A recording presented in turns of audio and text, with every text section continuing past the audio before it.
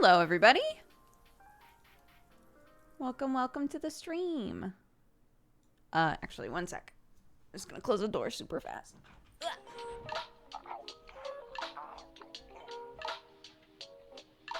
What's your problem, Kuwabara? You don't like croissants? Oh, stupid name, but they taste good. There we go. Barricade stream. No. It's not that. Don't worry. No. So for anybody who missed it, Sam and I both got really sick. Clarky was sick on Monday. So she had to come home from school. Poor Beba. And she was pretty much fine by like Tuesday night. Wednesday, which is normally my day off. Wednesday was the day. Here, hold on. Let me beep. Hi. Wednesday was the day that I normally take off, and I did take it off this time as well. But like, the second I woke up, I was like, I don't feel well. Something's wrong, right? And wound up while I was taking care of Clark, and Clark was so sweet and brought me a little bowl like this big. I was like, Mommy, it's for you to spit in. It's like, thank you, honey. And then after I did, she brought a whole ass blanket. She brought a whole big blanket. It was like, to wipe your face. I was like, sweetheart, you're so cute. I love you so much. So she was trying to take care of me, which was very sweet. Sam was like, all right, I'm the only one who hasn't been sick now. I gotta hold it down. But his stomach had been hurting for like 2 days. So we kept waiting for him to get sick and it wasn't happening. And he was like, maybe it's just not hitting me as hard, right? Maybe I'm just gonna have the stomach ache and be totally fine. Which to everybody that we've said that to has been like, no one ever gets away. No one ever escapes this type of thing. If your kid comes home and has a sickness like this, everybody gets it. Eventually everybody gets it. So I'm sick for all of Wednesday. My whole day off, I'm sick. The day is like coming to a close and Sam's like, I don't feel good. Hi, honey. Yeah, of course. Sorry, one sec. BRB.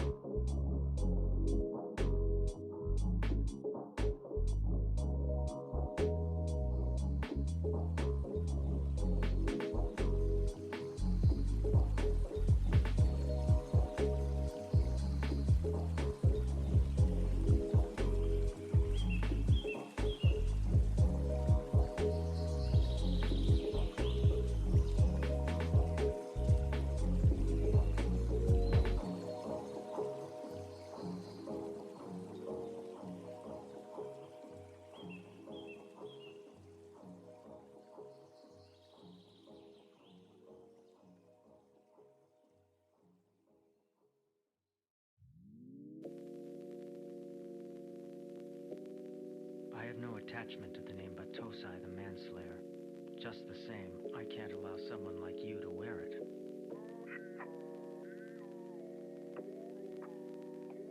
Okay, I'm back. Can't allow someone. Sorry, I totally forgot. that I needed to help Sam with his medication. But we good now. Okay, where was I? Sam got sick. It's like the it's like the button on that story. Sam wound up getting sick, and has been as what normally happens. Got sicker than either of us. Got sicker than Clark or I. He's in a bad way. So, yeah, that's been our house. This is the first day I've been able to have coffee since Wednesday. I didn't have any coffee on Wednesday because, again, I woke up and I was like, something's wrong. So,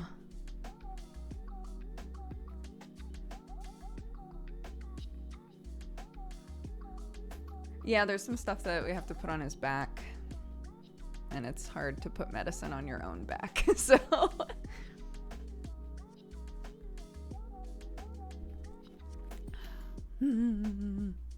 guys, even though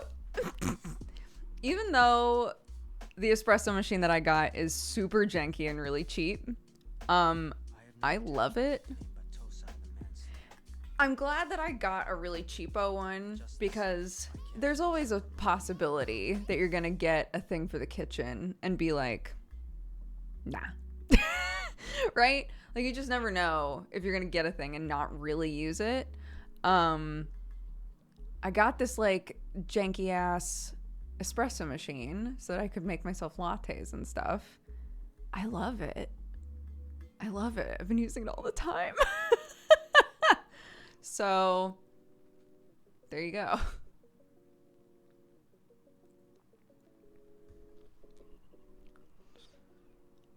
Hello, today's my birthday. Kiddo started daycare this week and seems to love it. It's been a great week. Oh, Zeratin, happy birthday. That is, what an amazing feeling, right?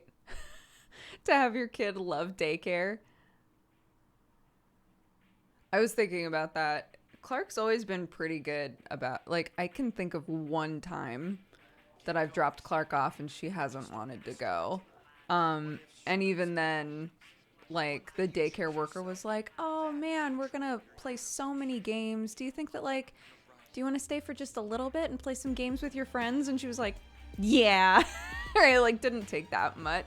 But when I drop Clark off and there's a big queue of parents, there's always inevitably one kid that is just distraught about going. And I remember my mom talking about my sister. My sister was one of those kids that like clung to her sobbing when she would go to drop when she would go to drop my sister off. And they were like, we promise that the second you're gone, she's fine. Like, please, just drop her off and then come around. We'll like sneak you in and you can peek in on her. And I swear, the second you're gone, she's playing with other kids. She's completely fine. So my mom like stuck around and walked in the other way and looked in, and my sister was just like playing with some Lego and talking to some kids and completely fine, literally like 30 seconds later. And so I like to think that that's most kids, that that like at the time that they're being dropped off, they're like, no! But that once they're in the like swing of playtime, that it's okay. But I'm sure that there's lots of variables, you know, there's lots of variables to determine if a kid is or isn't having a good time at preschool, at daycare. I remember when Clark was a babby. I can't believe she's 3. I know. They cry before they go in and then they don't want to leave. Yeah, so the most that Clark does is sometimes when we're driving there, she's like, I don't want to go. I'm like, okay, why don't you want to go? And sometimes she'll say something like, because it's scary. And I don't want to like say, it's not scary, Clark, right? I don't want to do that. So instead I'm like, can you tell me why it's scary?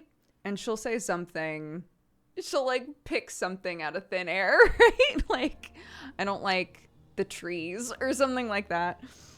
I'll be like, could we talk about things that are fun?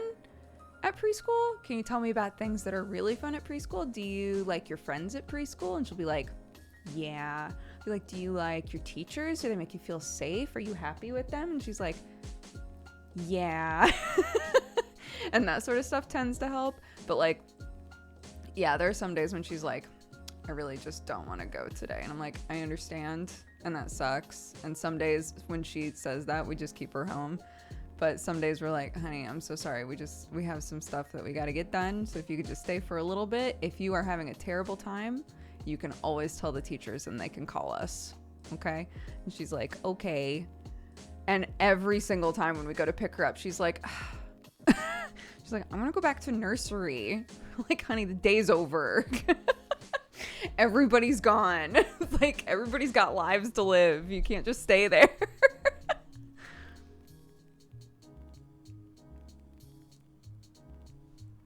My mom would definitely do that. You're not scared. It's not scary thing. I think it's common. It's common to you know, we talked about that before, right? That's like a part of the talk so your kids will listen so your kids will talk sort of thing, is recognizing the moments when you sort of negate what they're trying to express to you. Even if it's, you know, even if deep down you're like, I think that this is like a weird excuse you're making, rather than say like, I think you're lying, right? Or like, it's not scary, it's not cold, you're not sad, right? To try and just let them talk, or like ask leading questions. Because sometimes they come to a conclusion on their own of like, actually, I'm not cold. Or they'll explain something to you where you're like, oh, I see what you're trying to say, you know? So it's interesting, that whole idea, because I think all parents do it at some point. So it's interesting to try and like identify when you're doing it and be like, I need to just, you know, I need to just let her talk. I need to just let her get it out. I like your shirt. What's it from? This is one of my husband's shirts. I cut the sleeves off because I'm a degenerate. But yeah, I think this one was designed by Gears Art. And I think it says Yamete or stop. But this is my husband's like stream logo. So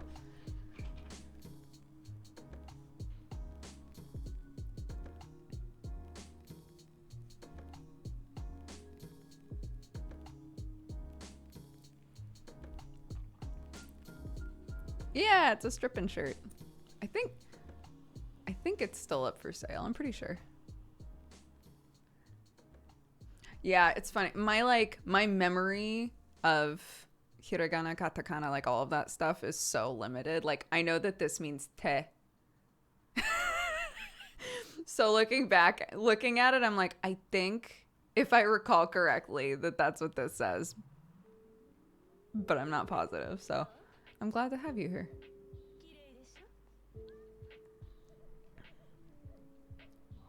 Have you found any of the lessons from that book helpful in other contexts? It's a lot of like, they talk about conflict resolution with kids. If kids are having problems with other kids. So like, I think like one of the things that, and obviously I haven't really experienced this much yet. My kid is still very young. And so the sorts of conflicts they're having with other kids are pretty limited. There's one experience she had with another kid pushing her that she brings up all the time. And I've talked with her before and been like, obviously it really affected you that this other kid pushed you, right? And that according to you, he didn't say sorry. And if it feels like, basically, if it seems like he just sucks, like, you don't have to be friends with him. Right? Like, it seems like he really upset you, that you guys were maybe friends before and you don't feel like you can be friends now. And if that's the case, you don't have to be friends with him. You don't have to be friends with anybody you don't want to be friends with. And if he ever makes you feel uncomfortable, you can absolutely tell a teacher, because she brings it up all the time. She'll be like, this one kid pushed me the other day, or this one, actually, because kids think that all time before now is yesterday. She always says so-and-so pushed me yesterday. And she'll say it all the time. And I'm like, I think that happened quite a few months ago. So it obviously like really hurt your feelings, right? Because it happened so long ago, but you still bring it up. So, you know, I think it's important to recognize that obviously that really, really hurt your feelings. And it hurt your feelings that he didn't say sorry. And it sounds like he sucks. But anyways, so that's like, that's the level of like conflict that my kid is at with other kids, you know? But one of the things that they talk about in those kinds of books is like letting kids kind of talk through whether or not they can figure out how to resolve a conflict. If they have a run-in with another kid and they come to tell you about it, rather than you like inputting your feelings on it, or like, well, what did you do first? Or like, did you push him first? You know, that sort of thing, rather than like putting new things in there, to just let them talk. So if they come home and they're like, so-and-so did this, be like, wow, it seems like you're really upset about it. Right? As like a leading, like, so if you want to talk about it more, go for it. And sometimes kids will come to their own conclusions, and there will be more natural points to like talk with them about like where to go from there, you know? It's also nice that that's unusual enough to be memorable for her. Yeah, I also try to think about that. Like, that means that kids probably aren't pushing her fairly often. There's two situations she talks about a lot. One is this kid who, again, she used to talk about a lot as a friend, and now only talks about the fact that this kid pushed her. So, like, he's dead to her now, basically.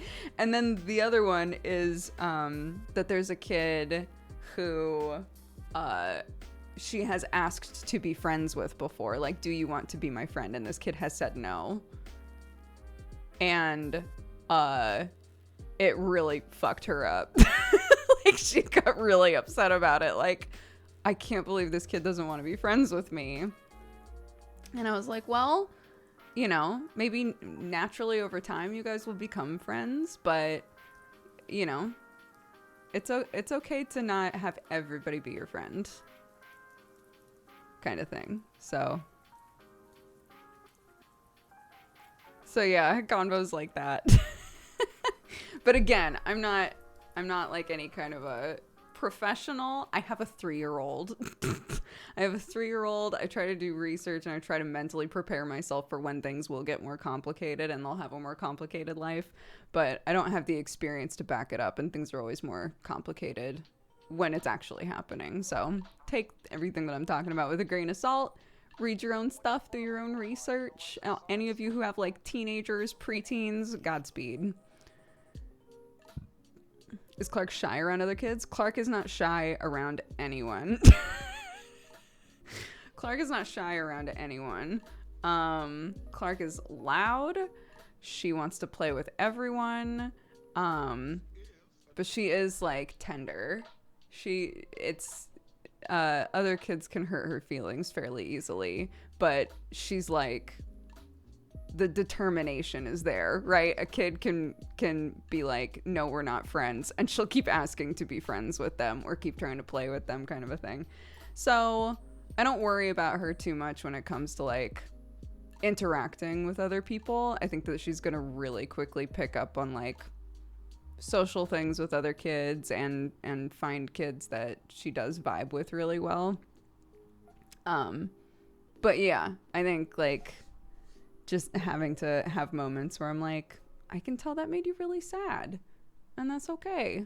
Things happen to me. I'm a big person, right? And stuff happens to me with other big people that makes me really sad. You know, like, that's totally normal.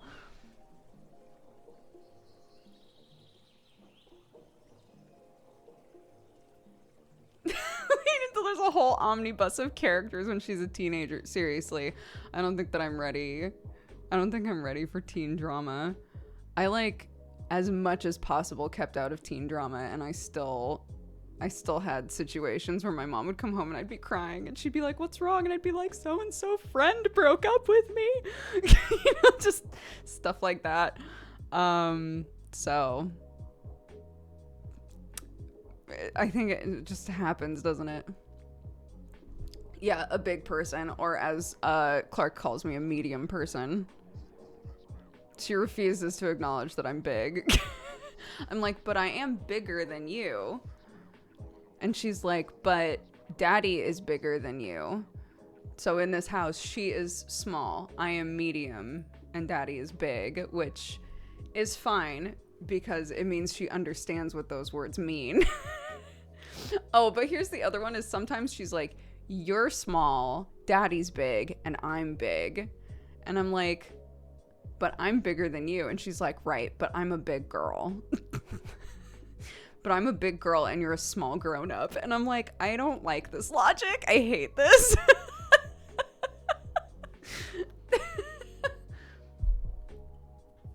It's upsetting.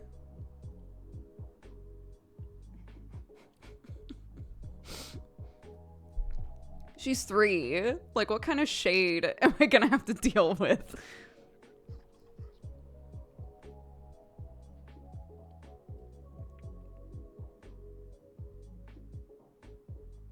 Oh my gosh, Blue Mountain Flower, thank you so much. That means so much. Anytime any of you guys who are like doing psychology or work with kids or any of that sort of stuff and support any of the stuff that I talk about doing with my kid, it really like warms my heart, because obviously I'm just doing my best, so I appreciate that. And good luck with all of your schooling. That sounds awesome. Do doctors still estimate how tall kids will probably be? I think they do still do that. According to John, because John worked in like the kid wing of a hospital for a bit, if I recall correctly. But according to John, there isn't really like any... Dr. John, who shows up in chat sometimes and is a friend of ours. According to John, there isn't really like science behind that, and it's often wrong. Which I can say is at least true in our family. Everybody who they said was going to be short wound up tall, and everybody who they said was going to be tall wound up short.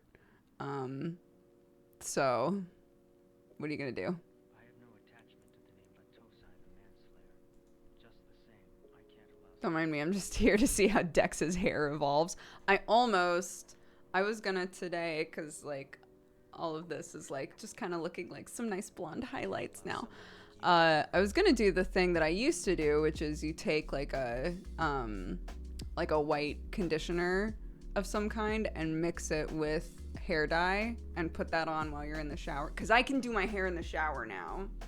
It still bleeds a little bit, so I just take the white bits and I tie them in front of my face.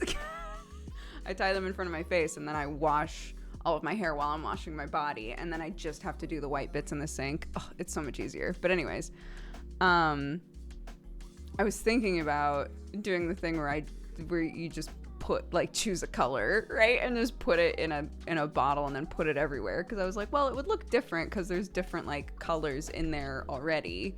So what would happen? I don't know.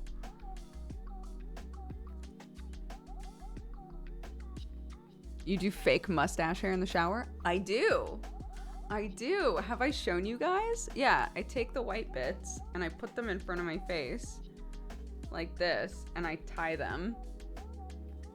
And then I wash the rest of my hair. It's the only way to keep them from the dye bleed getting on the white bits.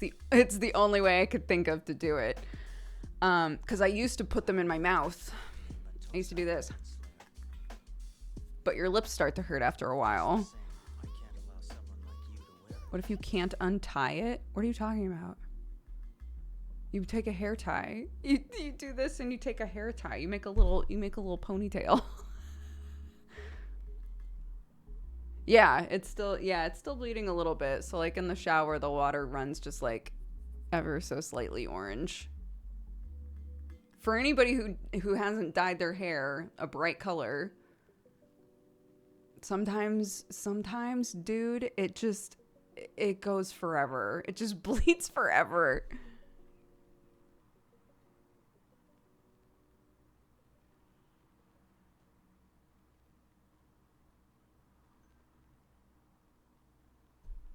Yes, Phonanners?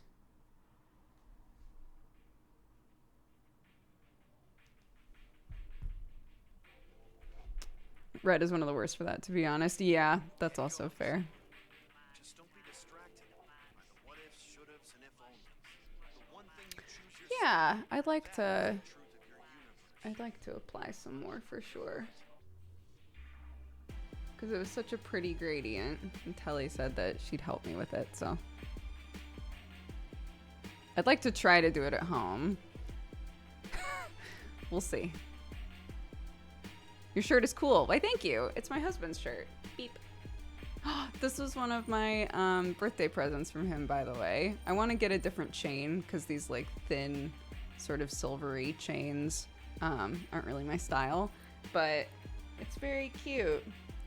It's 3 rings and they say Sam, Brooke, and Clark on them. It's very adorable.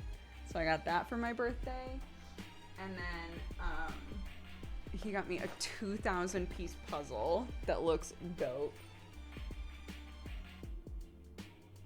This puzzle looks so fun. I'm really excited.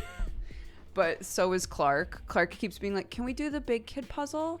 Can we do the big kid puzzle together? And I keep being like, not today, honey. You know that TikTok trend that's like the womp womp womp womp womp womp womp womp womp. I feel like I'm doing that meme right now of like, not today, honey. Really what I'm thinking is never. We're definitely not doing this together.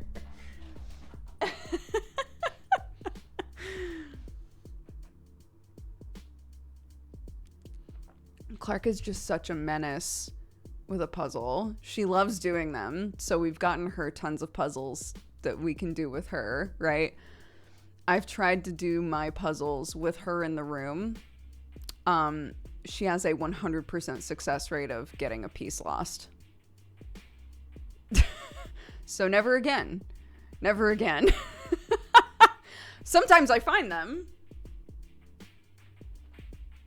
Sometimes. I'm pretty sure there's an old Harry Potter one that I have that I'm pretty sure has a piece that's just lost forever.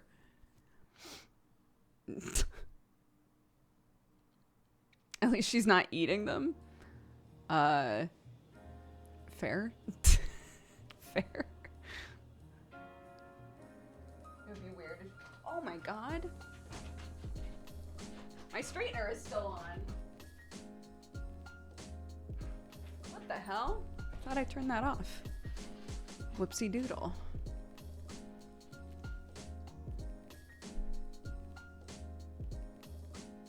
I have the same problem with my cat. Oh my god. Watson loves to sit on a puzzle. She loves it. Does she take the green bathroom and the Smiskies? The Smiskies, like, are all over the house at this point. We don't have a creepy Smisky bathroom like I keep dreaming about. There's a decent number of them that are still in the downstairs bathroom. But the rest of the Smiskies have kind of like found homes in lots of other places in the house.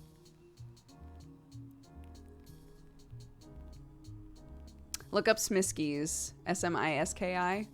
They're like blind box, glow in the dark little men. And I bought a shitload of them and did an unboxing on stream once because I wanted to make a really creepy bathroom filled with glow in the dark boys. But my kid fell in love with them and started just toting them all over the house. So, what's the tattoo on your shoulder? Ugh. I got all of this done at the same time. It's roses and mandalas. The roses are modeled after the roses that were in my wedding bouquet.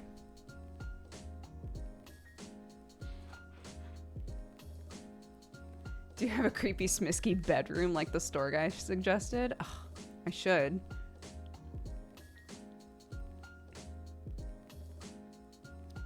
Do you have superpowers like Strippin? He says being a dad gives him superpowers. I don't know if I have superpowers like Sam. I feel like my hearing is better. My hearing also plays tricks on me all the time though. I'll literally be in the same room with Clark and think I hear a baby crying sometimes and be like, oh wait, she's right here. It's so stupid. But like on a Wednesday, like for example, Sam and I were in the living room watching Pig. Oh my God, which was an emotional roller coaster. What a great movie. We were watching Pig and I was like, Sam, pause it. And he was like, okay, and paused it. And Clark was crying upstairs because she fell out of bed. Poor thing. Sam's quirk is being a dad. It activated really late in life. Yeah, it's the Nick Cage movie. It was very good.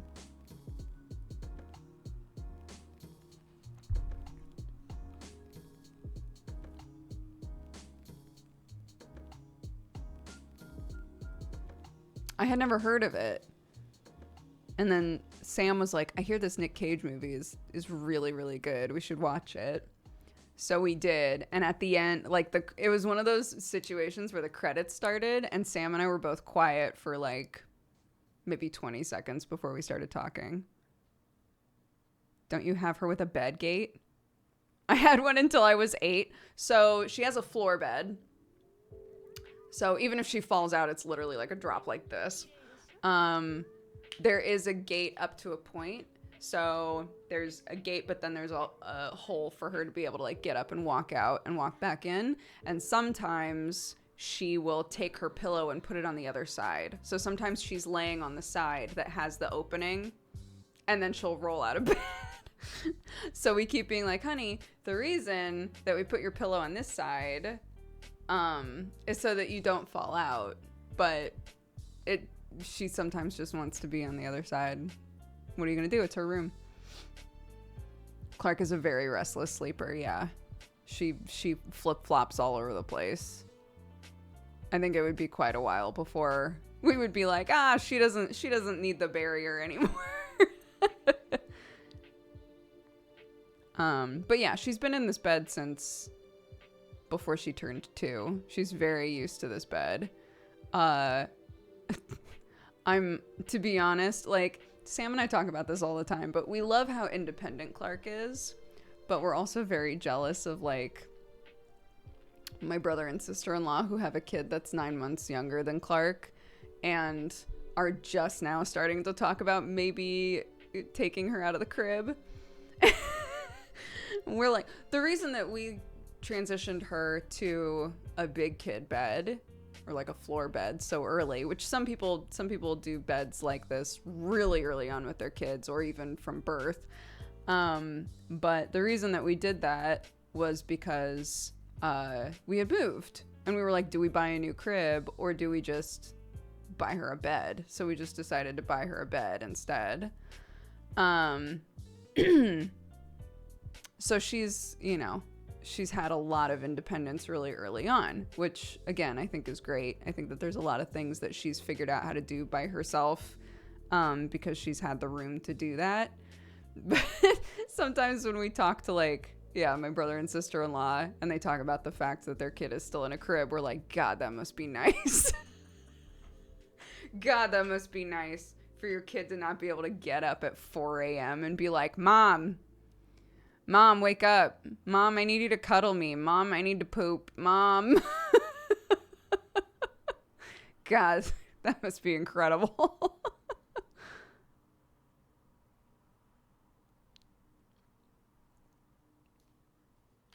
But I was in a crib until I was almost 4, apparently. So, some kids are in cribs for a really long time. Some kids are never in a crib.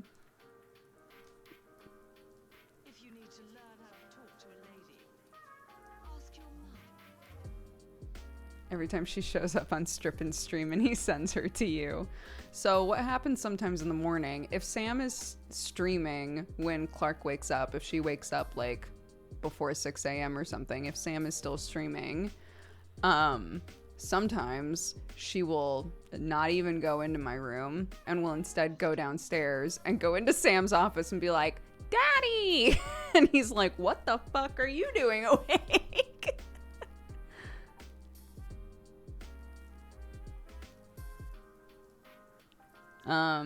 So yeah.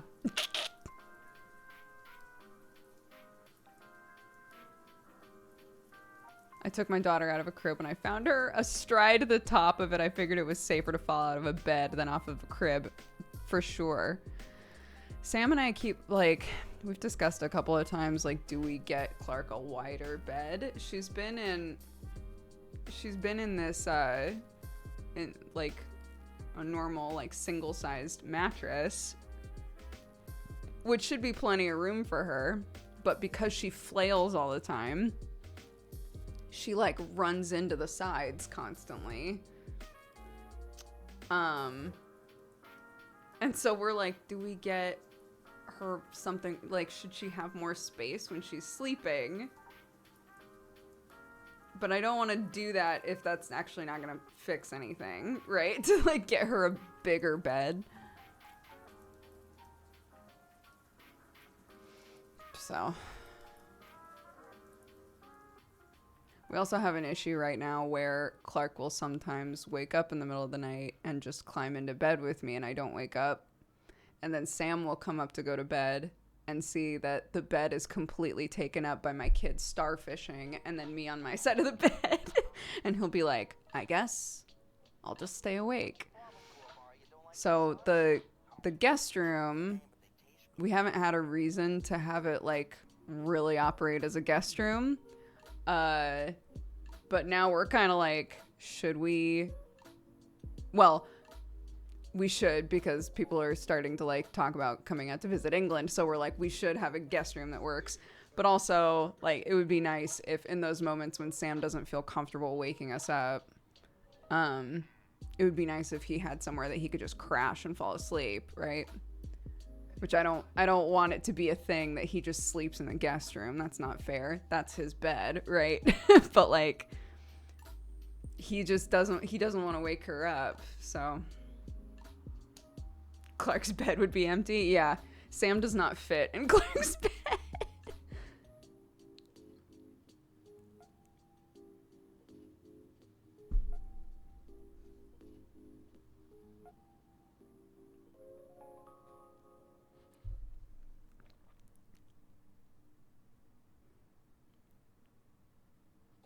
Sam top tier dad.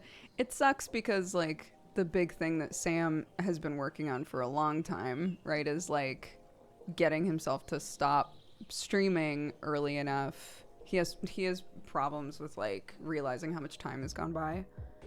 And so trying to, like, consistently stop at a certain time and go to bed. And this is the situation that's getting in the way of that, right? So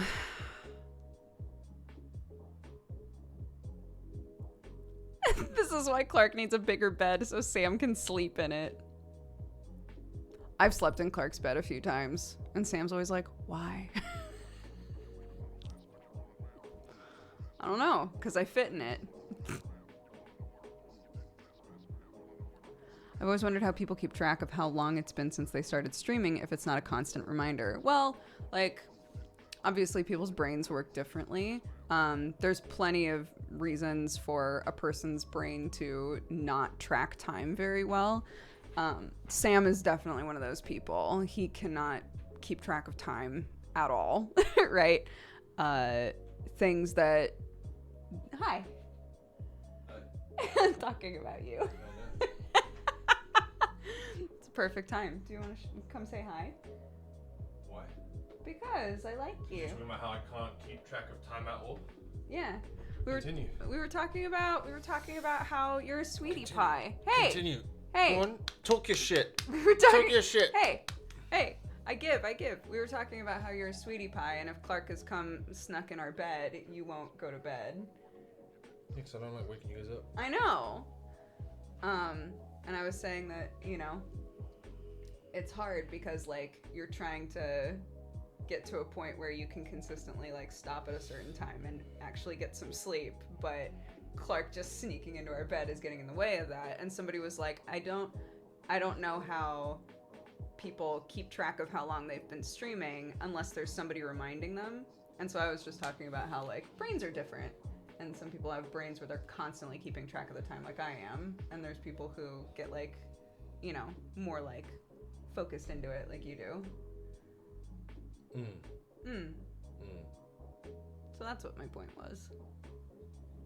He's been summoned, I know. I'm not normally late to bed because of the stream, though. I have to have a decompression window afterwards. I know. And that's when I lose track of time because I'm just sitting there. Yeah. That's how it be. That's how it I be. got a hole in the arsenal. I was just gonna say. TOS.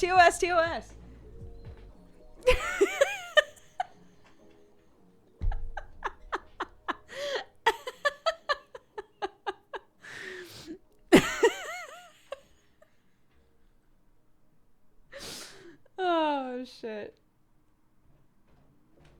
Delete the VOD. I have no attachment to the name Batosai the Manslayer. Just someone like you. Oh, Jesus. Sam's visits to the stream are always the best. I agree.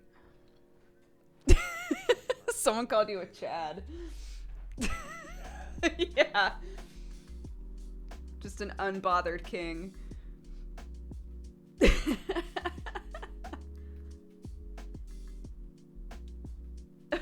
Do we need a fundraising stream to get Sam some new pants? No. He has well-used pants and trousers. He has well-used trousers and he has newer trousers. It's just sometimes you just want to wear the well-used ones. And sometimes your wife is like, "Hey, come say hi to stream." And you're like, "Your funeral, better delete this VOD."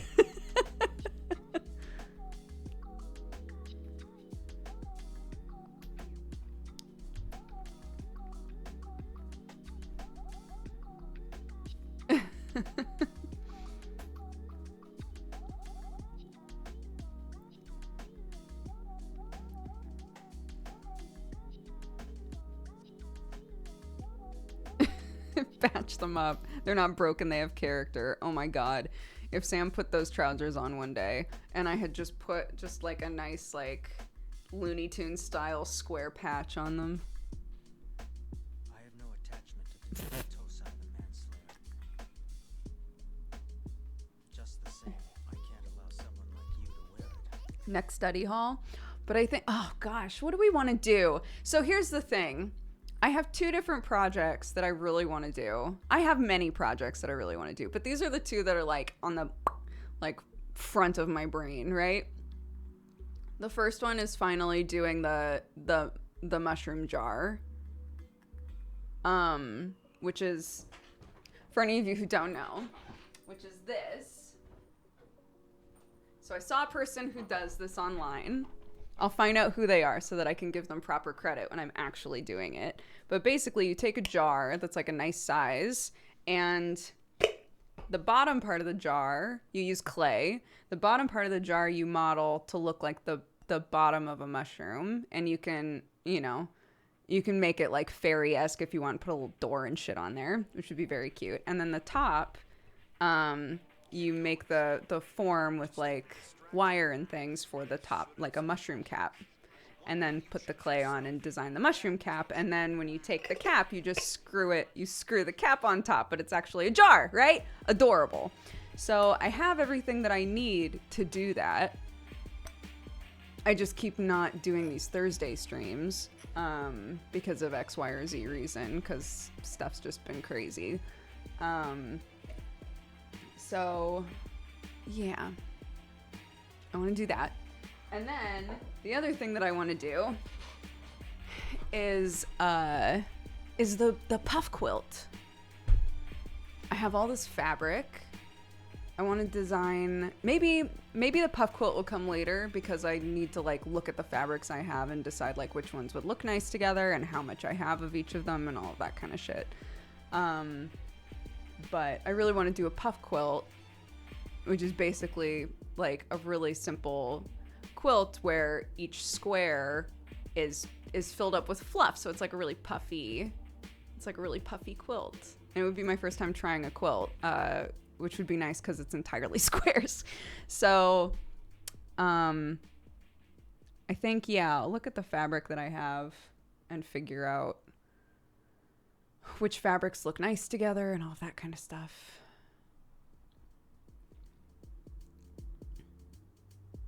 A quilt is going to take a really long time. A quilt is going to be like a lot of sewing. It's going to take so long. Whereas I think the jar will probably also take like 2 or 3 streams. But it's a much smaller project, you know? So.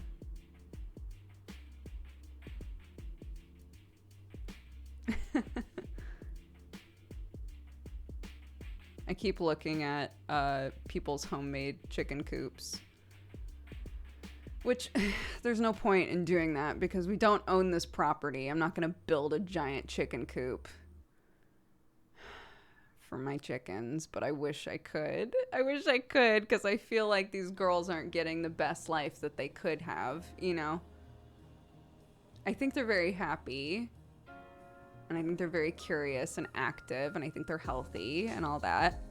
They give us lots of eggs, sweetie pies. But like, I would love for them to just have like, just a big old coop to flourish in, you know?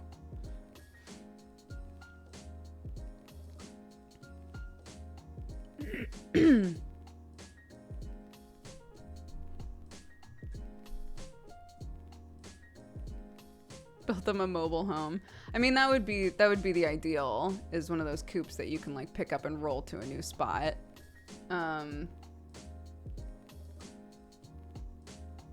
But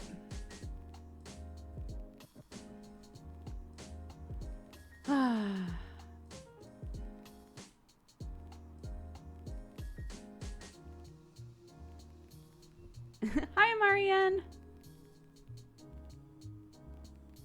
Boyfriend Dungeon? Boyfriend Dungeon is a roguelike dating sim. Where you date weapons. It's fully voice acted. Some people have said it's really short, but overall it has really good reviews. I've been watching it for a really long time. I've been really excited for it to come out, so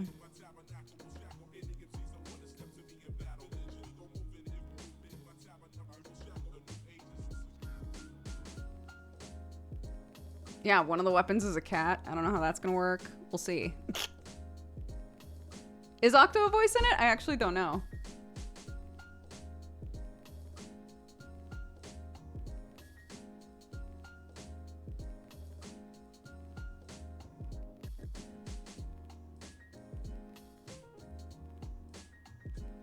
Yeah, I've also heard that we definitely need a warning list for this game, so.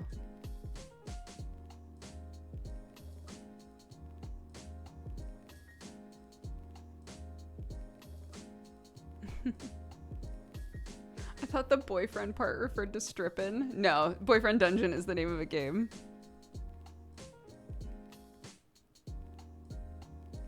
Bleach sexy weapon arc, the game. Dude, I remember watching that arc when I was in college, and my friend and I watched Bleach together. My friend and I were like, I hate this arc, but I'm not skipping it.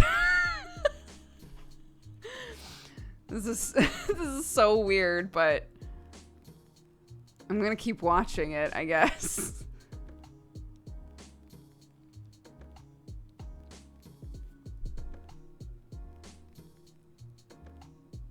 Did it end up being good?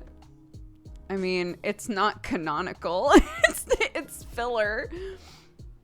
So then they had to, after that, they had to keep bringing up the fact, like, we've all met the hot alter egos of all of our weapons, right? All of our Zanpakuto have shown themselves.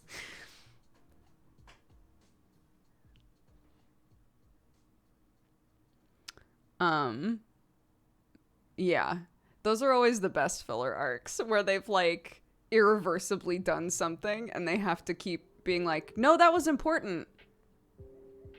It was important. We'll mention it every now and then to remind you that happened and it was important and we were still acknowledging it.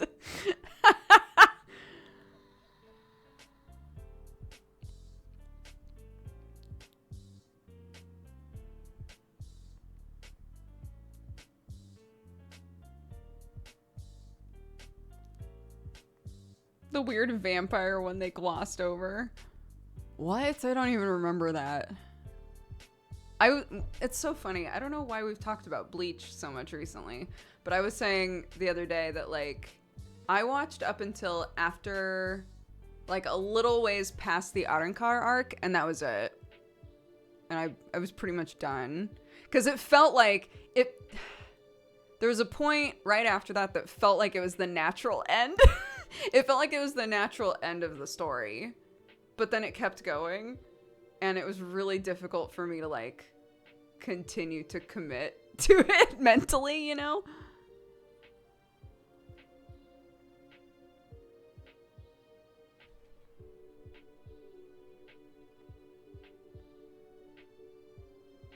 What the fuck? Someone has a Hiei emote?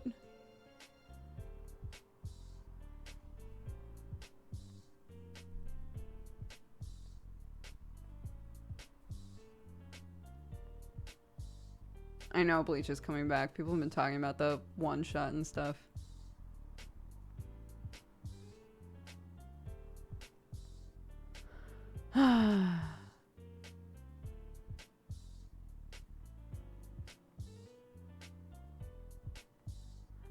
The feeling to know how it ends was stronger, so I toughed it out. Was it worth it? Was it worth it in the end to tough it out? Be honest. I'm curious. Thanks for reminding me I need to do my nails. I painted them for the first time in forever today. I was looking for my black and I couldn't find it. And then I remembered that I had this weird, like, shiny metal one. I was like, that works. So. What kind of boba do you want? Sam. Wait, are you okay? Are you sure your body's gonna be okay with boba? Last time you had it, it hurt your tummy. Who knows? I don't like this chaotic energy from you. Let's fuck around and find out, I guess. I just want regular milk tea, please. With tapioca pearls, please. A small. Or rather, a normal size. Sam, you absolute mad lad.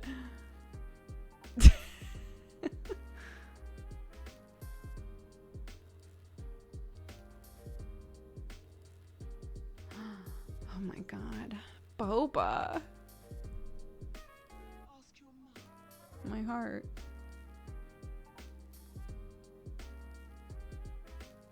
The Sam that makes bad choices is the one we know and love.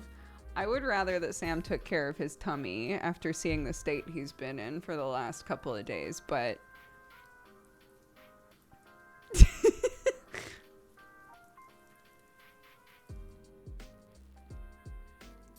Is he going out with those trousers or ordering? Don't worry about it. I need to test if I'm better. You could eat bread. You could eat it. There are lots of things in the house you could eat to try that. By eating things that might kill me. Okay. Well. It's been real. Thank you for this necklace to remember you by.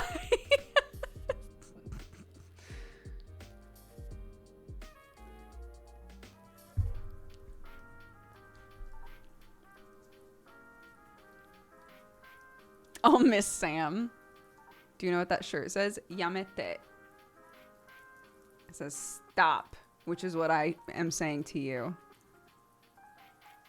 I will give up an opportunity to have my second boba in the last year and a half or whatever, if it means that you're not borfing. I ordered it. Get fucked. Okay, well, I love you very much. Thank you, darling. This is true love.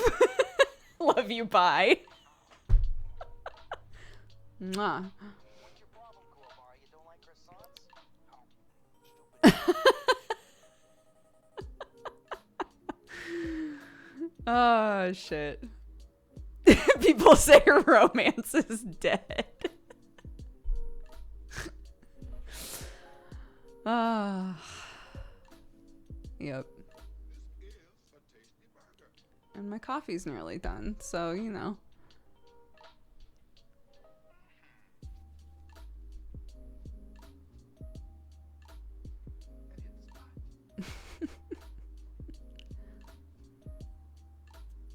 Someone's spicy today. Oh my god. I've recently like gone on a rabbit hole where I keep finding like really yummy looking Korean and Vietnamese food, and it always needs stuff that I don't have in my kitchen. And so I'm going on a deep dive now trying to find a place nearby, like an Asian market nearby somehow in, you know, middle of nowhere England, that will have things like chili crisp.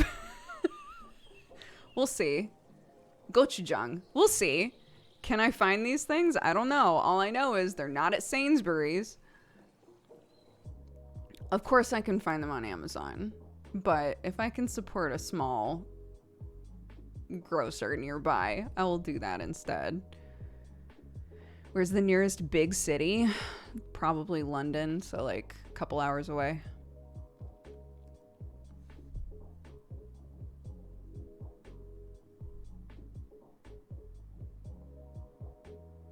Gochujang is amazing, and it keeps forever. So here's what's wild is I did find miso paste at our grocery store, and I was like, miso paste, so I bought it.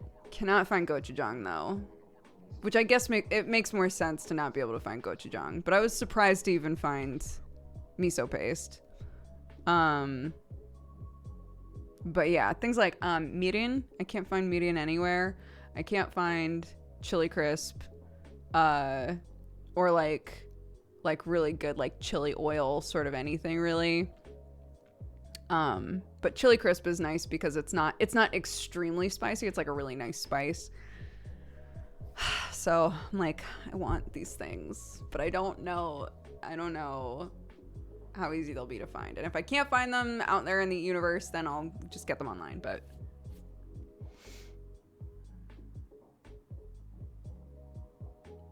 I know I can make my own chili oil, but I don't know how to make chili crisp, the specific chili crisp that I'm looking for. I've made chili oil before.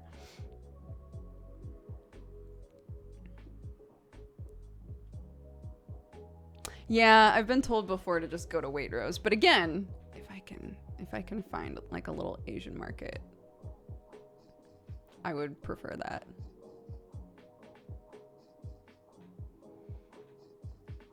Anyways, yeah. I'll find it, or I'll get it online. I'm just trying to do my due diligence to like not get it online first thing. Is there a kitty under the desk? No. Nope, no kitties.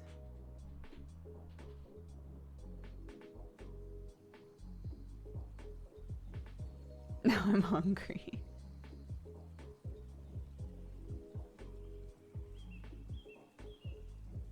Oh, making my own gochujang sounds like a lot.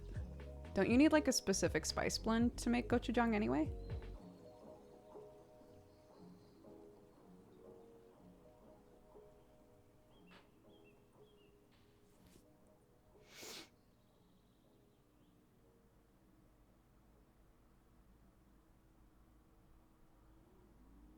I stop at homemade bread. I need more bread flour. I've used all of our bread flour now.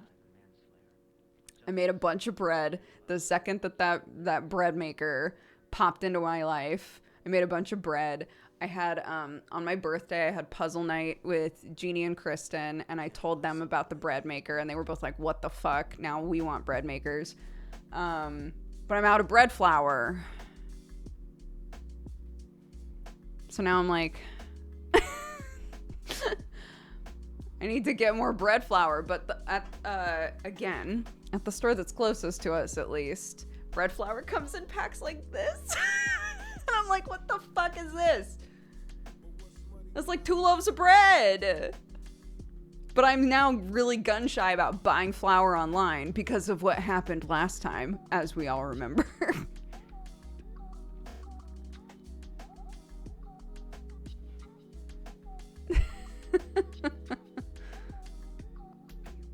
What happened last time?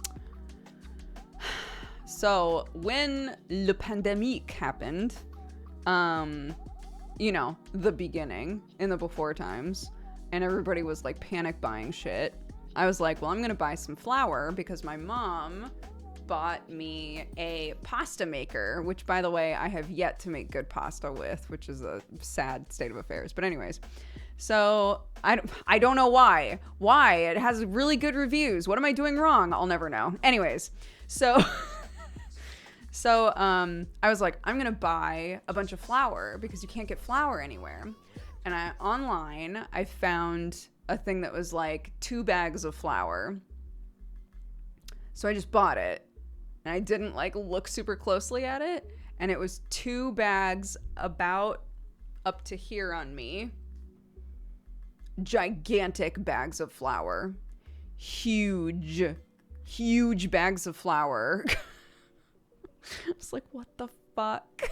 I'm never gonna use all of this. And I didn't. And somehow, because it took me so long to get through even a fraction of it, both of the bags started to mold inside. Because it's very damp here, because it's England. And I didn't have a better way to protect them and contain it. It sucked. No, nobody around me. I offered to, I was like, I have so much flour, please take it. And nobody took me up on it. I was like, fuck, okay.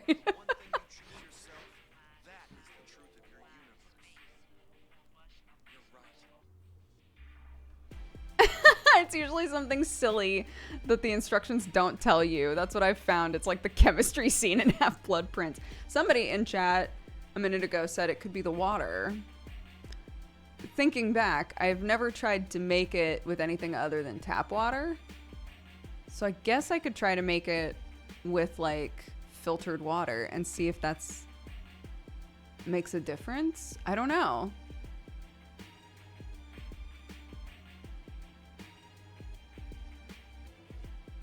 Most water in England is hard and does have an effect. It's so funny. I can't taste the difference in waters. This is why I'll never be the ultimate chef anything, right? Because I can drink a bottle of, sure, I can taste the difference, but like I can't drink water out of the sink and be like, a vast difference, right? They taste fine to me. Both of them taste fine.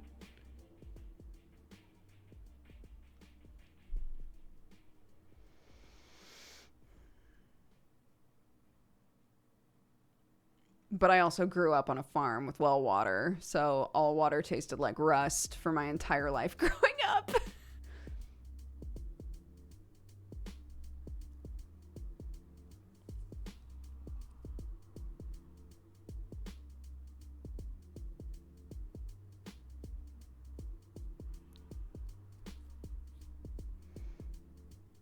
What is hard water? Hard water is a term for water that has lots of minerals in it. Unfiltered water, a lot of well water tends to have rust and other, sorts of minerals, materials in it that would normally get filtered out if you were going to drink it. We didn't bother when I was growing up. My parents now filter all of their water because they have a bunch of machinery that uses water.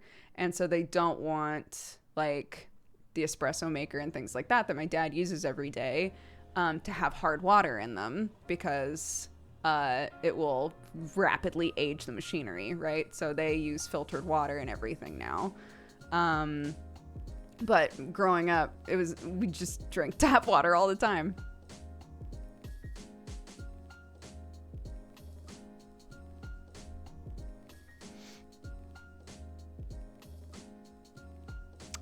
But hard water would be like a reason that you might see like build up in your kettles and things like that. If you use a kettle and you have to do, you know, like a descaler, or we just use white vinegar, something to like descale your machines or whatever. It's because of what's in the water that's sort of building up over time.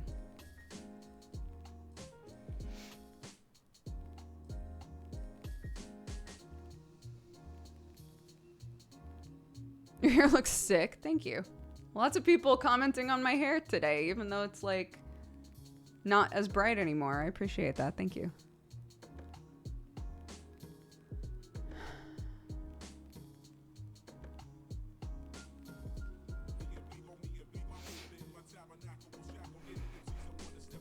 Does that just say mom? I like it.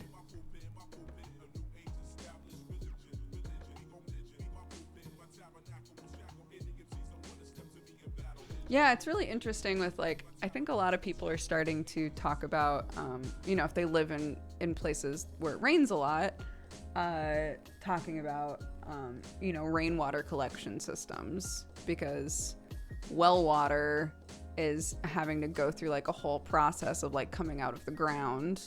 Whereas rainwater, generally, if you're able to, you know, keep it clean and drink it, it's probably going to be a lot like cleaner, right, than well water. It depends on your well and all of that and where you live and etc. But yeah, for whatever, I don't know why, I really love looking at the systems that people come up with to collect rainwater.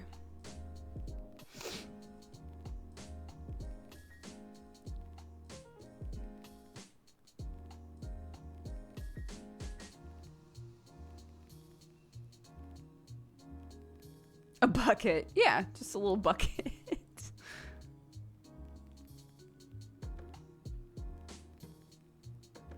Cleaner with all that smog.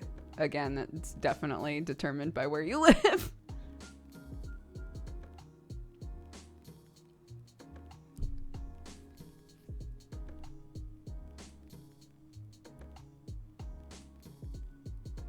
Yeah, all that Smaug, the dragon.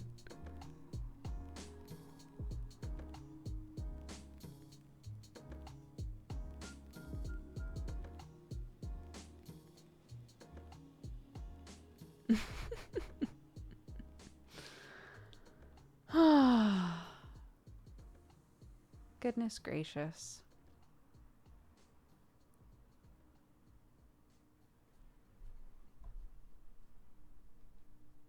I hope Clarky's having a good day. I haven't been called to say that anything's gone wrong. I'm like kind of on edge because the last time that she went to school was Monday, right? And they called before my stream even started being like, hey, your kid's sick. I was like, what? I'm sure she's fine. She was fed up with me today. Oh my God. We were in the car and she was like, Mommy, I want fairy music. And I was like, okay. And I started to play music and she was like, not this music. And I was like, a lot of attitude coming from the back seat, but okay. It's like, well, the other fairy music station isn't playing anything. It's just people talking. Do you want to listen to people talking? She was like, no. I was like, okay. Then I guess no music. So I turned the radio off and she was like, Mommy, Mommy, I want music. And I was like, as we just established, you didn't want the music on station 1 and the music on station 2 is people talking. So we're going to turn it off for a second because otherwise you're going to lose your mind. Although that's already happening. She's She's like, ugh, it's like you never listen to me. Like, how old are you? 3 or 13? Jesus.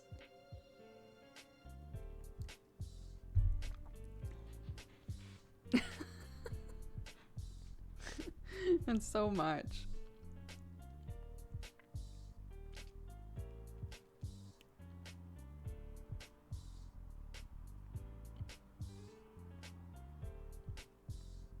You're getting back chat from a 3-year-old. Yeah. It's one of the really nice side effects of kind of supporting your kid questioning authority. Being like, yeah, you should question the things that I ask you to do, and thus in the future question the things that any adult asks you to do. I think that that's important and healthy, but that means it's a lot more work on my end back at home. Being like, honey, I really don't need this right now. I really don't need this shit right now. This is a lot. Yeah, Telly. They call them 3-nagers, and this is why. Question authority, just not mine. No, she should question mine. Absolutely. If she's gonna bring up a good argument for why something is dumb, or why we're doing something just because we want to like control a situation and not for a good reason, if she can bring that up to me, fantastic. If she's gonna give me sass because I don't have the radio on, but when the radio is on, she's also giving me sass, that's when we have a conversation of like, honey, I think that you're really like frustrated right now about the music, and you know that the music is gonna make you happy and make you feel calm, but the right music isn't on right now. So we just need to be patient. We'll try again in a minute. Please don't yell at me, because that's not fair to me. And most of the time she'll be like, sorry, mommy, that I yelled. Like, thank you, sweetie.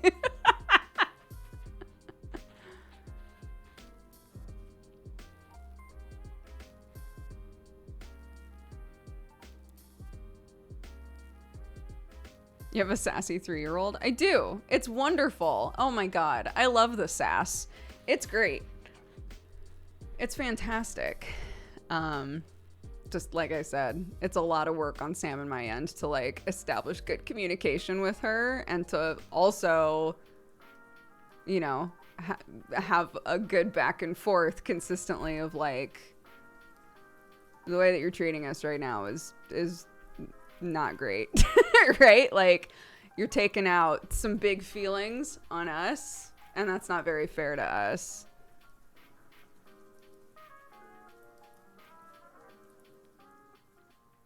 And likewise, if I'm in a bad mood, I try to recognize if I'm being kind of bitchy to her, right? There have absolutely been days where I feel like we're just like not connecting, and I'm frustrated the whole day. And if I take a minute to step back mentally, I'll realize like, this is all me, right? She's fine. She's just, there's like, it's entirely me being in a bad mood, and I'm creating a situation that's rough for us, like communication wise, right? And if I do recognize that, I try to normalize like sitting down with her and being like, I'm so sorry, I'm in a bad mood, and I think that I'm being a little snippy and a little mean, and that's not fair, and you're lovely, and I love you very much, and I'm sorry if I've said anything to hurt your feelings today. And then we hug it out, and we try to do an activity together, and sometimes it's fine, and other times I'm like, nope, I'm still in a terrible mood, I'm just gonna try to like if I need to step away, I'm just gonna step away, you know. So it's both ends. You're trying to teach her to do the same thing of like mental check-ins.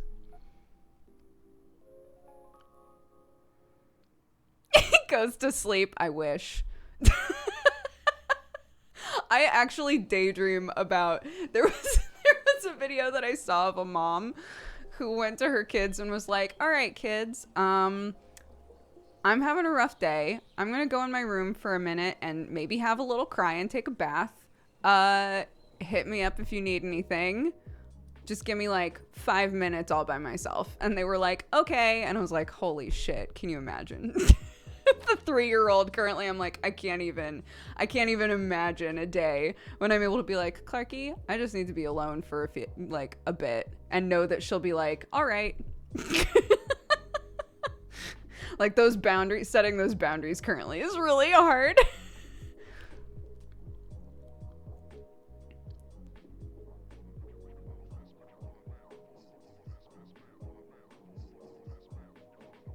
Thank you. Again, I talk about this stuff. I don't mean to sound like an authority at all on any of it. And I only have a 3-year-old. I don't know what it's going to be like as she gets older. There are going to be lots of bridges we got to cross when we come to them, and maybe stuff that I talk about later I'm going to be like, it was not as simple as all that, right? It normally isn't. But I'm just doing my best.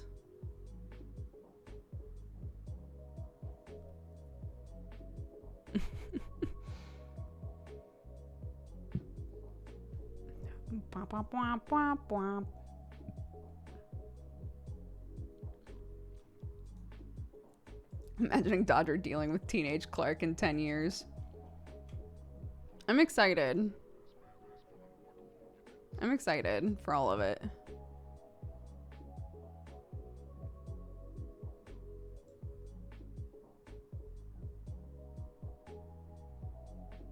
Nobody knows what they're doing as a parent. They're just making it up and trying to minimize damage. I mean, I think that that's true to a certain extent. The way that I've put it on stream a million times is like, they're learning to be a human and you're trying to help them with that, but you're also at the exact same time learning how to be a parent. You know, with your first kid, you don't know what the fuck is going on. You're just doing your best, right? Trying to like make sure that they're good, but also make sure that you're good. And, you know, the times when you're replicating shit that didn't work for you, being able to say like, why am I doing that? That never worked for me. I should do something different, right? Like, what parenting style is going to work the best for you and your kid, and blah, blah, blah, blah, blah, blah, blah, blah, blah, right? It's all just like a huge fucking learning experience that takes so much patience and time and energy. There's a reason that stay-at-home parents are exhausted. Like, raising kids, raising future humans is a job. It is a job. I have no attachment to the name Batosai the manslayer. Just the same, I can't allow someone like you to wear it. Has your perception of parents changed as a result of being one? Someone like you to wear it. Yeah, I would say so. I think that like there's a certain amount of, I think it's really easy before you have kids to do like the God, get a handle on your kid sort of thing with other parents.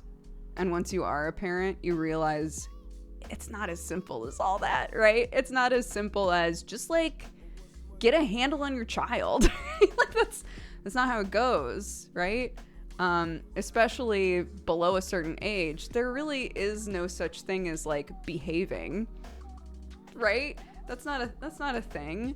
Like kids are, when they're, you know, like 1 year old, they're just trying to learn and experience the world, and they can't communicate yet. They maybe can't even walk yet, right? And this idea of like get your child to behave is so silly when they're like at a certain age. I think that becoming a parent makes you much more empathetic to situations with other parents and their children. Although sometimes I think it's the opposite, and some parents get really judgmental of other parents because maybe they had an easy time with something and they meet a parent that isn't having an easy time with the exact same thing, and they're like, well, if only they would do this, it would just fix it, right? Which is not the truth. Which is not the truth because, again, all kids are different. All parents are different. The way that you communicate with your kid is so unique. So...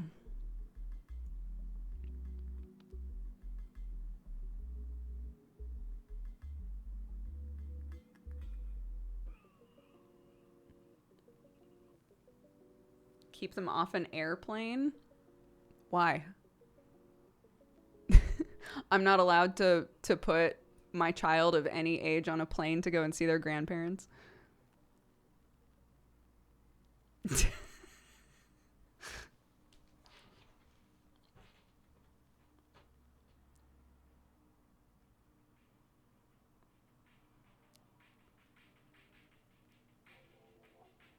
Gotta get on a boat and a train. Get going, Simone. Sure. Distracted by the what ifs, should haves, and if onlys. My 20-month-old threw a fit this morning because I wouldn't let her eat crayons.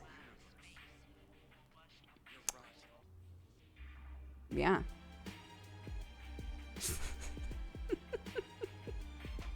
Kids are wild.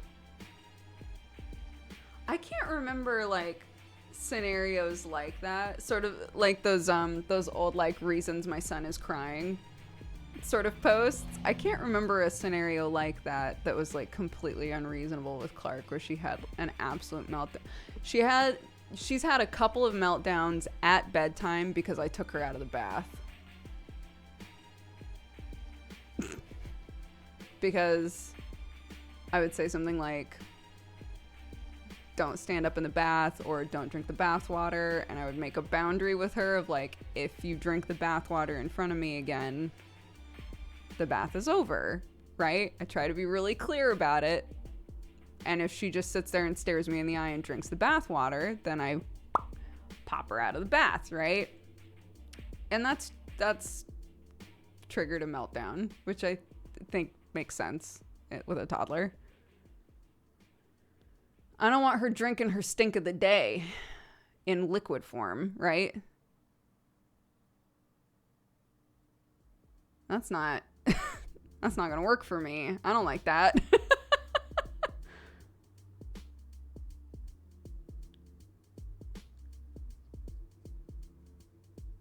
But we try to like identify, if you do this thing, what is a natural consequence? Because I think it's really easy to be like, to like choose a consequence that has no direct connection to what they actually did, which doesn't teach them anything and doesn't necessarily make sense, right? So trying to be like, okay, well, you know, you specifically knocked this thing over on purpose because you were frustrated. Let's talk about why you were frustrated, but then I really need you to pick all of this up, right? Because you made the mess. And she'll quote that to me sometimes. I'll make a mess and I'll start cleaning it, and she'll go, Mommy, you're cleaning up the mess because you made the mess. And I'll be like, yup. Yes, that is exactly what's happening.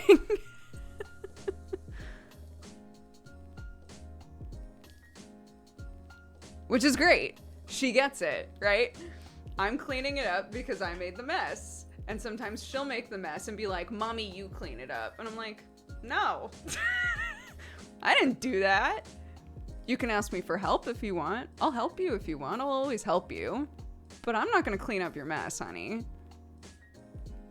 That's not happening.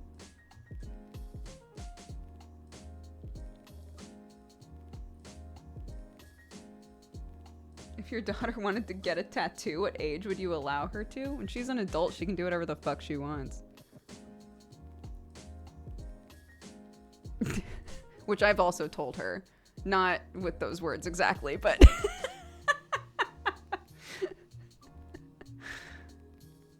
But she's like looked at my tattoos a lot.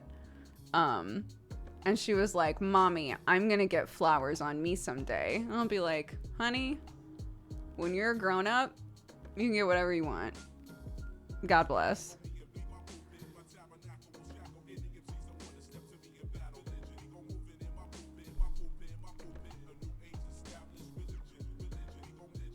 Yeah, whatever the legal age is, whenever you are considered an adult by law and can go get a tattoo, feel free.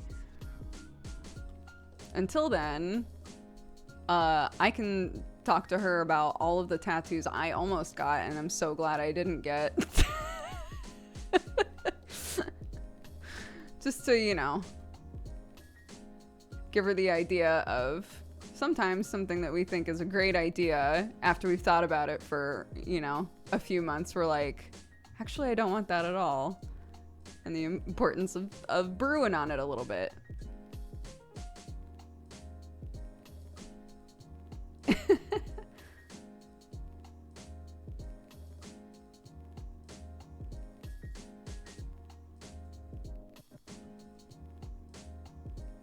Yeah, Clarky is a dual citizen.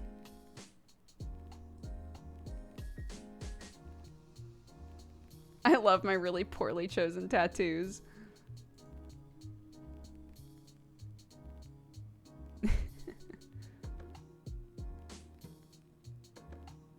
Was anyone else convinced at age 15 they were going to get a homunculus mark tattoo? Oh my gosh. There are all kinds of anime ideas. At one point I wanted to get a huge lion on me. Why? I don't know.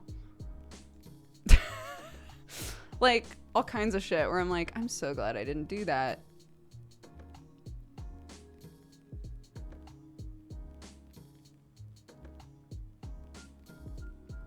Obviously no shade to huge lion tattoos, if that's what you want on you. But I'm really glad I brewed on that for a while and didn't wind up getting that, because I thought it would look cool, which I think is a perfectly valid reason to get a tattoo. But it didn't take very long for me to be like, eh. Which is why I've learned to sort of like, once I've had an idea for a tattoo, wait about a year and see if I still want that tattoo. And if I do, then start pursuing the idea of getting it. And some people will just go and get whatever and love it, and that's awesome. It's just, you know, it's your body, so whatever works for you.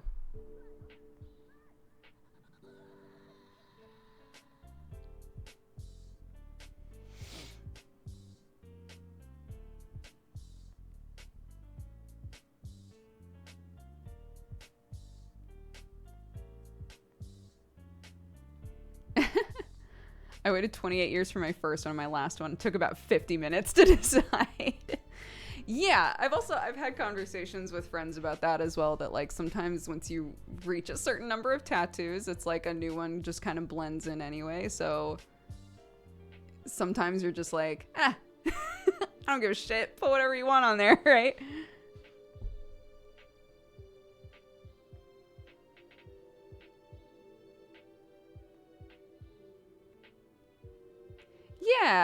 Yeah, absolutely. The year rule has worked for me. With this stuff, I knew that I wanted something that incorporated my wedding flowers. I had thought about that quite a bit. And I also really loved like intricate sort of like geometric tattoos and stuff like that. And so I had thought a lot about this kind of a thing. So when they were talking about doing like a tattoo together on somebody and I reached out, it seemed like the perfect sort of coming together of worlds, you know?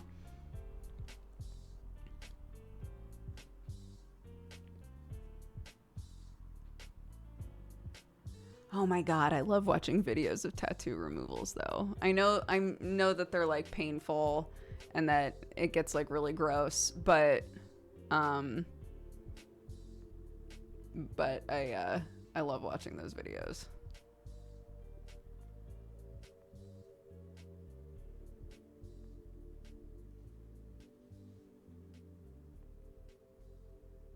Takes about 10 treatments, at least for the one I had. Damn. You'd think they'd have invented more easily removable permanent tattoos by now. I mean, the way that they remove them now is better than what it used to be, which, if I recall correctly, my like much older friend of the family, she got a tattoo removed. She's like in her 60s or 70s now, I think. But she got a tattoo removed, and they literally had to like take skin from her butt to like get rid of it. Right? So it's like, it's the process is much better now.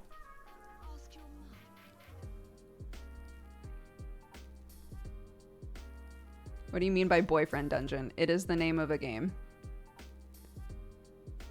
Hi, Chat and Duger. I just got my first job teaching art to children. I'm super excited, but super nervous. I wanted to put that energy out into the world. Sir William, what a lovely job.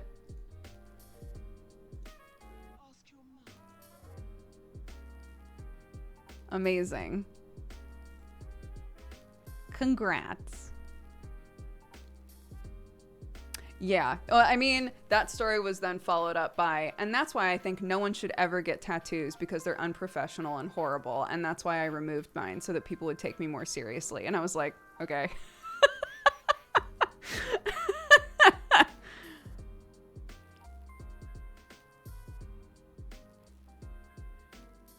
I'm glad that that like this perception that people with tattoos are unprofessional is going away societally. Thank goodness.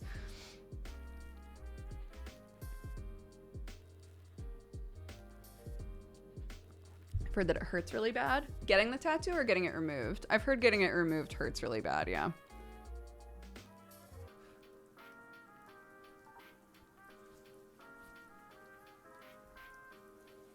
Depends on where the tattoo is placed, I suppose. It also depends on where you live. Jeannie's talked about like the perception of tattoos in Korea and how completely different that is than America, right?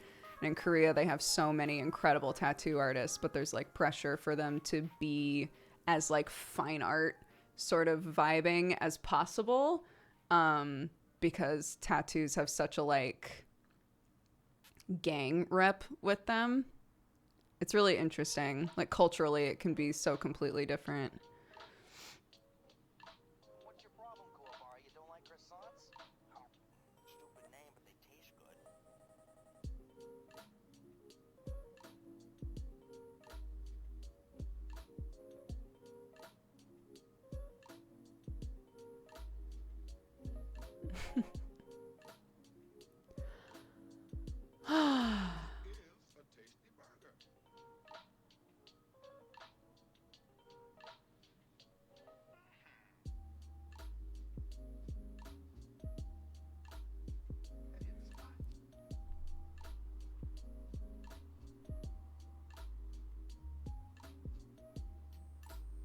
I don't know if this has come up in chat yet, but I saw an article saying Peppa Pig is making American children speak in a British accent.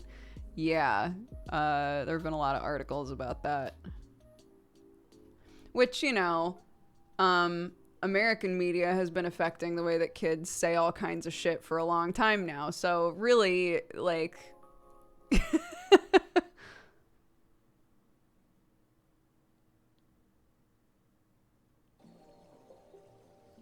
I did want to do a BSL ad break, yeah. Uno reverse card.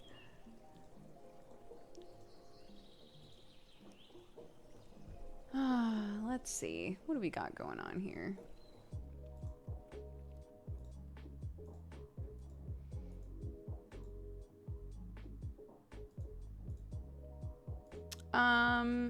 Remind me again when we have more of them redeemed, because one's been redeemed so far this stream.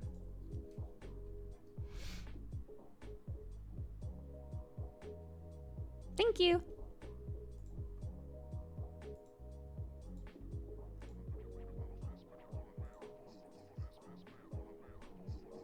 I returned to the cat gang. I hear there's a new dating sim. There is. There is a new dating sim.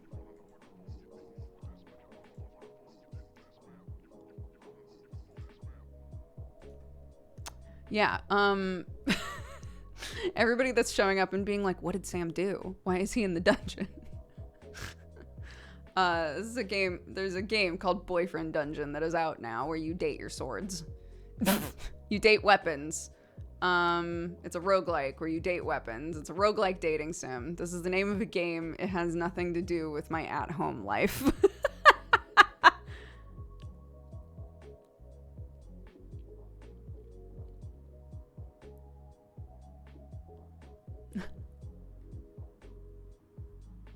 My boyfriend doesn't have a sword. My boyfriend is the sword. I'm really curious to see, because obviously, like, I think, at least from my perception, it's being sold more on the back of it being a dating sim, right? So, is the roguelike element of the game strong? That's my question. Is, like, when you're actually doing the roguelike part of it, is it fun and engaging, right? We play a lot of roguelikes, so is it going to stand out on those merits, or is it mostly going to stand out because you're dating a bunch of hot swords? We'll see.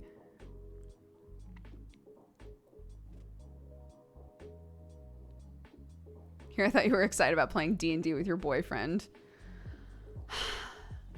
That would be weird, since I'm married. Maybe not weird. Maybe I'm poly. I'm not, but I could be, you know.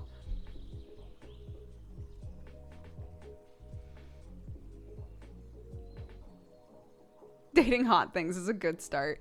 Well, it's like Hades, right? It's hard to compare things to Hades, but with Hades,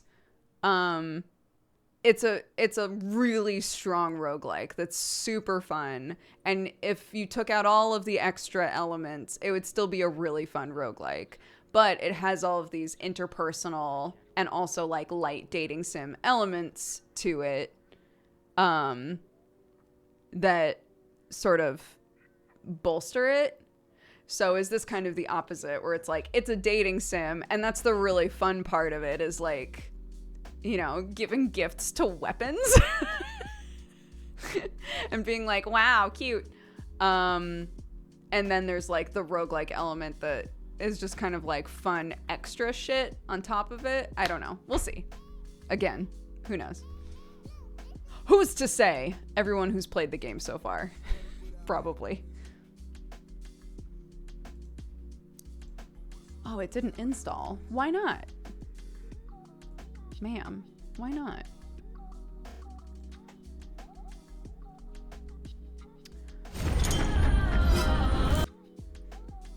That was the trailer. I was going to the... Sorry, I bet that was really loud. I was going to the page to see if they had...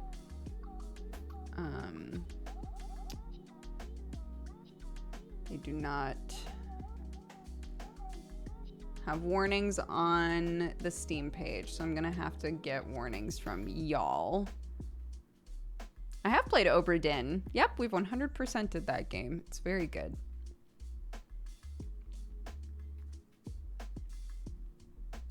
I have no attachment to the name but Tosai the Manslayer. Would you mind changing the music? I'm not gonna bother because I'm about to do a break and then play the game. So the music will change, yes. It will be boyfriend dungeon music.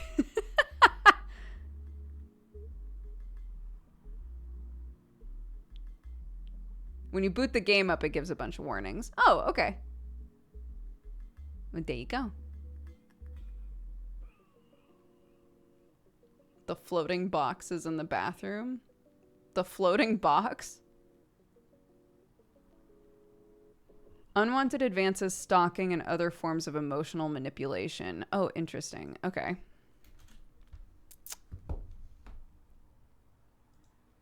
Oh, the box that's normally here. I see what you're saying. Okay. Boyfriend dungeon warnings. Is there anything beyond that that we should put on here? Flashing lights? Anything else? Just from anybody who's played it.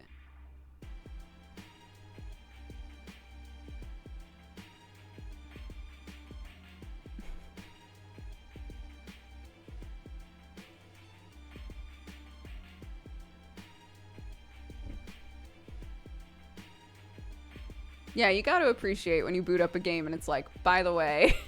But like, at the same time, I think that if they have it in the game already, it should also be on their Steam page. You have the option to put warnings on your Steam page. A lot of games do. So like the idea is a person could go to the page, see the warnings, and decide if they want to buy the game. Whereas in this scenario, they would buy the game, and then once they boot it up, find out what's in it, you know?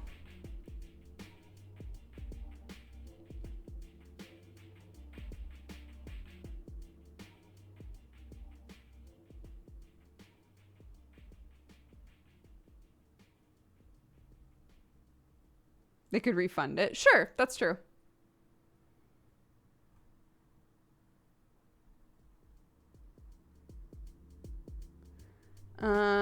Flashy transformation animations. Family stuff in there that may bother people. There's death and harassment. I feel like harassment's kind of covered with what's on there already.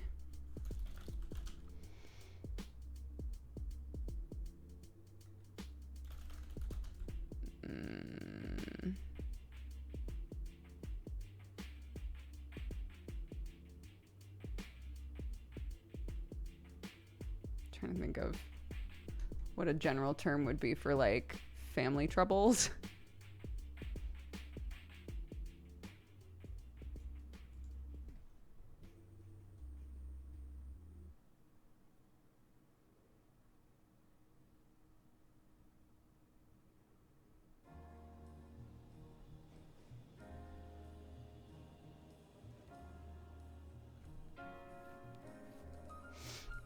I believe, I don't know for sure, but I believe that one of the swords is like non-binary. One of them's a cat. One is female presenting. A couple are male presenting, I believe.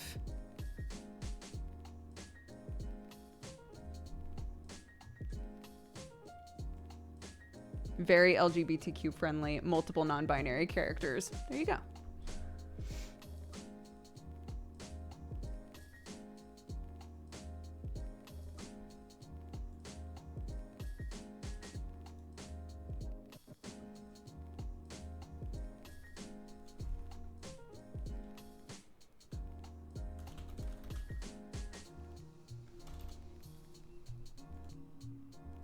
It's not eloquent, but I just wrote family stuff.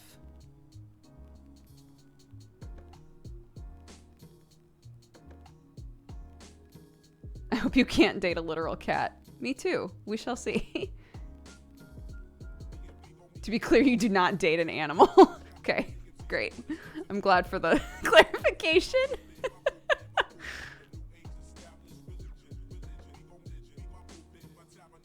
It didn't stop Hustle Cat, but that wasn't a cat. Those are people that transform into cats.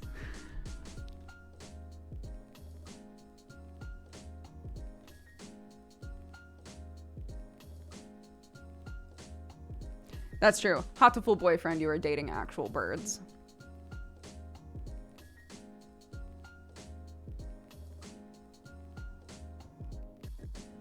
It would be pretty dark to use a cat as a weapon. You are using a cat as a weapon. Oh, is that our boba? What a perfect time for a fucking break, dude. Okay, hold on.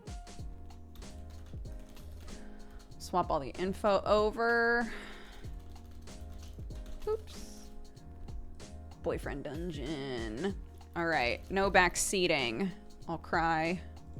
No spoilers. Oops, Jesus Christ. No spoilers. I'll cry. Don't ruin anything about this game for me. All right, be right back. We're gonna run an ad, and maybe I'll get my boba.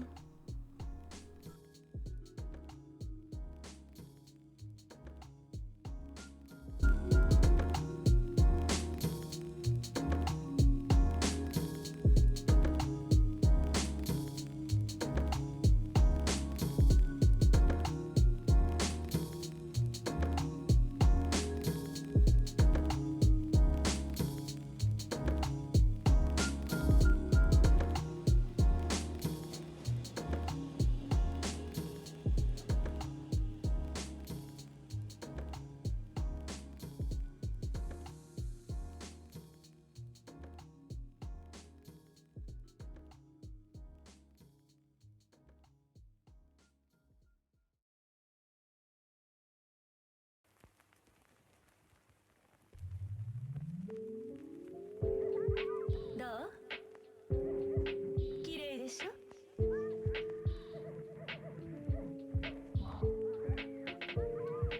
悪い子ね。また。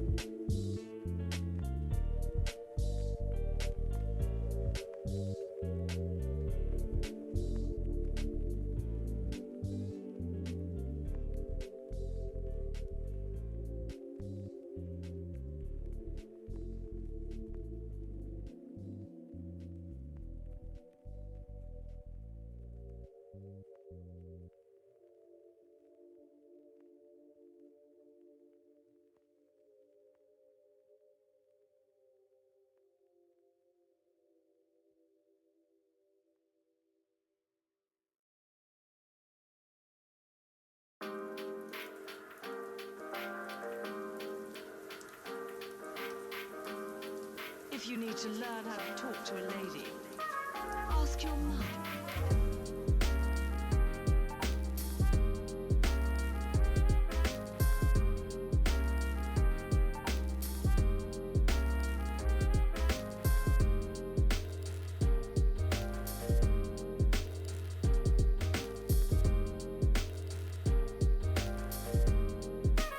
Ask your mum.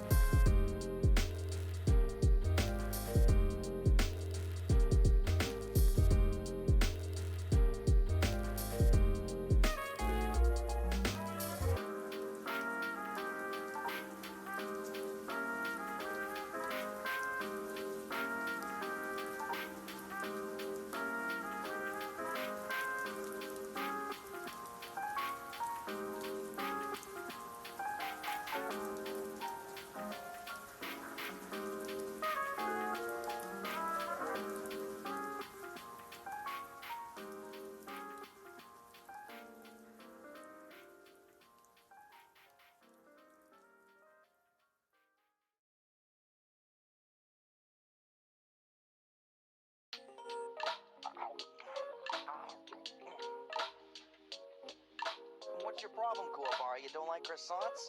Oh, stupid name, but they taste good. Yay! Boba!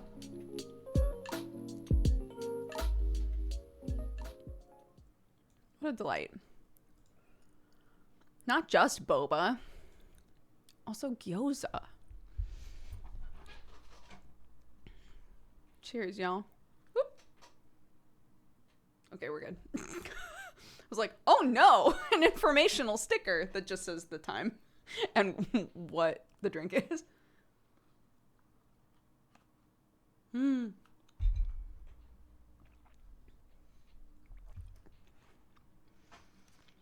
All right.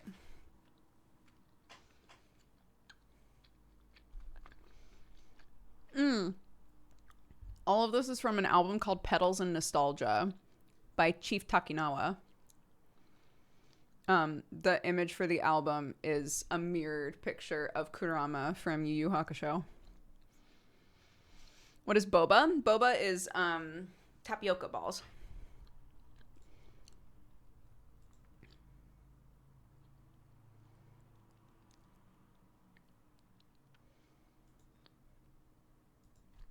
I would love some gyoza right now. Dude, holy shit.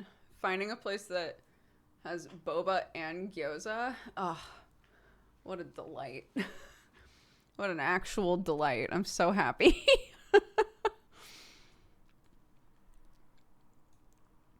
Okay, we're starting the game. If you don't want to know what's going on with this game, if you want to play it for yourself, this is your chance to evacuate.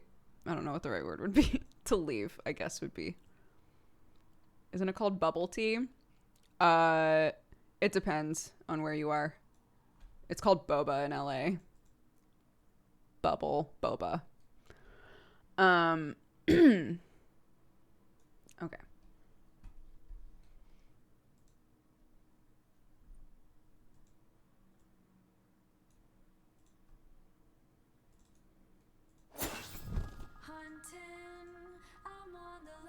Whoa.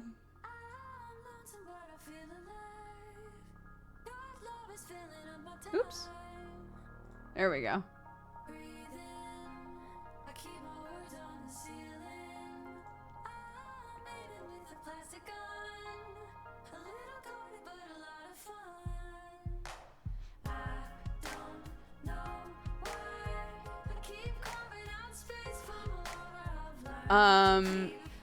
Is it better to play this with a controller or mouse and keyboard?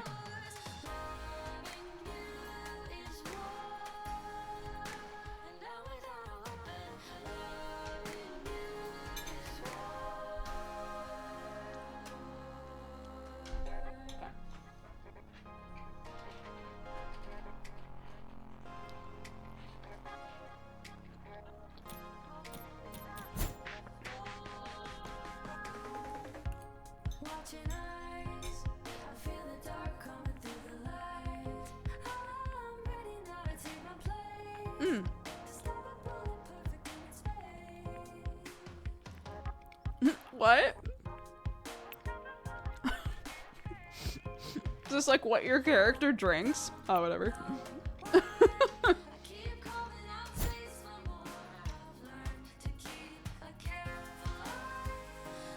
Okay. Yeah, this game also has boba. We do get to make ourselves. What a delight.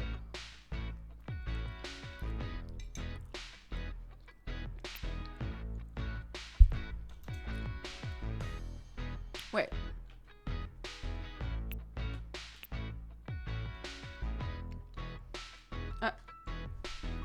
Okay. What's our name? Important question.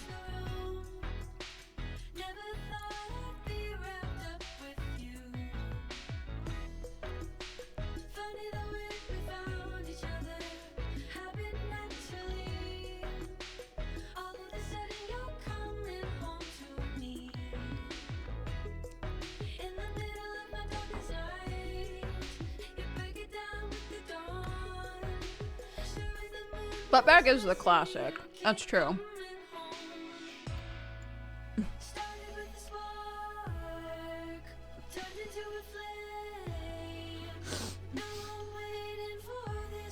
I really like choosing. Let me know if this is like really loud compared to me, by the way. But I really like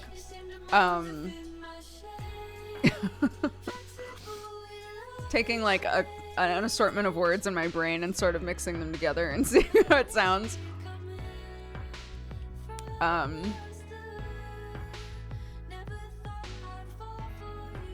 Snot butt is pretty terrible. Fart lily, that's how we came up with that.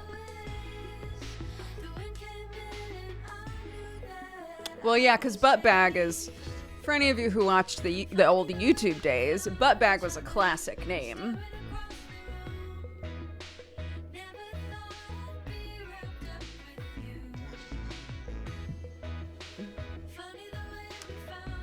Yeah, I'm wondering if we can mix, because a lot of people are saying boba for the name. That's not nearly stupid enough for me. What did we call our character on Omori? And it absolutely ruined the game. What did we name our character on Omori? It was farts. That's right. Holy shit. It didn't ruin the game, but like there were so many scenes where I just skipped saying the word out loud. Jesus Christ.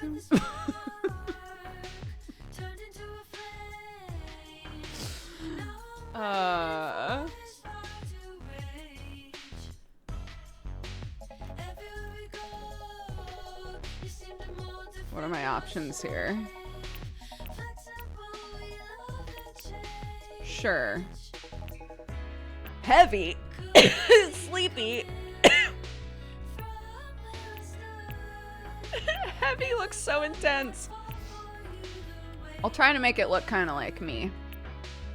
Oh.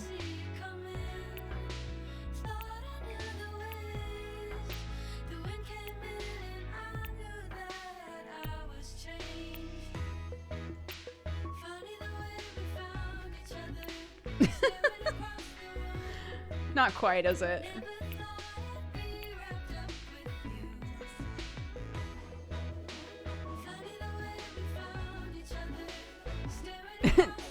I mean, those are my eyes. Or this.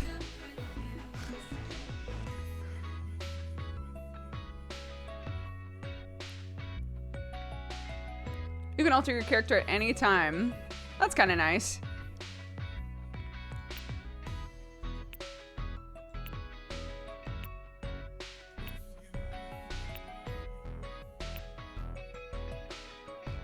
That's probably the closest. But no bangalangs. Yeah, I'll just leave it like that. Yeah, let's go. This game sometimes send you supportive text messages from a character named Mom. Is that okay? If you answer no, we will disable these messages. Yeah, that's okay.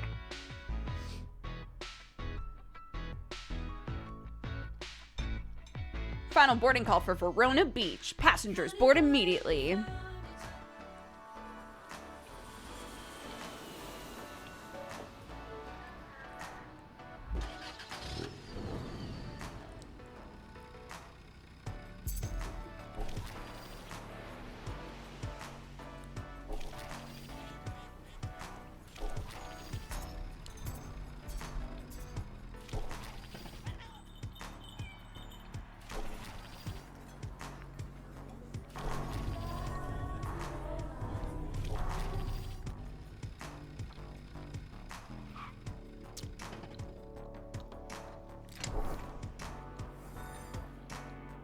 Hey, welcome to Verona Beach, cuz.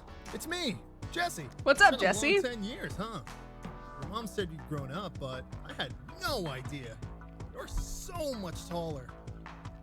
Thanks. Sorry, I just remember you as a little kid. Cousin problems. I was in college, and you were like in the 5th grade or something. Back before California. Doesn't matter. Come on, I'll show you your room for the summer. Hell yeah. Thanks, Jesse. He leads you upstairs. You can stay here till my lease runs out in September. I moved out to live with my partner last month, so you get free rent. Plus, we'll have the whole summer to solve your little problem. What problem? Your mom said you hadn't gone on a date, like, in your whole life. It's not a big deal. I'll do what I can to help you. It'll be a summer of love. Or, if you prefer, a summer of totally platonic, friendly hangouts. Those are good, too.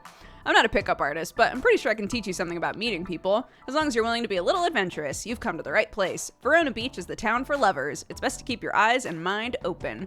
I won't guarantee you'll fall in love, but a date shouldn't be too hard to arrange. What do you think your main problem in love is? I'm cursed. Possible. Can't hurt to build up some courage. Curses take bravery to break, I imagine. Let's make you brave. I love that Jesse's like, cursed. I see. First step in love is finding someone with similar interests and talking to them. Let's get you some confidence. There's a new fitness fad in Verona, perfect for meeting people and facing your fears. You have to have an open mind, though. Are you ready? It's dungeons? Not sex dungeons, though. I guess there are some parallels. Never mind, don't think about it.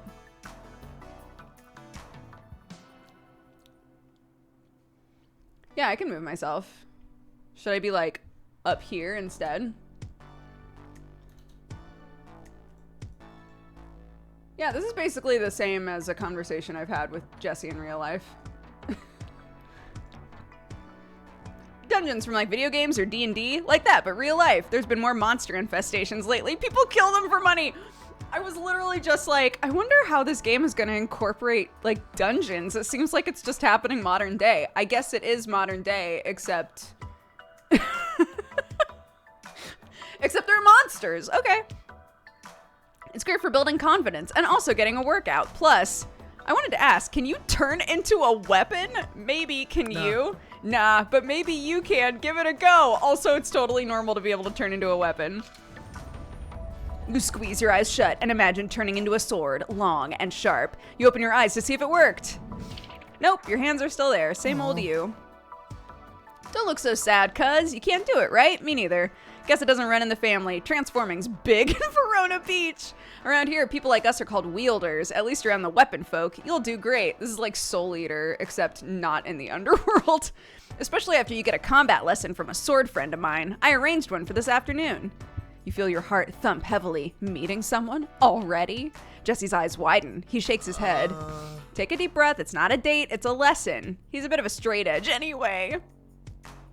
Remember, wielding isn't romantic. Perfectly platonic friends can wield each other, okay? The important thing is that you're stronger together. So whenever you're ready, get out there and go to the mall. The mall has monsters? Apparently, something to do with common fears. I don't know. Ask Isaac. He'll be waiting inside. He's a fencing teacher and a perfect professional.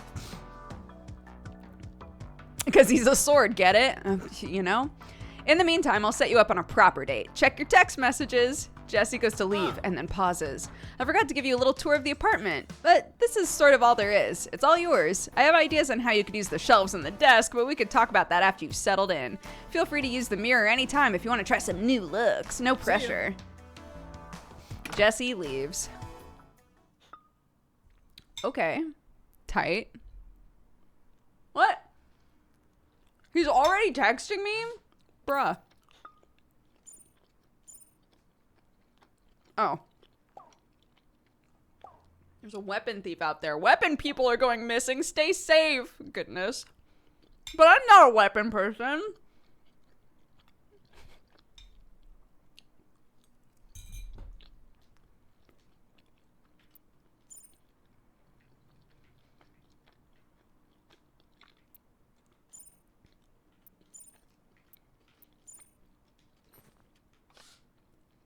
Crafting? Wait. Oh. Oh?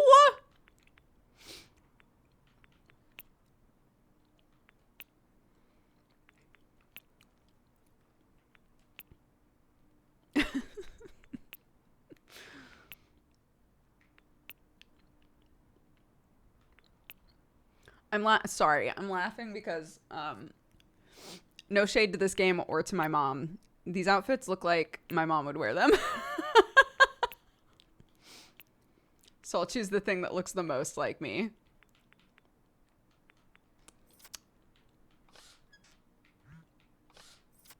Okay, let's go. Maybe we unlock more outfits. Maybe I can eventually wear jeans and a hoodie. Oh, you literally just run around town. That's tight. I don't know where the mall is, so I'm just gonna... This is cute. A pet shop. I wonder who could be out there. I assume. Where's the mall? Oh, it's literally right here. Be careful. It's dangerous. Okay, hold on. I'm just curious about what's going on in the rest of this area. That's all. That straw is pretty cool. Thank you. When Sam first found this place, they had metal straws that you could buy, and we were like, well, we're definitely gonna get boba again, so sure, why don't we get some metal boba straws? And Sam wanted the gray one, and I wanted, there's like a rose gold one, and then we saw that one of them was rainbow, and we were like, oh, we'll get that for Clark, and then they showed up, and I was like, oh, the rainbow one is definitely the coolest one. So I used the rose gold one because Clarky wanted to use the rainbow one, understandably. But I'm like, she's not home right now. I can use the rainbow one today. Okay, let's go.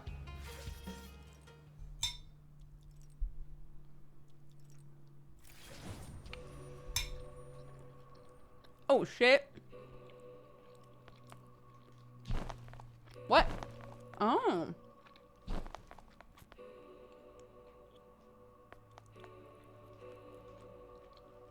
Oh my gosh, the little, we chose coffee at the start. The little coffee is, I think, heels, maybe?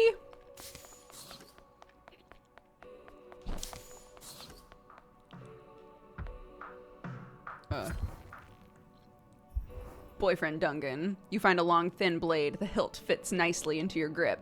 A man's voice vibrates from the metal up through your hand, making you jump. Be Jesse's friend. Hi, I'm Isaac. A pleasure to meet you, Isaac. Enchanté.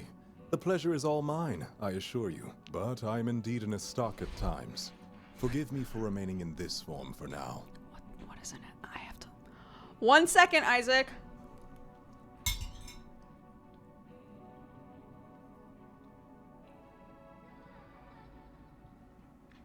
S-stock.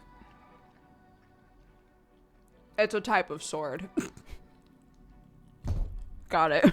It takes some effort to change shape. And I'd rather focus on the lesson at hand. Your hand on my hilt is as good a handshake as any, after all. Totally, now, I agree. If you take a look around, you'll see we're in a mall. A dunge is a place you can confront your insecurities. A dungo, if you will. Here, your own psychology will create monsters to fight. Oh no. I chose the mall because most people have fears that easily manifest here. What kind of fears? It depends on the person. Strangers, inadequacy, sterility, poverty. Everyone's afraid of something. Let's go ahead and look around. Let's see if we can find any monsters to fight. All right, homie.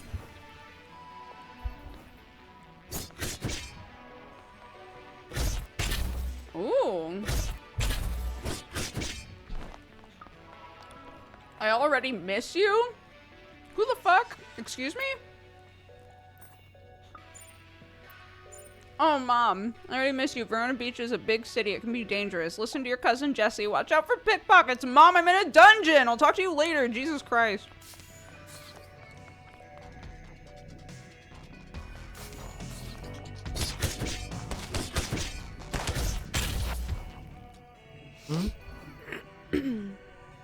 Nicely done. Your form is rough, but you have strong potential.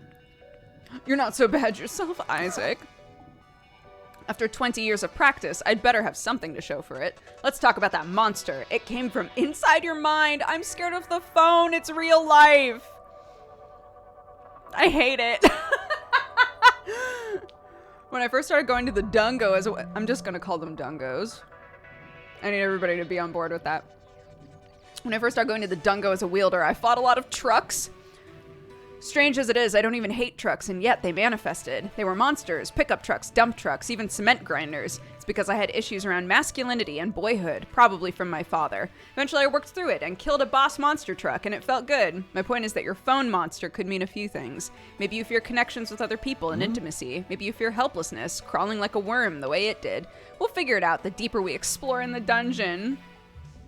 How deep does it go? As deep as your insecurities. In a way, it's up to you. We'll go as deep as we can today. If we get too tired and collapse, that's okay. We'll still get to keep any treasure we find. To avoid fainting, look for beverages, tea, coffee, that sort of thing to keep your spirits up. You can hold up to 3 at a time. Use them when you need them. One last observation, you can use the power of zines in combat. Press the zine button to use your dragon zine and breathe fire. Maybe later you could find a new zine or even make your own. Be sure to not always rely on them, though. Their use is limited. Be brave. Let's fight as best we can, and together we can overcome anything. Thanks, Isaac.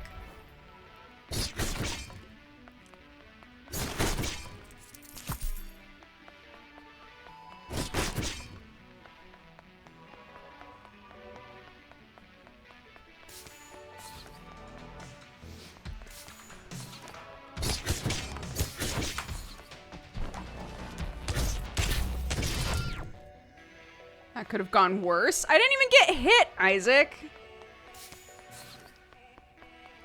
What's that? I don't know. What is it? You found wire. Strong but flexible, like I want to be. Sugar, the basis of all food. Ah, crafting supplies.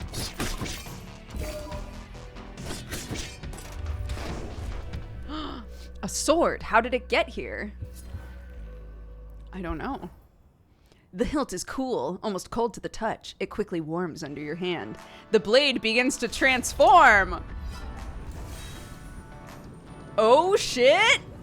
These transformation sequences. It's the person on the cover. Name's Sunder. Isaac Brooks. Pleased to make your acquaintance. Unusual to be here without a wielder, no? Yeah. To be honest, I'm not really sure how I got here. Last thing I remember is someone in a cloak, chanting. And now I'm all dinged up. I must have made someone really angry if they abducted me and chipped me, whoever they are. Is that ProZD? But my luck is turning around because here you are. Are you blushing? I didn't think anyone like you would be in the dungeon. Dungo. But who, Yeah, me? You. I'm not talking to the monsters, that's for sure. There were other options. Oh, if you're into it. Maybe we can go on a date later. Would that be okay? I forgot what we named ourselves. This is the eternal thing that happens to me. We name ourselves something fucking stupid, and the game doesn't say it for just long enough that you forget.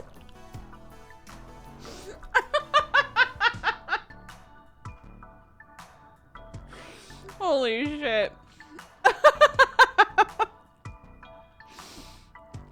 Yeah, Sunder. Are you more sword or man?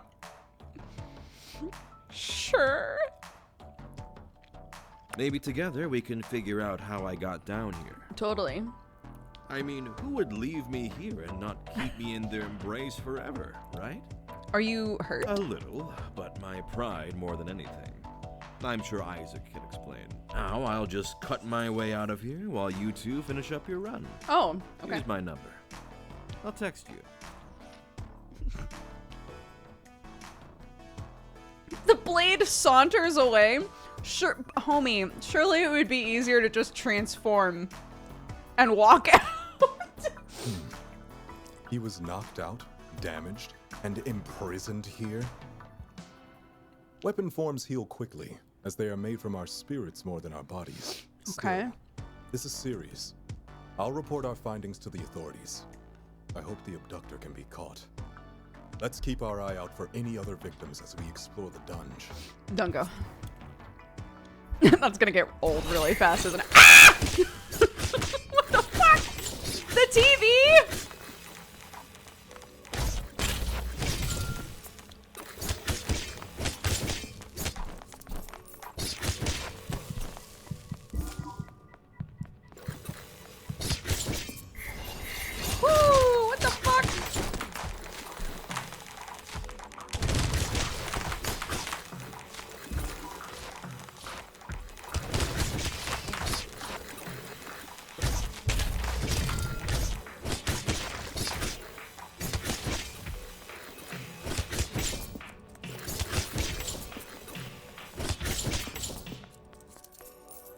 the hell?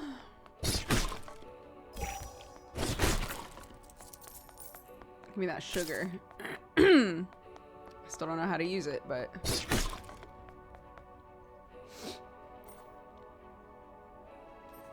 It feels like the sound effects are really loud. Does anybody else feel that way?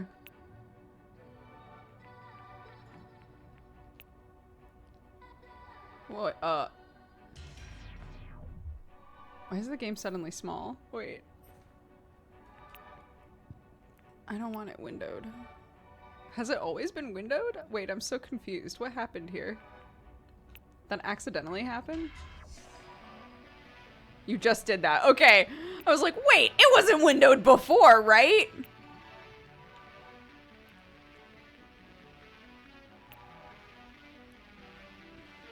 Okay, it wasn't that before though either.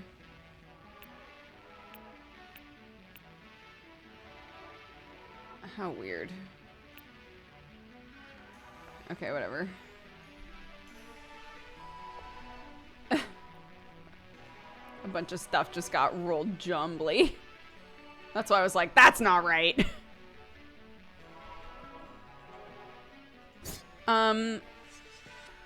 Also, I don't know how much you guys care, but I'm definitely covering up the mini-map. I think I could put myself bottom right and just make myself a little smaller. Maybe?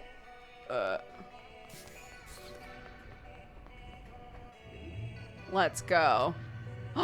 That's Isaac. Goodness. A few attacks in a row will let us do a combo. Try light, light. What? I didn't see that. Light, heavy, or dodge roll with dodge.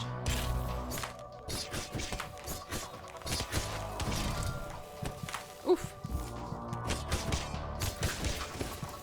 Oh my god.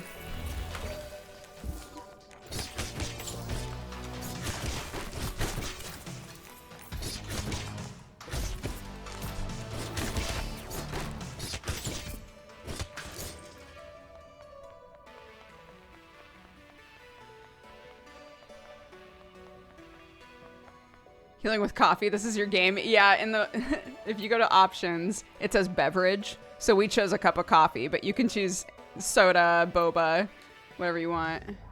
Even more? This is too much. What do you mean? Oh, another sword? Wait, what the fuck? The hilt is wrapped in several layers of leather. The double-edged blade is chipped. What the hell? Could you not just, like, grab me without warning? I know tradition is all choose your weapon, but consent is important. Sorry. No, it's okay. I'm sorry too. I didn't mean to snap. I'm not sure what's going on. I was out at night, as you do, and then bam! I'm here. My blade hurts. Monsters everywhere. I'm Valeria. Nice to meet you. Sort of. You were abducted? I guess so. And damaged, too. Normally, I'd switch to human form around now, to be polite. But I don't know you. I'm still recovering from whatever just happened. I'd rather play it safe. Fair enough, and Valeria. I'm certainly not going to put myself in a stranger's hands and let you use me. Fair enough. I can take care of myself. Mostly. I could use some extra cash, though, so I'll keep in touch. Oh, okay. Ciao, for now. You know in, like, an old Disney movie where a sword, like, bounces away? Or, like, Who Framed Roger Rabbit? That's what I'm imagining with these swords that are like, I'm gonna go as a sword.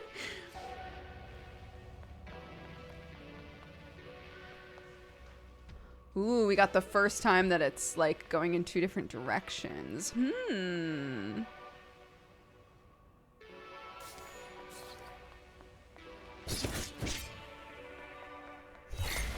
A challenge room? Oh, Lord. Oh, okay. Was it just like a timed thing?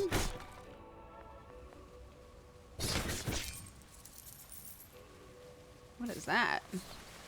I'd say we've earned rest. What does a rest do? This looks interesting. Right now your training is a more pressing matter. We'll come back to this later. Oh, okay. Whatever you say, Isaac. I trust you implicitly.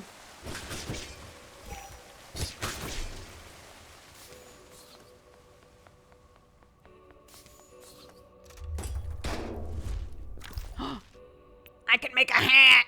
Hell yeah, I can.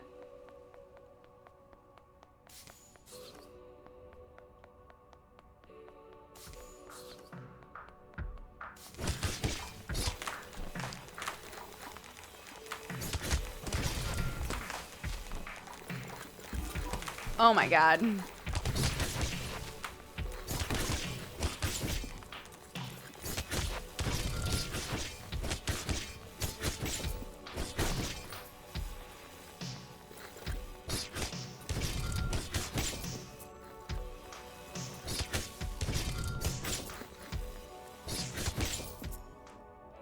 That could have gone worse. Come on, bro.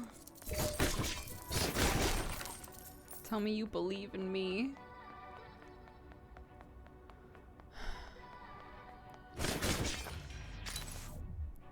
You found glass. Didn't glass just drop over there too, though? Isn't there glass right there? Oh yeah, there it is. The evolved form of sand. Good. Next floor. Your love is maxed at 0. I love it. Isaac be like, this is strictly professional. I'm training you. You can test out basic attacks with light attack and heavy attack or dodge roll, right? As we get more comfortable together, we'll find more techniques. Are you saying you want to fight with me again, Isaac? There's a monster. Let's show it who's boss.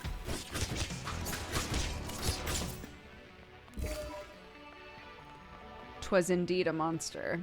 I don't know which way I should go first.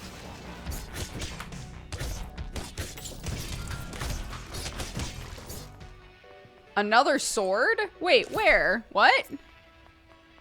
So many at once. Why? I don't know. Where are you looking, Isaac? What do you mean another sword? Where? What? Isaac, where? What? Isaac, what?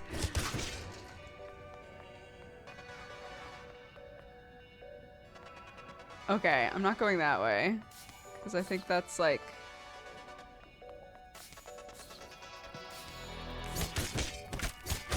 Oh, goodness.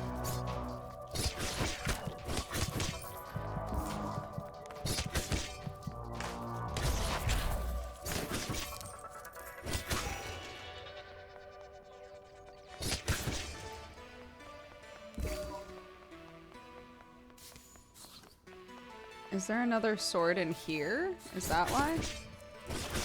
No? Vending machine offers several choices. You feel a rumbling beneath your feet? What? So wait, what's the bug there? Is that a normal bug? A belated reaction of Valerie. It's supposed to come earlier with Valeria. Oh, okay. We climb down into the darkness. Let's go. A shop? Question mark? I gotta save up my money from the Dungo. Stop getting defeated by the likes of you. They allow human down here now? Pfft, I thought this place was exclusive. Damn. Ah. Seems you're worthy to shop at the heart of Verona. Hmm? Oh, these are gifts. Not these. Bomber jackets. That's what I'm fucking talking about. This is what I'm saying. Do I want olive or rose though? Olive. Hell yeah. Good. Stay safe. I will. I'm delighted to have blown a lot of money on that jacket. Oh no. Oh no. We skipped a floor. I want to go back. Aw, man. I missed stuff. I didn't realize that I was giving up floor rights.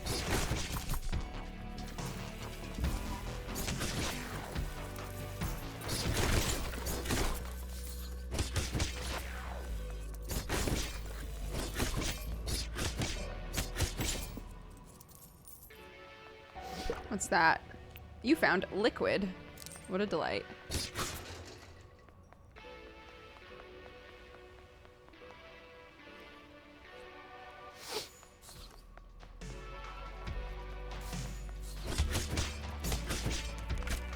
Oh my god.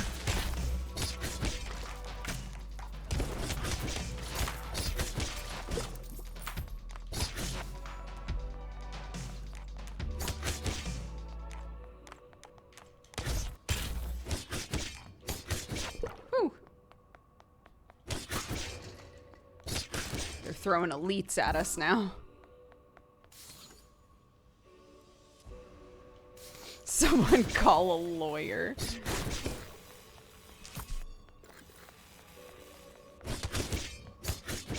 Ooh, some criticals in there.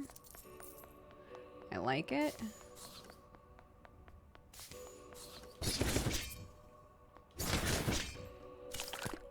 Plastic.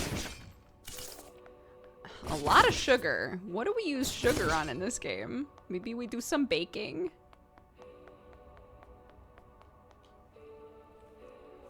This looks interesting. Right now, your training is more pressing. We'll come back to this. Oh, man. All of these, like, take a load off areas. A red rose recipe.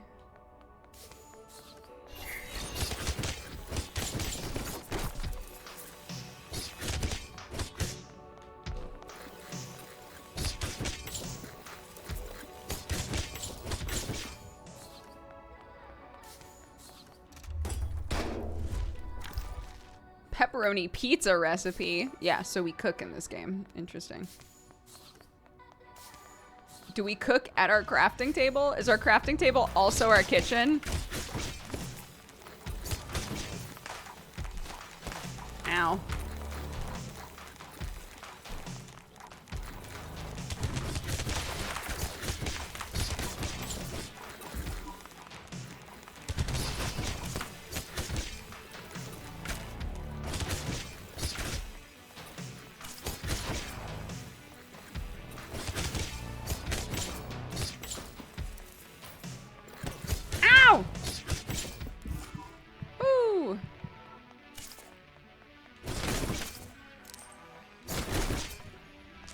Anybody dropping coffee in here?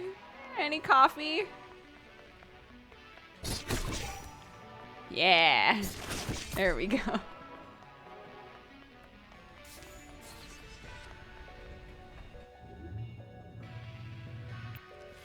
I get it, Isaac. Oh. The gate is closed. Find a key. All right. Battle your fears!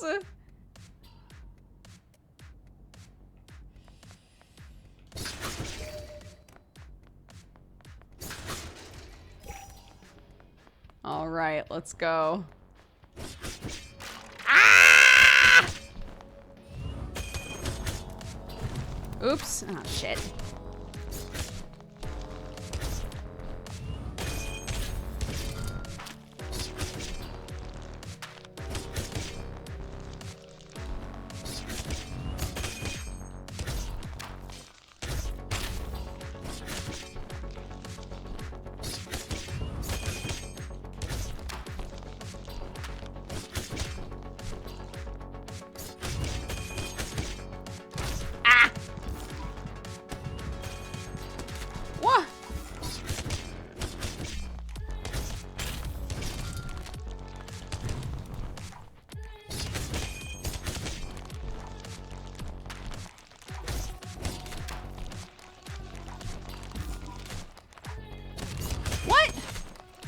Oh, I'm out of zines? Really? Oh, I used one by accident, I think.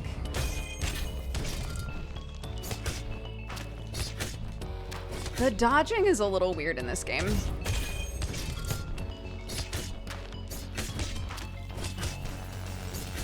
It feels very slow, which is fine. It's just different from what I imagine. And then when I go to dodge, I'm like, oh, right, that doesn't happen like right away. You feel like you have to kind of like preemptively hit it, if that makes sense.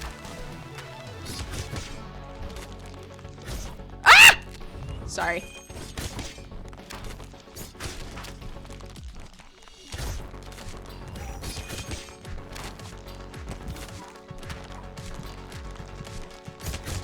God.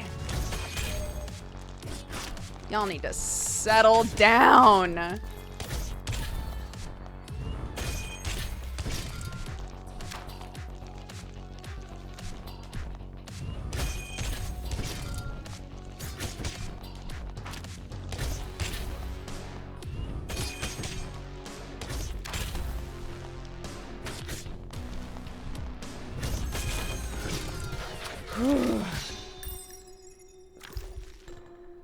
Chemistry zine.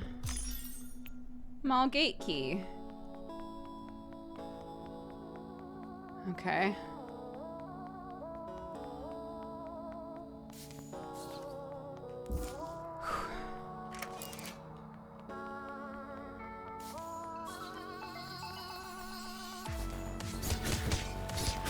Oh my god. There is just no rest for the wicked, dude. Why does Isaac keep being like, we're gonna focus on your training, you don't need to rest? I think I do. It seems like there's lots of rest stops in this game, homie. Why? Why won't you let me use them?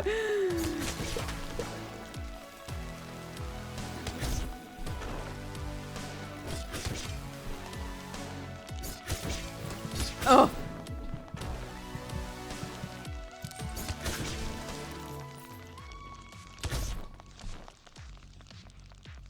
My god. Cheese it. Cheese it till you make it. Oops, just kidding.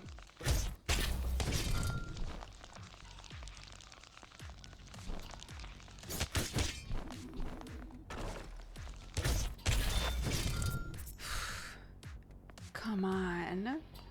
Come on, man.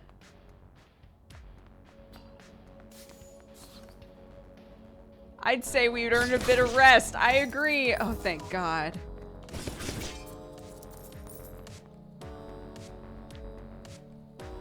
Isaac!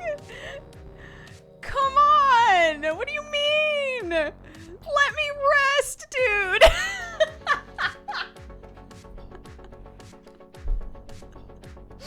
I hate that he keeps being like, I think we've deserved some rest. And I'm like, you're right. You sequence broke this game? What do you mean? Am I supposed to have died before now? Oh no. Okay, well, I guess I'm just gonna go until I die, and then it'll be like, maybe that was a little full on. Let's find out how rest sites work. Okay, well. Ooh, homie.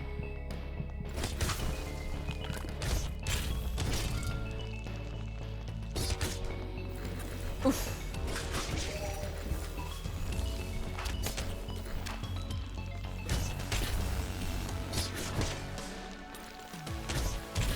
Ah!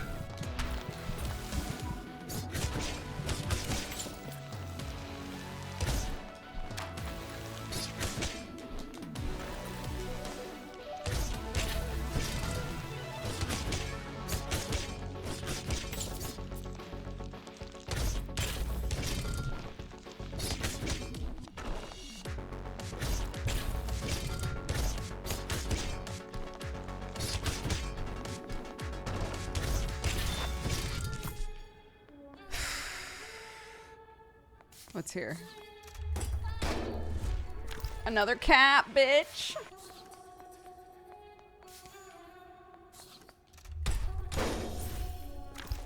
And a bunch of muns. Hell yeah. Okay.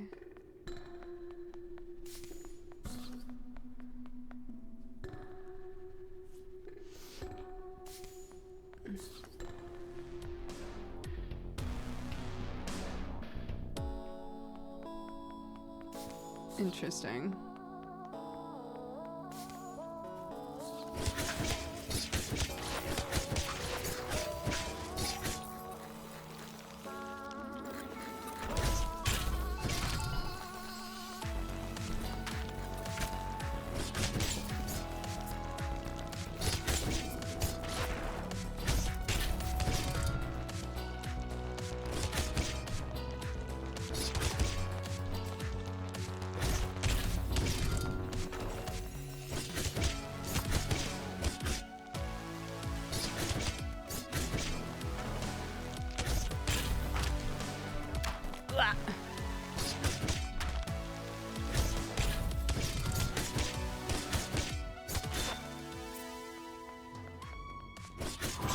Oh, what's this?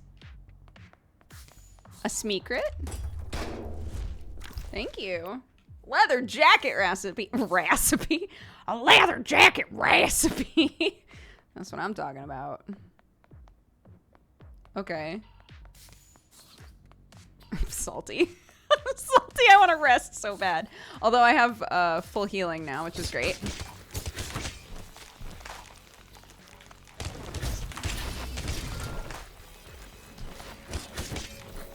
Oof.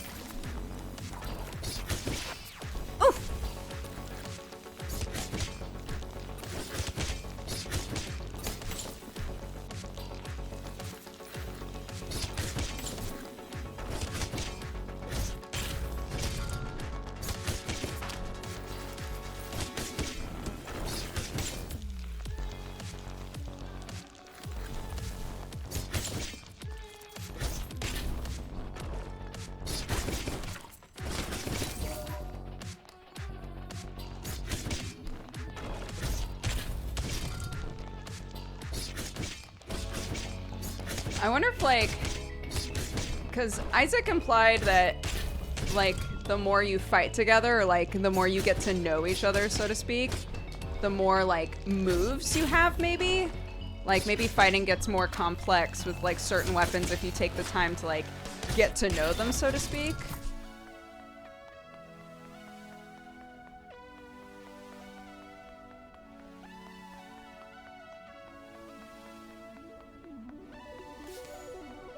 Oh, goodness. How deep does it go?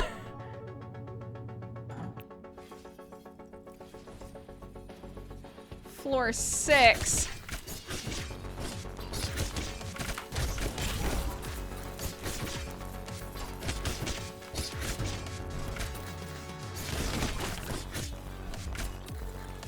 Ow!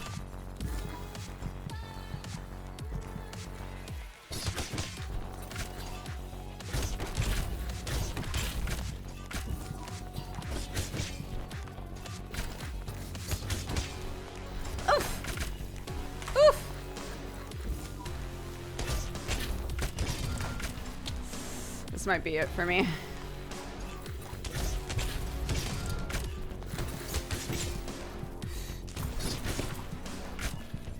Ah!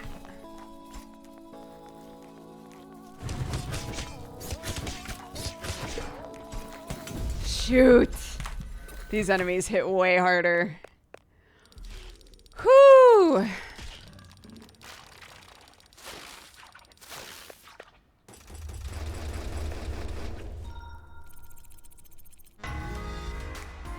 Thank you. Thank you. Thank you. Thank you very much. Thank you, thank you. Thank you, I appreciate it. Thank you. Wonderful. Man, Boba Butt crushing in this game. Feel the paramedics gently bring you to the surface and back to consciousness. You're bone tired, but otherwise unharmed. You realize you're still holding a sword. And that concludes our first lesson. Thanks. Would you mind releasing me?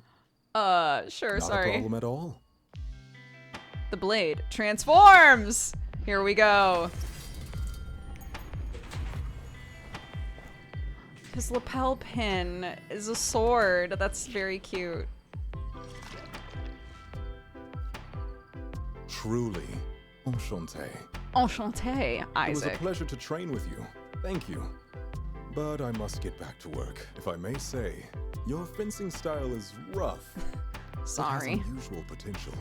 If you're interested in refining your form, come by my office. I have the gear necessary for lessons. We still have no leads on finding the source of your insecurities that form these monsters. Isaac, we just met. Isaac, we just met. We don't need to talk about this shit right now. So feel free to call upon me in the future when you need a dungeon delving partner. Thanks. Until next time, then. I read that as bow. With a tiny bow. He strides away.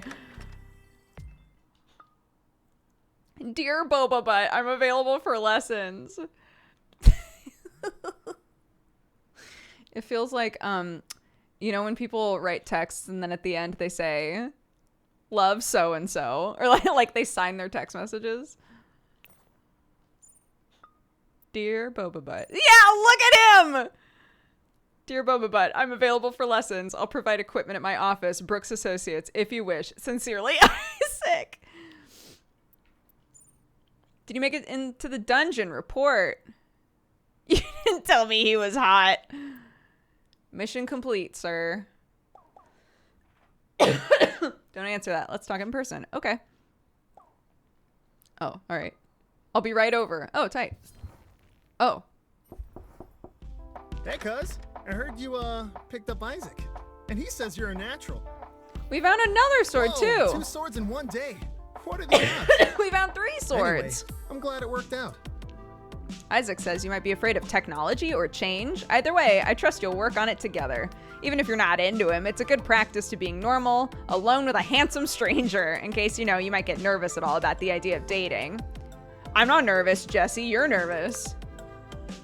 Your tongue feels dry as a desert and you fall silent. Nerves are that bad, huh? At least you gained a bit of confidence. Lucky you, I went to high school with a guy that runs a sword shop, and he's single. At least that's what Eric's online profile says. I haven't seen him in person in years. I thought that said in person years. I haven't seen him in person years, but he's probably doing fine. He might be the only guy in town who knows more about swords than Isaac, but I got his number. Aha!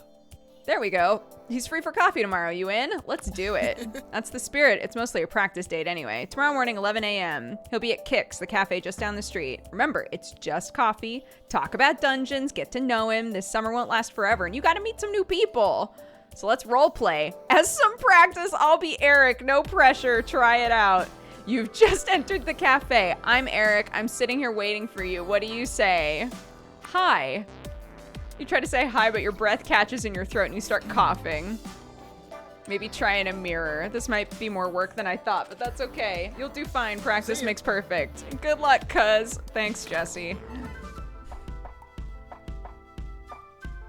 How will you spend the evening?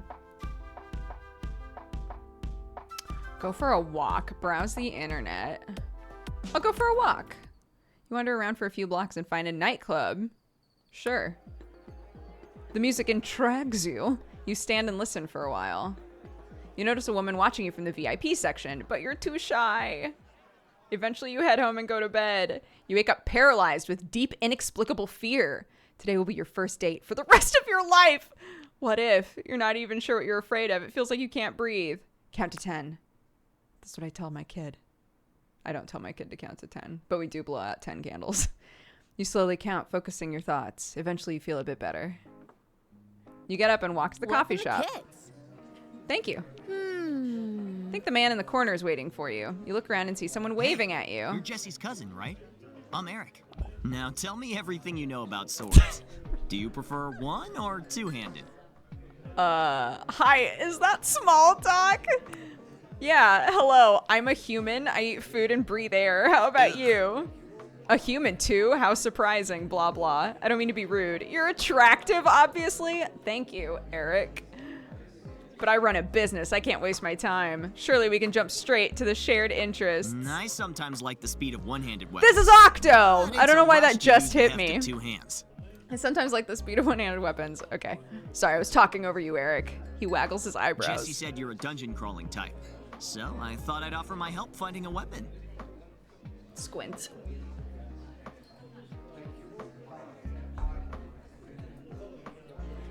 Can you become a weapon? That's not really for me. Totally cool if you're into it. If you're into it? But like, what? In this world, there are literally people who can transform and people who can't. He's like, I mean, I guess if you're into that kind of thing. Like, some people are literally transformers, Eric. Anyways. My shop sells only pure steel. Some imported, some made on site. I feel like there's subtext to transforming, but I don't know what it is. And I give a discount to a fellow enthusiast. who'd give my blades a good home. You seem like the kind of woman who appreciates fine craftsmanship. So you're a smith? Exactly. I take raw, dirty hunks of metal, and with finesse and strength, I turn them into art. I try anyway, I'm still learning. Video tutorials can only teach you so much, you know? Maybe someday I'll make something beautiful enough for you to wield. For now, here's a gift for a fellow craftswoman. So, this is a world where it's common knowledge that there are loads of people who can transform into weapons.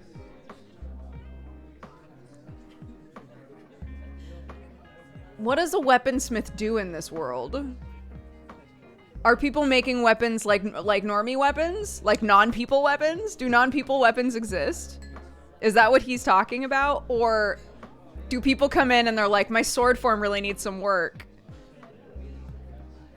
And then he's like, I got you. Like, what's... Anyways. There's some lore building here that I'm just waiting for. Oh, thank you. I think you can make something out of this stuff. Anyway, I should be getting back to the shop. Want to go on a proper date sometime? I need more frivolity in my life. Sure, Octo. If you need a weapon, maybe I'll see you again soon. Ciao. I'm just really curious what your job is. You went on a date, sort of. Oops! No, wait.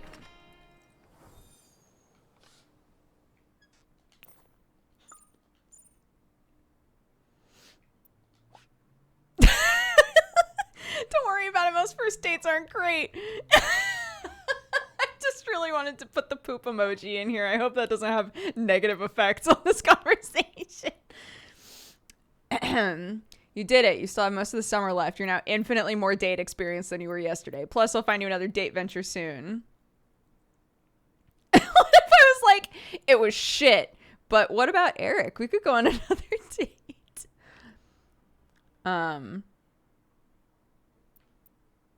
Hold on, Jesse. I'll talk to you in a minute. This is that dagger you met, Valeria. Want to meet up sometime? Sure. Cool. I'm fine, Mom. Watch out for pickpockets. Stay on your guard, okay? I love you, sweetie. I love you too. Be good. I won't. Dear Boba Butt. Available for lessons. I forgot about this. Oh, this is me calling him out for being an old man. I see. Yeah, let's train. Looking forward to it. Tight. I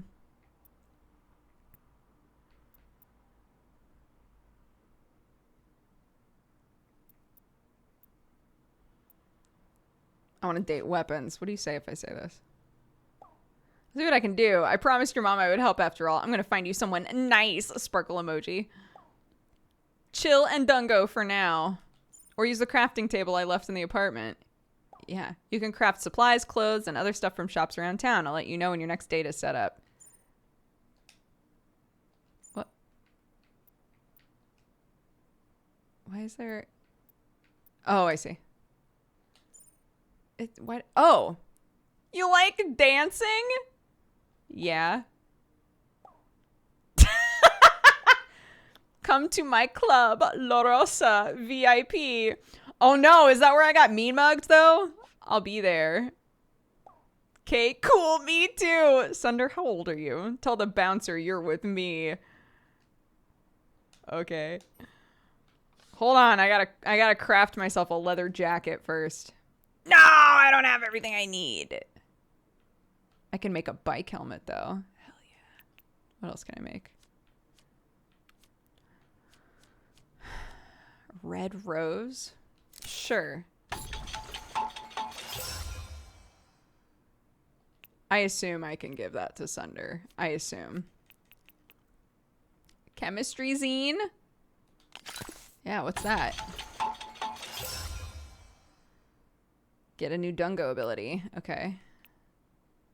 Oh, now I don't have enough for the bike helmet.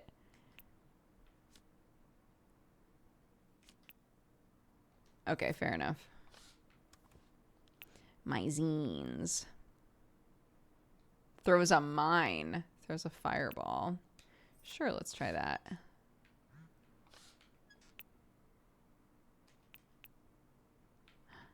But I did buy this.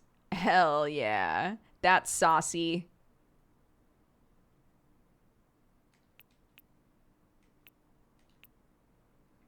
Maybe I'll change my hairdo. No, never mind. Never mind. Wire as a pizza ingredient is alarming. Don't worry about it. Championship athleisure. What's going on here? Welcome. I could buy some fabric. Camo jacket.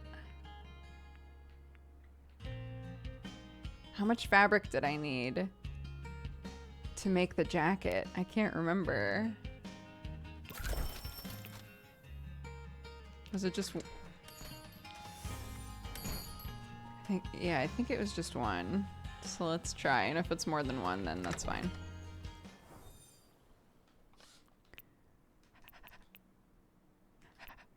Yes!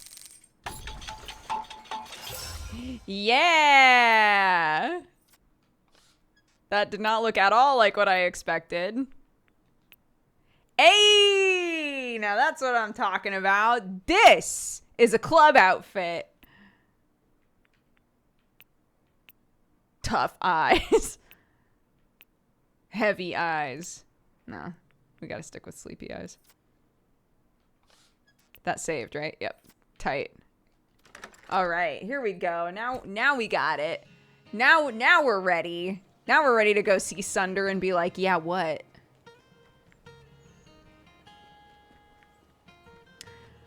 I'm wondering if, like...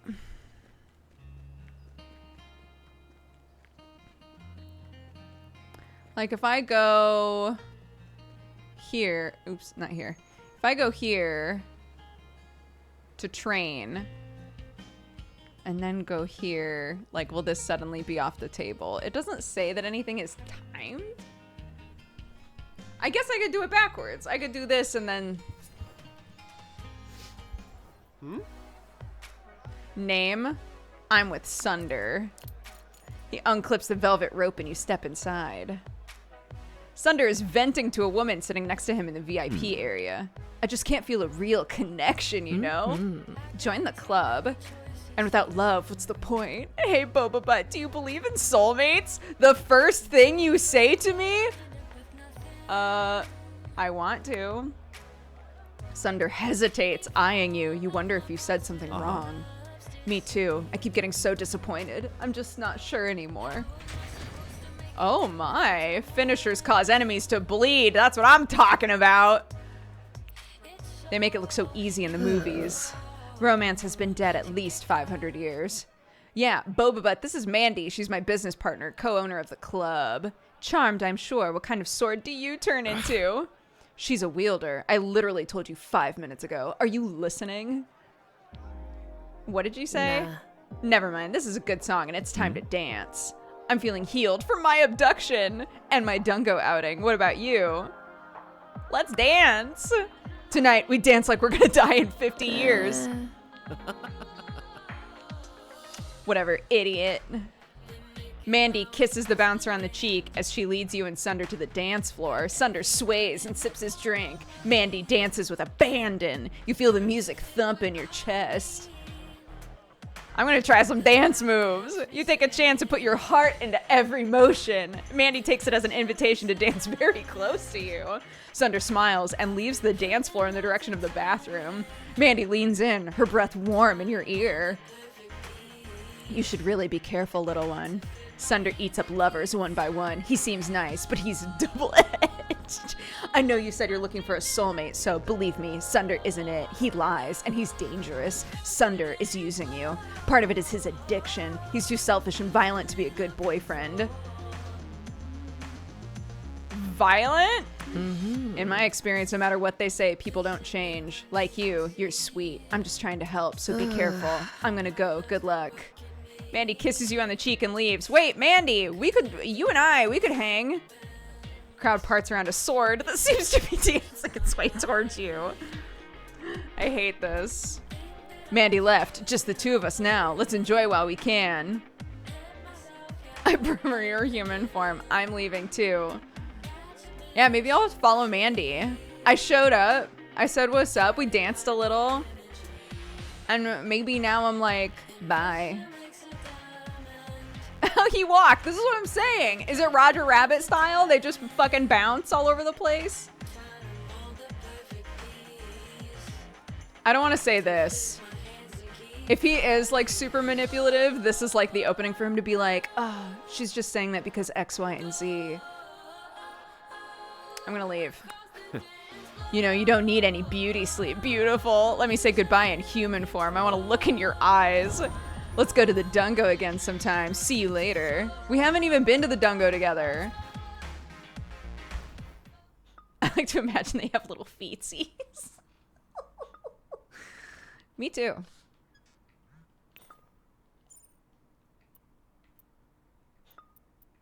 Eric, goodness. Hey. What's up, Octo? I'm glad Jesse introduced us. Hi.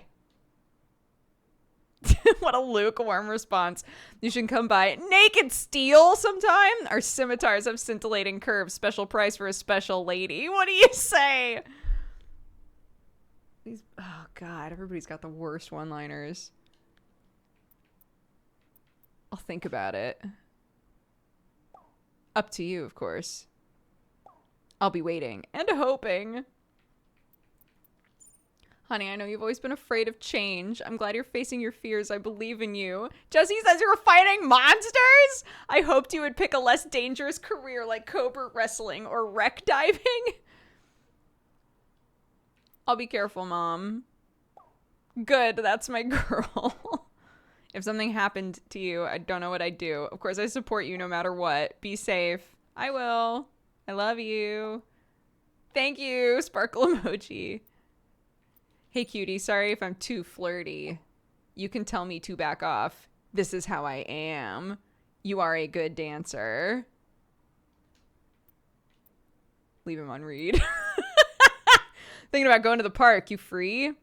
Yeah. See you by the pond. All right. Jesse, I'm doing this job by myself. Doing this shit alone. What's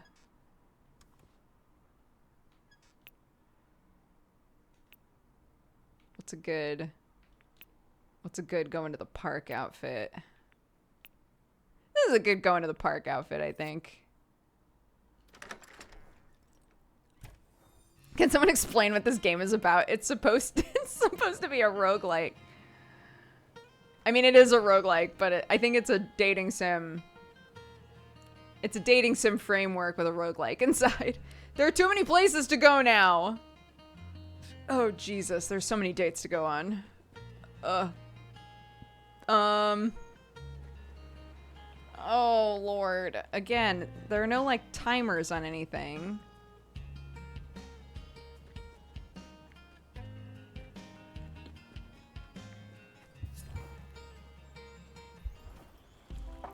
You're at the park. You don't see anyone at first. Then you notice a metallic gleam on a bench nearby. Hello? Oh, here we go. Yeah!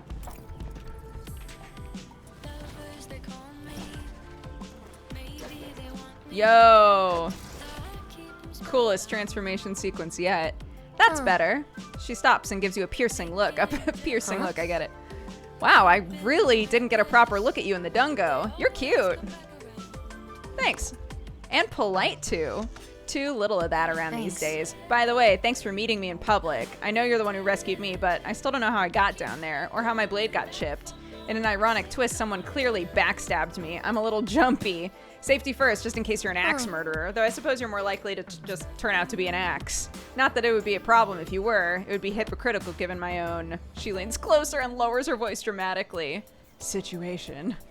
So what is it? You know, your deal. You can tell me. I won't judge you. I just prefer to know up front before anything happens. I don't have a deal. I'm not sure what my deal is. I haven't heard that one before, at least. Maybe it'll be fun to find out what it is together. A man approaches, eyeing you suspiciously. Hello? Everything all right, V? Yeah, everything's peachy. Thanks. See ya. The man stares you down a moment longer before moving on. Sorry, that's a friend checking in to see I haven't been axe murdered yet. Look, don't take this the wrong way, but your story is too convenient. You're from out of town, a newbie, never dated before, yet you're also charming and apparently great at combat. Something doesn't add up. Thank you? The frown doesn't quite leave her face. You're smooth, and I don't mean that as a compliment. The truth is we barely know each other. She stands. You know you have to say something or you'll never see her again? Get to know me then. You feel a little breathless at your own daring. Valeria's eyes warm a little. I suppose that is why I came to Verona Beach. New start, new friends. Yeah! Enemies nearby get confused when you roll. If you turn out to be an evil mastermind, well, keep your enemies close. Right? C'est la vie. Would you like to offer a gift? I don't think I have any gifts for you. I assume the rose is for Sunder, and that's the only thing I've made. You decide not to give a gift right now. With one last wary look, she stalks away through the park. You head home. Next time, a real date. Hell yeah! Next time, a real date, Valeria.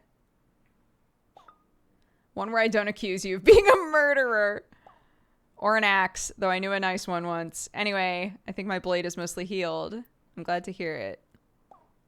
Thanks. I'll let you know when I can think of a date we can go on. Let's go to the Dungo in the meantime. Yeah, let's go to the Dungo. Jesse says you went on a date. They better have treated you well. You only deserve the best, you know. Thanks, Mom. Sorry, I'll let you do your thing. If they hurt you, tell me. Mama will take care of it. What the fuck, Mom? It's crazy Jesse has a cousin like you. He's a loser or was in high school. No offense. You're the loser, no offense. That's mean. I'm just being honest. TTYL, hottie? No. Haha, sure. Oh, Eric, you fucked up. I'm out. Valeria, you have my full attention.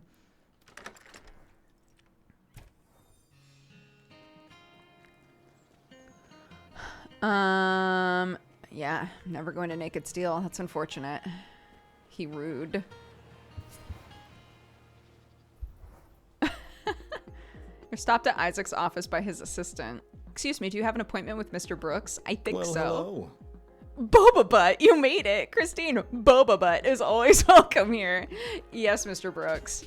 Good to see you. I was hoping you would take up my offer. Let's begin. Do you prefer foil, saber, or épée? In for real's life? So you wish you were stronger, perhaps took up more space. Interesting. He shrugs on his fencing gear with practiced ease. Stand straight up with your blade out toward my heart. Turn to regard me from the side, over your shoulder and hip. This is the en garde stance. You're quite literally on guard.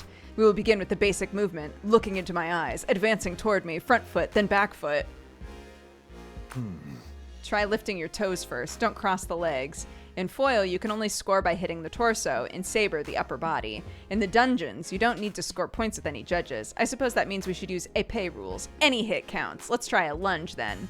Extend your front leg with all your weight, keeping your front foot flat, no bent angle. You lunge heavily forward, feeling a little awkward. Not bad, you have talent. Yeah! Holding roll lets you counterattack if used just before an incoming attack. Interesting. We've reached a new level of understanding. Now you can parry with me. The more time we spend together, the better we'll be able to fight. This means something different for each weapon. For me, parrying is a friends-only maneuver. To parry in the dungeon, hold dodge just before the enemy attack hits to automatically counter. It's a special move only you and I can do together. Don't forget. You can also check out our parry and the combo details in your phone later. For now, let's take a break. He loosens his gloves and removes his fencing jacket. If you'd like to keep training with me, perhaps we should get to know each other better. I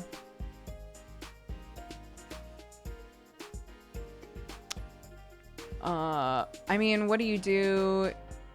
He has things in the background that literally say Dunge on them and a bunch of fencing gear. I assume sword shit is his life, but what do you do? These days I'm an investor. Never mind. I've been quite successful with Slicer. What about you? You're a dashing dungo hero now. What do your parents think about your dangerous profession? Dungeons are a family tradition, are they? Don't tell me I've fallen in with a Templar knight again. I only narrowly escaped their clutches last time. I do prefer life on the straight and narrow. There's a knock on the door. 1 minute, please. Oh, Isaac, what are you doing? Who is this? Shouldn't you be working? 1 minute, please. You can wait in the lobby. You're just going to keep a guest waiting while you faff about? Vincent, you're 20 minutes early for our appointment. I thought I might have some priority in the life of my only child. I mean, can I do a combination of this? Like, I'll be on my way. It's nice to meet you.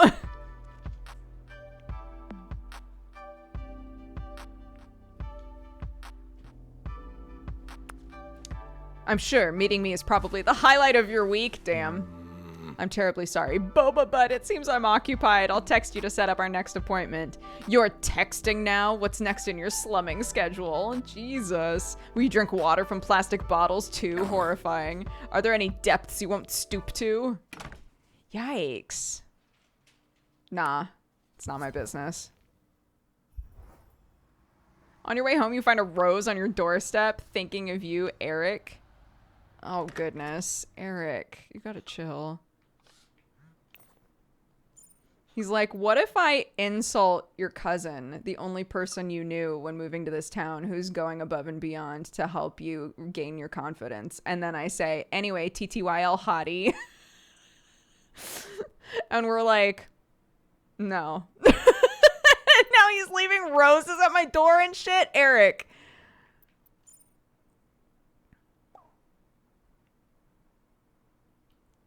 Don't send me things, Eric. No need to thank me? Eric, you're a mess. My business is doing well? Wait, what?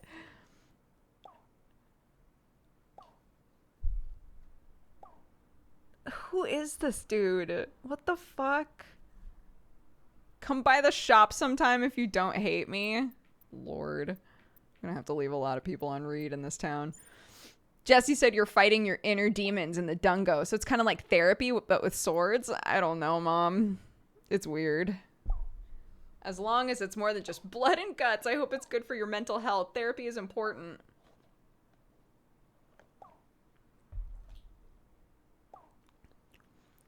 Especially when you're feeling on edge. I never told you this, but I went to therapy for 12 years. It helped me grow and level up as a person.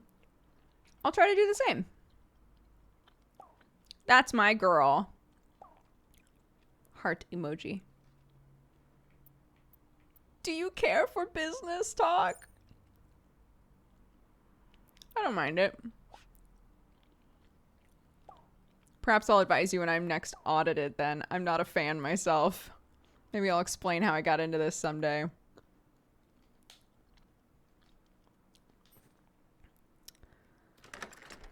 Let's go fight. Let's go do some fights. I need to blow off some steam. Let's go, Valeria.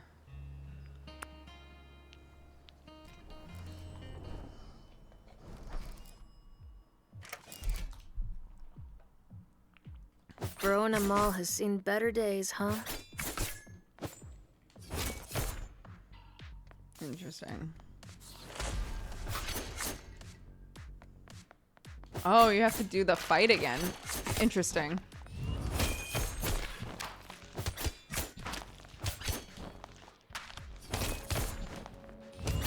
Ooh, I'm doing way more damage than I was before.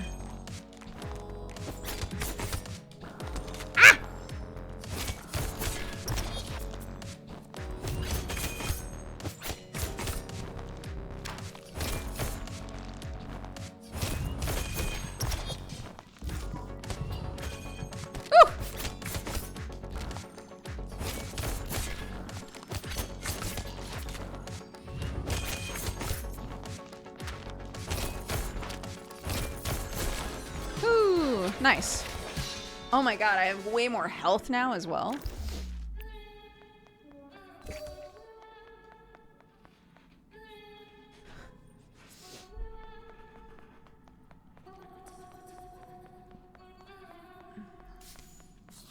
Yeah, like, the closer you get with the weapons, the more abilities you unlock.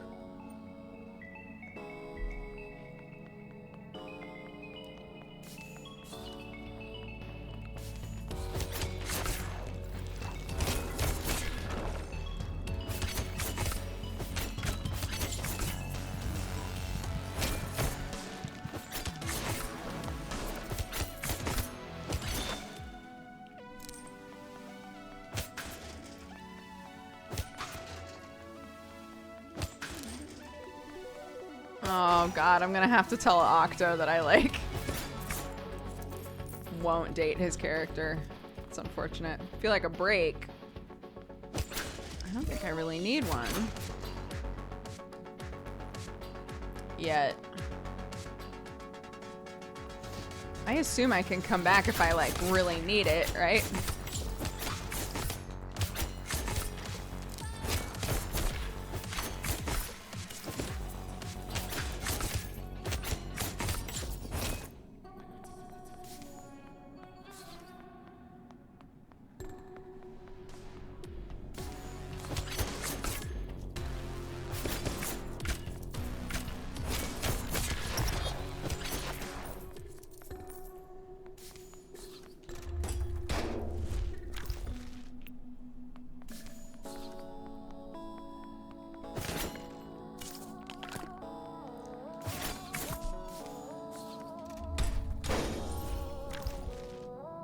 Sleepy time zine. Oh yeah, I haven't used my new zine at all.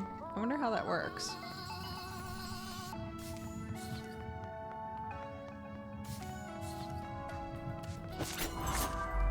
Ho ho.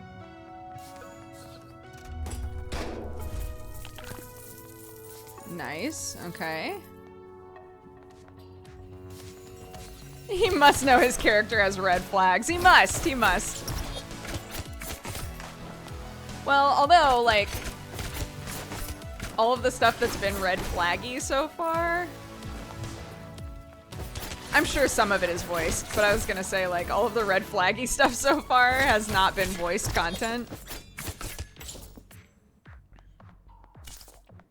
Nicely done. Thank you.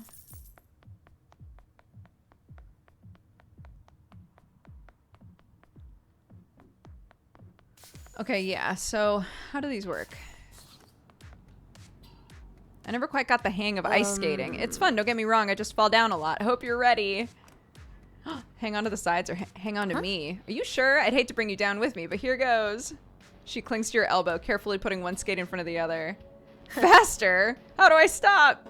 She slips and stumbles. You help her regain her balance. Valeria beams, excitement flushing her cheeks.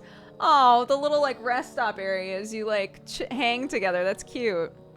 Eventually you take off the skates. Would you like to offer a gift? I don't have anything for her. I'm sorry. Thanks. That was fun. It was fun. I agree.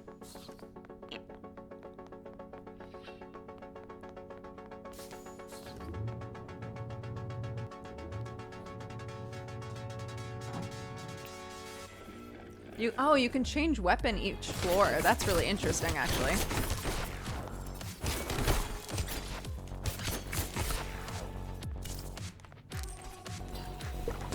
Ooh.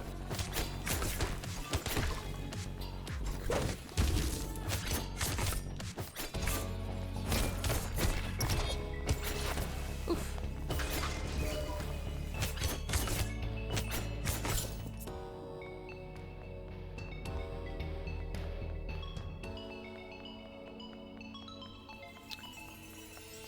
That's how I ice skate. I crash into walls to stop. You know, when I haven't been ice skating in a while, same.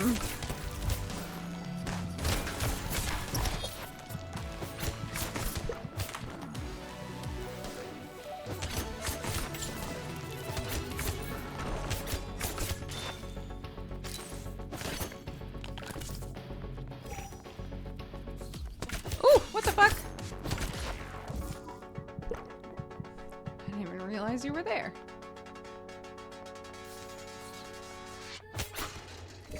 Oh, another hang spot.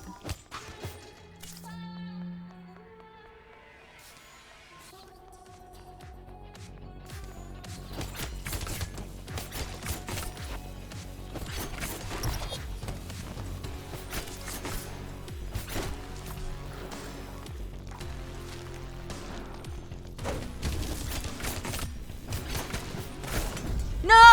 I tried to heal like right as they were hitting me. Shit. Thanks. Thanks. Damn. Not quite rank 2 with her. Shit. Oh gosh. This is my mom. I was so worried when you went off to VB on your own. You're doing great. Facing fears, finding friends. I'm amazed. It makes me proud. My little baby bird flying on her own. It's hard without you, Mom. I know, sweetheart. That's what my mom says. Sometimes she calls me sweetheart instead of sweetheart.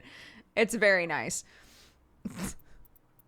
Doing something really hard and brave. This is important, and independence is part of growing up. I like that, like, because, like, at the beginning, they ask whether or not you want the interactions with your mom, right? And I said sure. But I like that they really do make it so that the game would be totally fine without these conversations, right? I'll be here when you need me. You'll always be my daughter. Thanks, Mom.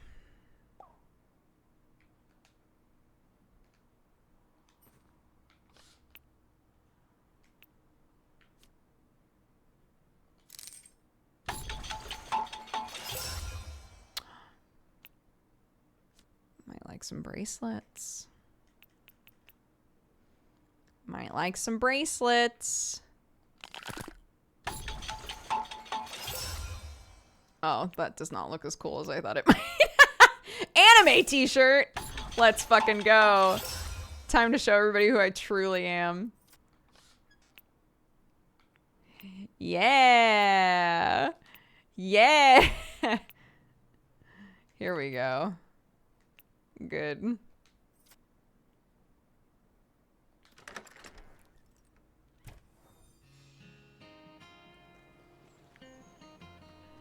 Back in. No, no, no, no. Oh, shit. Did that say floor 1? Shit. No, can Verona I... Mall has seen better days, huh? I want to go to floor 5. Can I just go to floor 5? Okay, fine. Yeah. God damn it. It's not what I wanted to do, but that's okay.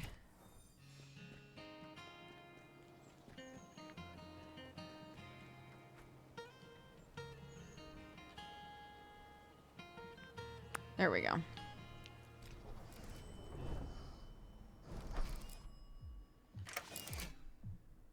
Okay.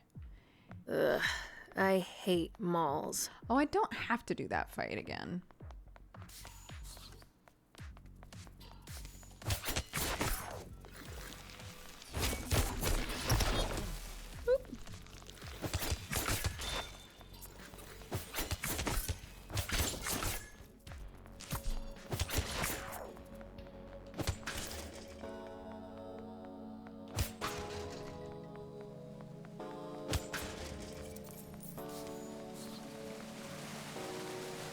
This looks like a normal mall here. I'm gonna try to give her the bracelets. But first...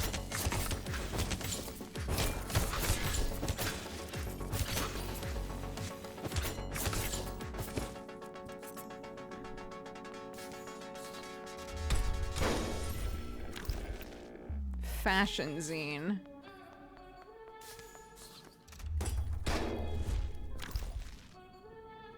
The mall isn't so bad when it's with you.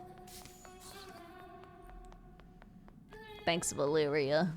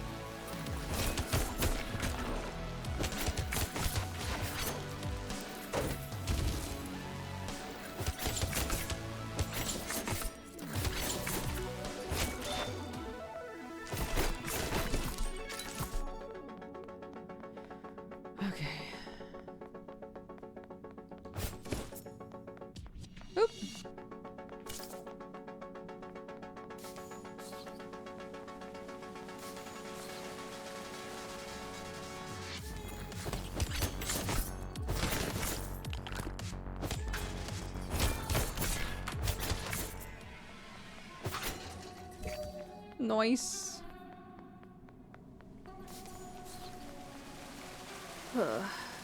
Feels nice to stretch out after a long session of stabbing monsters. When I'm a dagger, I'm more focused, but more tense too. Does it hurt? No, it's good exercise. I just need to stretch afterwards. She nudges you playfully and sits on the fountain's edge.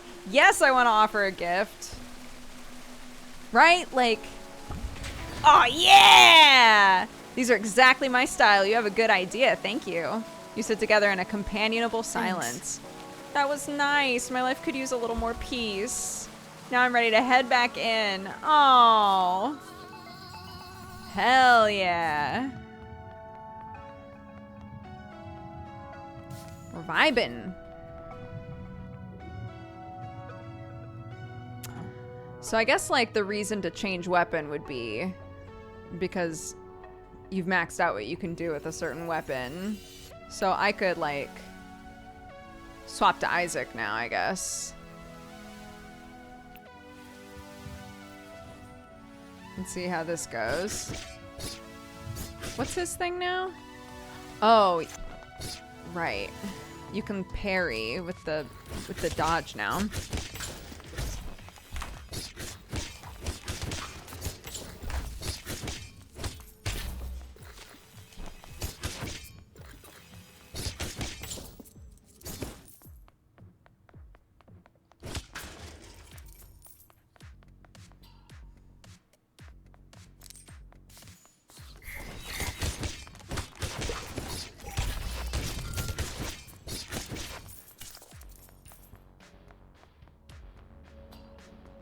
Ho ho.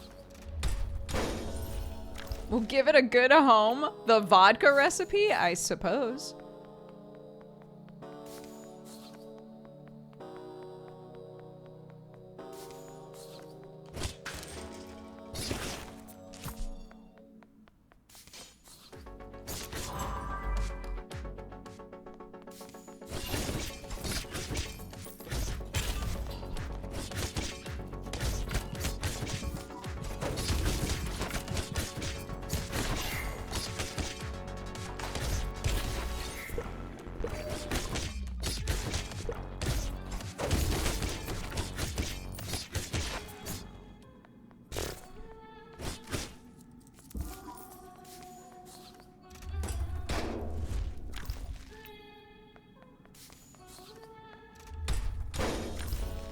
Damn, knight helmet. All right.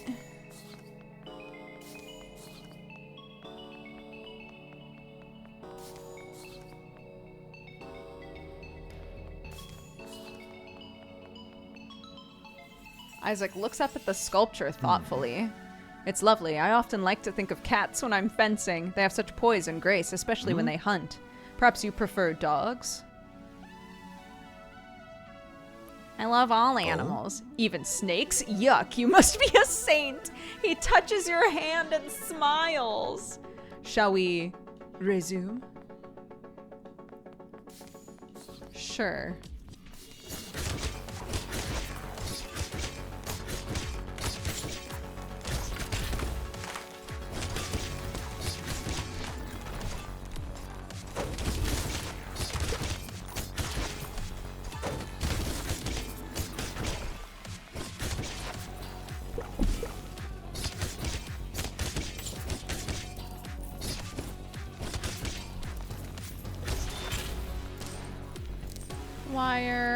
Wire.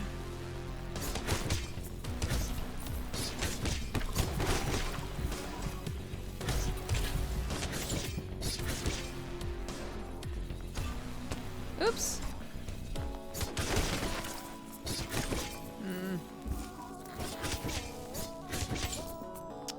The parry, I'm having trouble understanding how to use.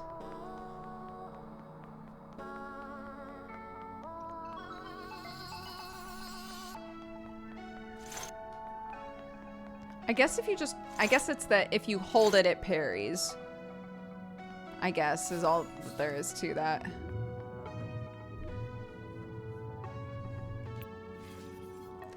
Next Flory sock.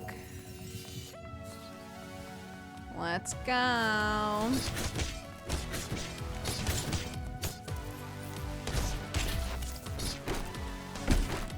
Yeah, okay.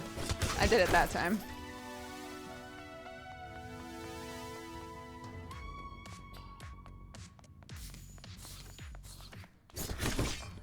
Oh, right.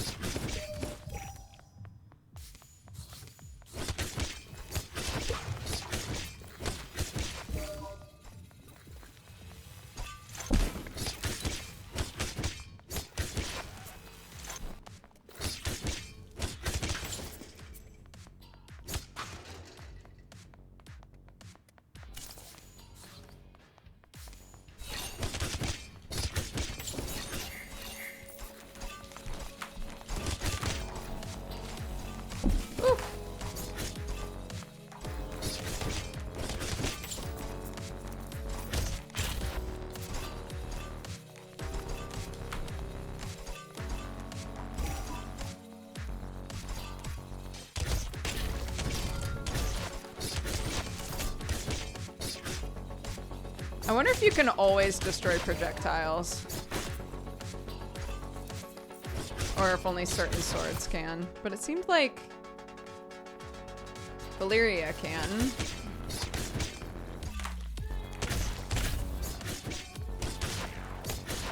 Don't get rattled. I'm trying not to.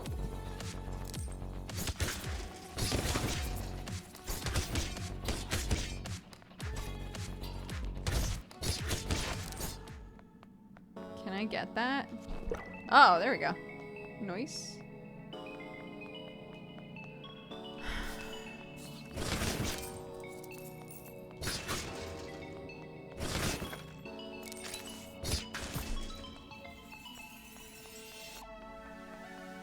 Wow, this is a big floor.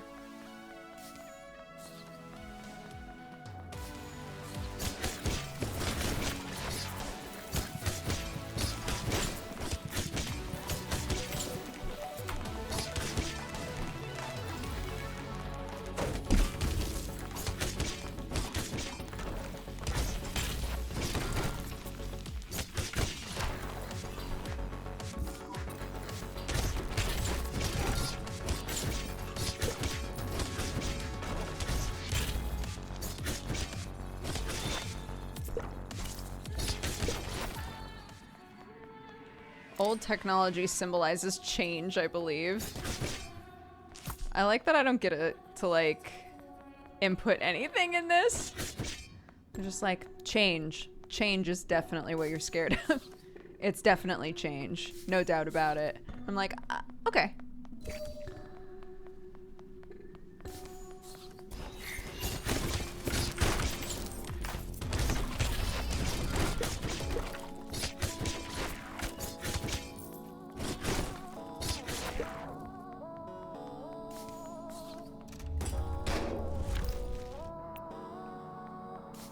Everything has a purpose. True.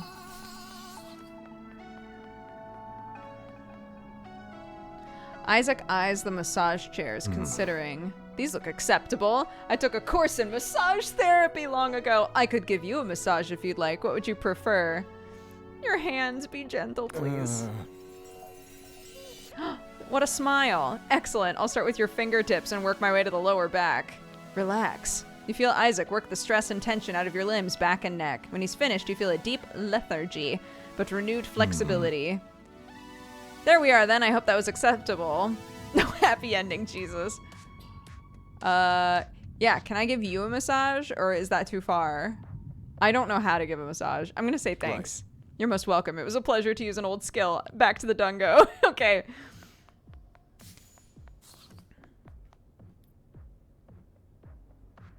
Yeah.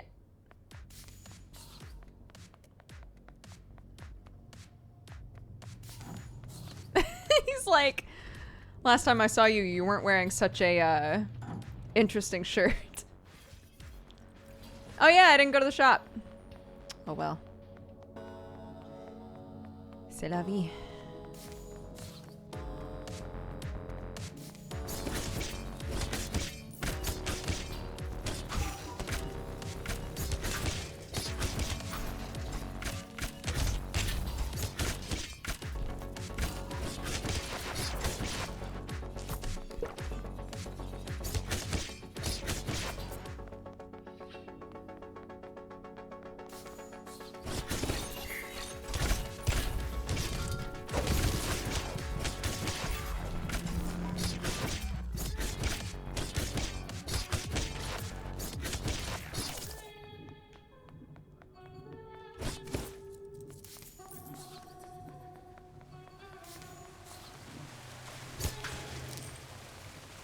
Game gives you lots of rest sites.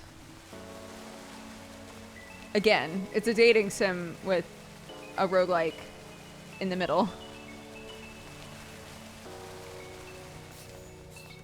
You gotta have those rest sites, otherwise how are you gonna connect with your weapon?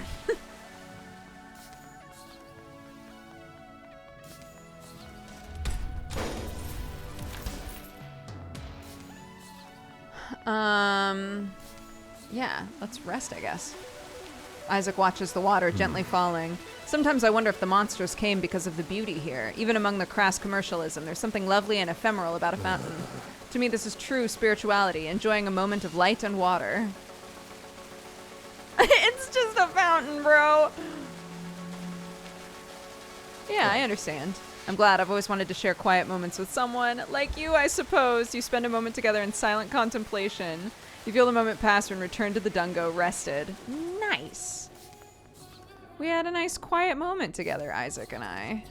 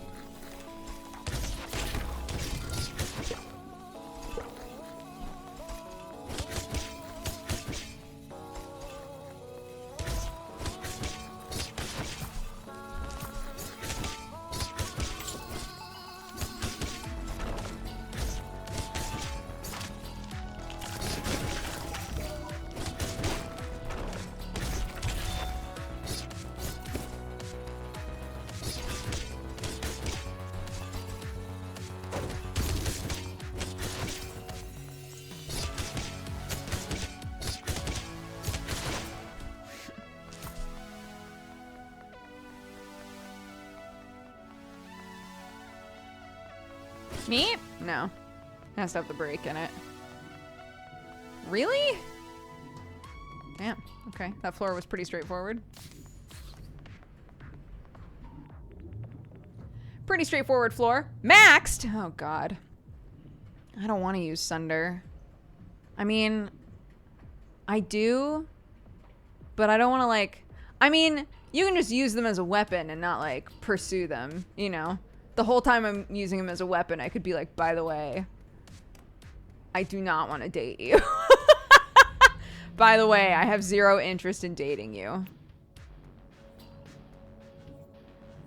They're both maxed. So you can only reach...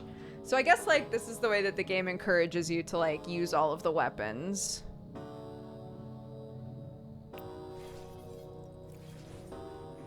The deeps. Oh, Lord. Oh, there's another sword. A lightsaber? I'd like to practice more berries.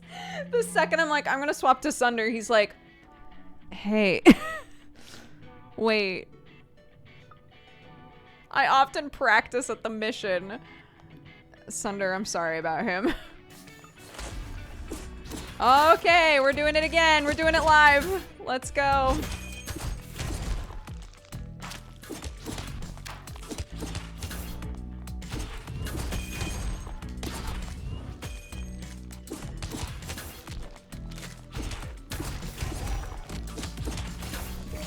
Careful. Sunder, you don't even know what I can do. You don't even know what I'm about.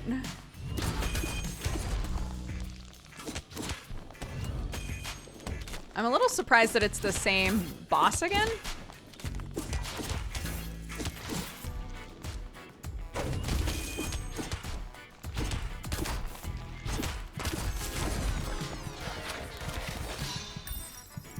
Cut that a little close.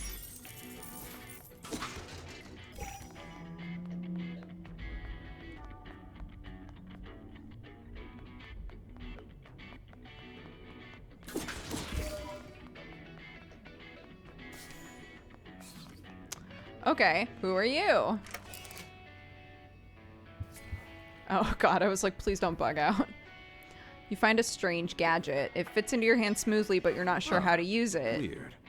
There's a button on the side. You press the button, and it fires, and its fire flares to life. Woo! Oh, shit.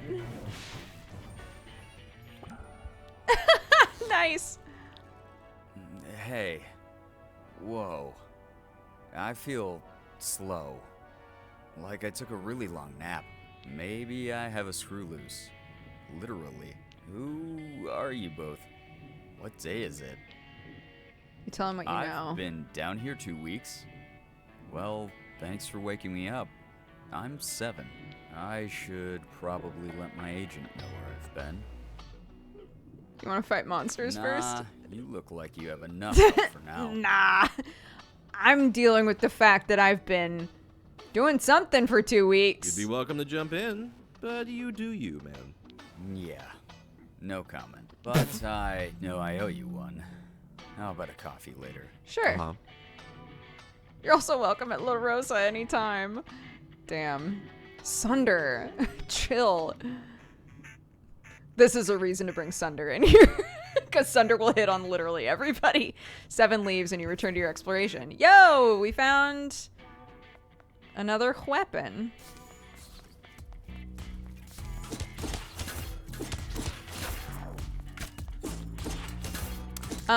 I have to say, as much as I hate to admit it, Sunder is probably the best feeling weapon so far.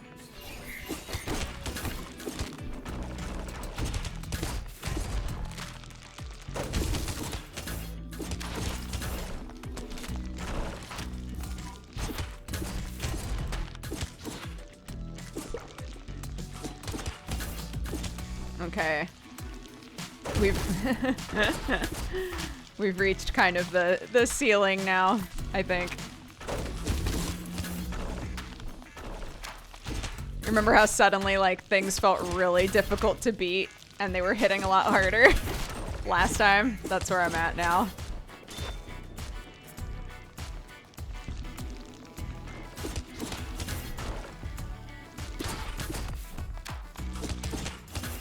The bleed is nice though.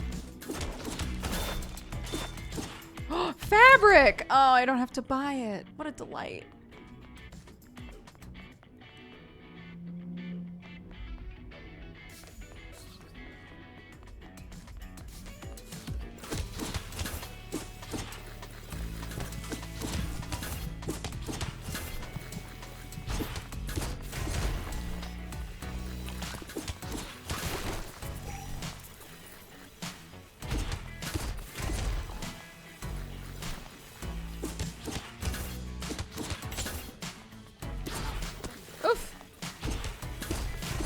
Yo, that has some range on it, damn. Oops. You okay? Yeah, I'm good. Everything's fine. Thanks for asking now.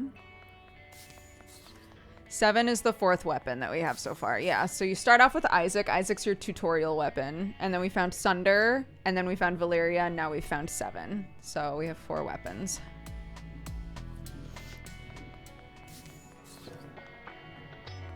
Oh, this just links back here. Okay.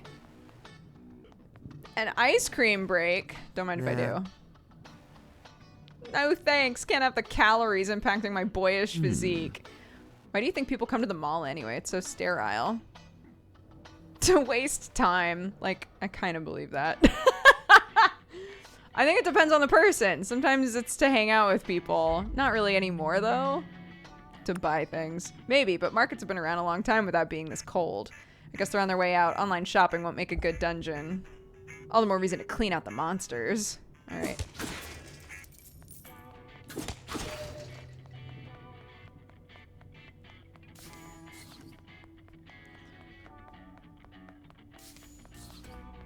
Yeah, dude was literally like, ice cream? Do you know how many calories are in that? God, just let me enjoy things.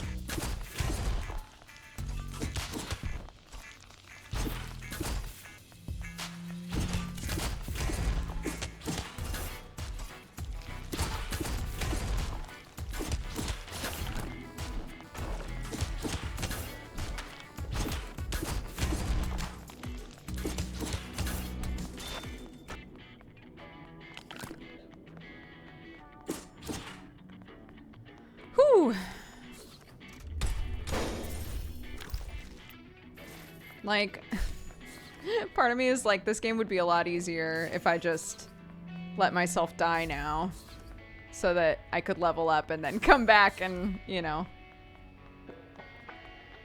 But my pride refuses to let me do that.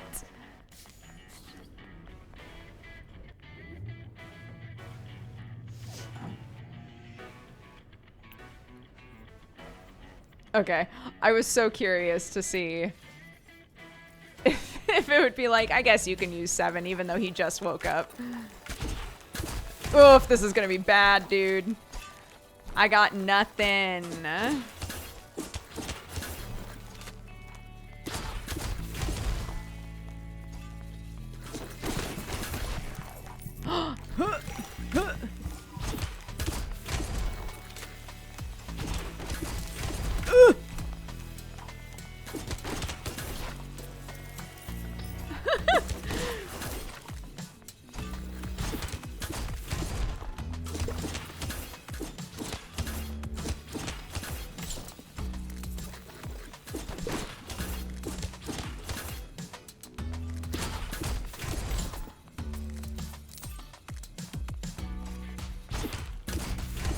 I'm so tense.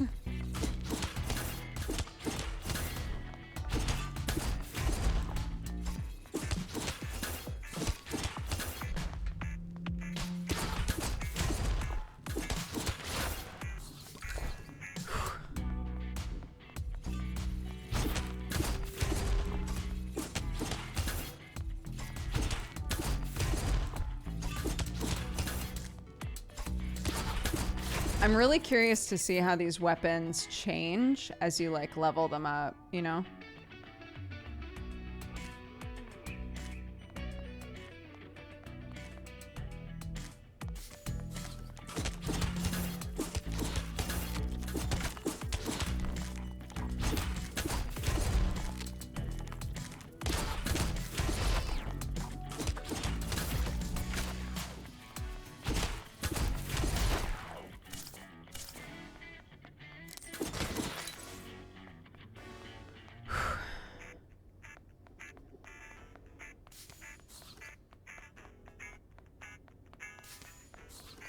Oh. Break is nice. Yeah, I think Sunder feels so nice because of like the big sweeps in the distance, you know? So if Sunder feels like this nice to use at the start, Valeria also feels nice to use, but Sunder definitely feels the smoothest like from the get-go, which might be on purpose. So yeah, it's interesting. I'll skate a bit. Want to race? I'm gonna warn you, I'm not bad. Let's just chill. Did you make a pun? I didn't know I had a crush on such a dork.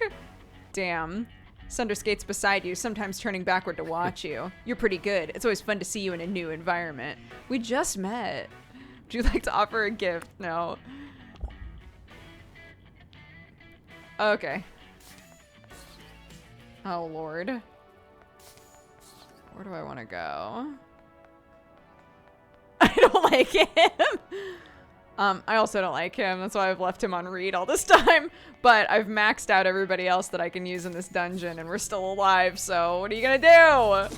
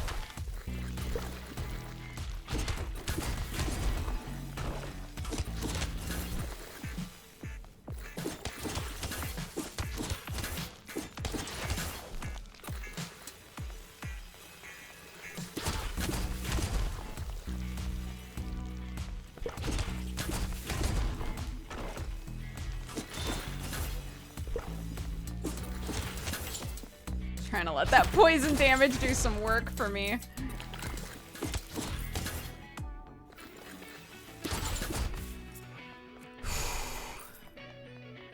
Why am I alive? I shouldn't be alive. Yeah, if we were using him without the bleed,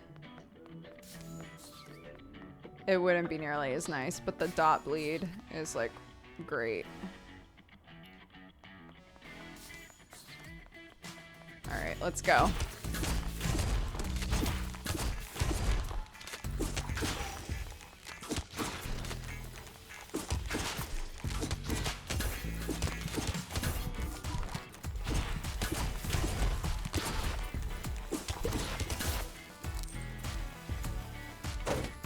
What? Oh, no. Oh, God.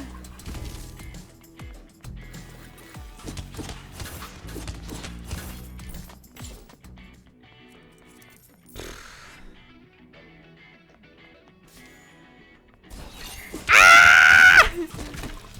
Oh, my God. This is it. This is where I die, dude. Ah! Bro!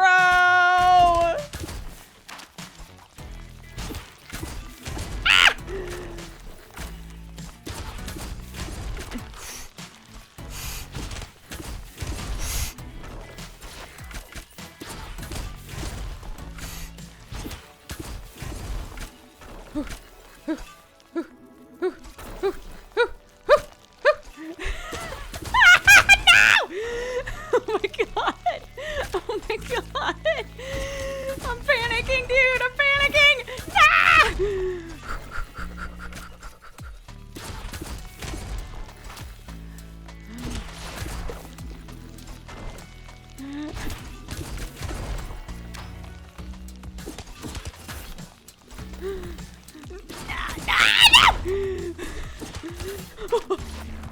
Oh my God, why am I alive? Why am I alive? Why am I alive? Oh my God.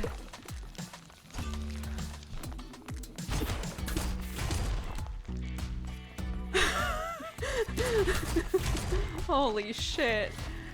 Whew.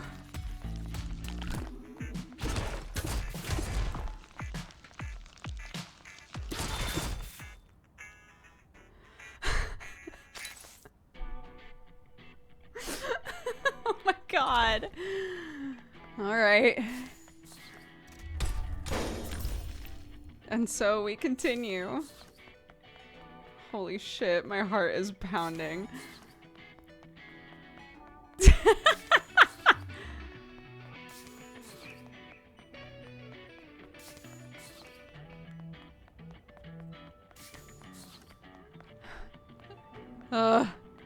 Let me ice skate again, please.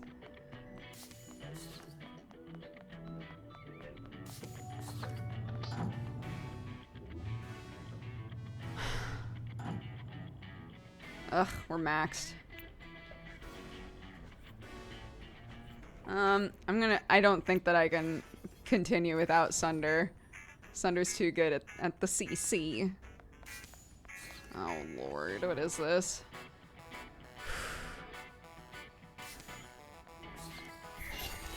Ah.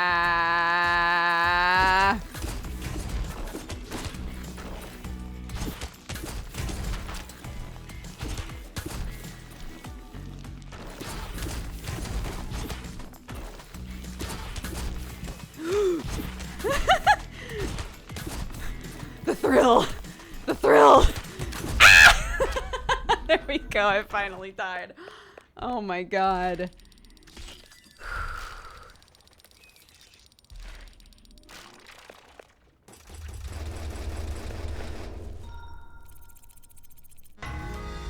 Thank you. Thank you. Thank you. Thank you. Thank you. Hot damn. Holy shit. As you leave the dungo.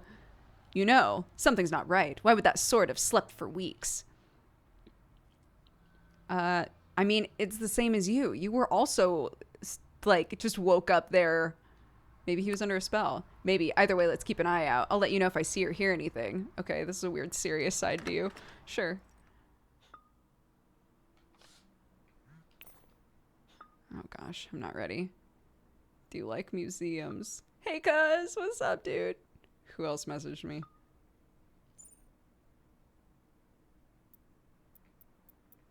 Nice. I think Eric took a hint. I think Eric took the hint and was like, oh, she hates me. Okay, tight. Okay. Let's take a break. Let's pee. When we come back, we'll do a BSL break, like a for reals one. Enjoy the music. Enjoy the ads.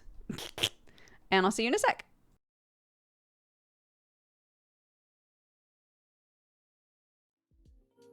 This is a tasty burger.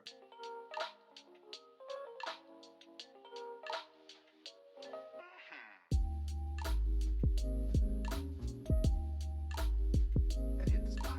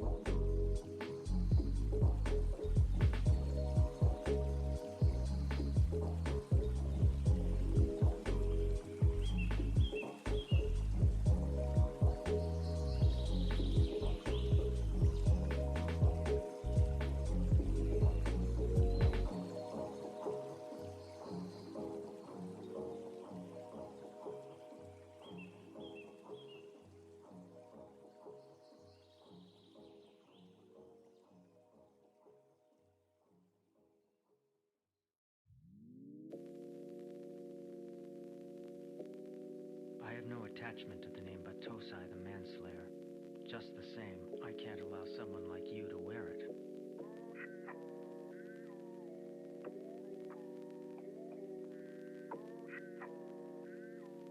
Can't allow someone like you to wear it.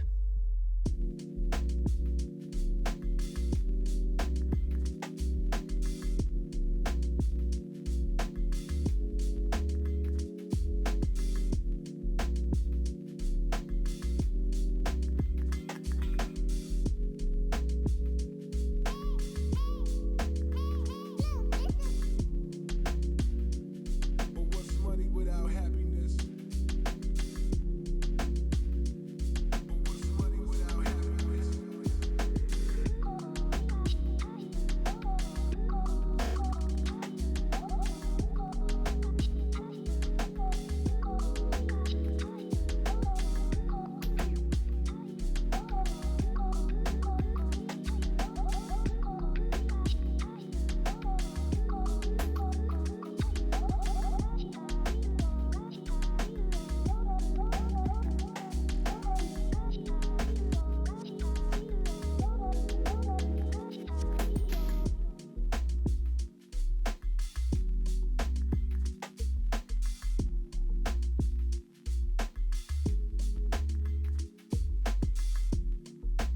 I have no attachment to the name but Tosai the manslayer. Just the same, I can't allow someone like you to wear it.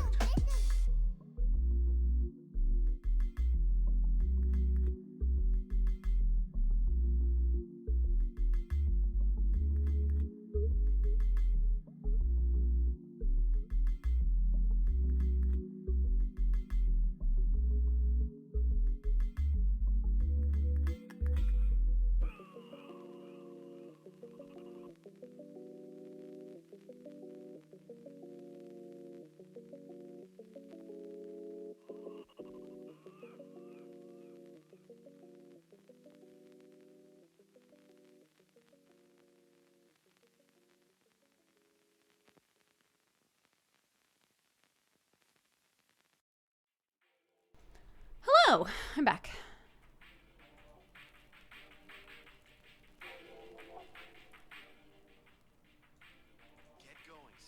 How we doing? How's life? I saw a couple people asking about the playlist. It's called Petals and Nostalgia by Chief Takinawa.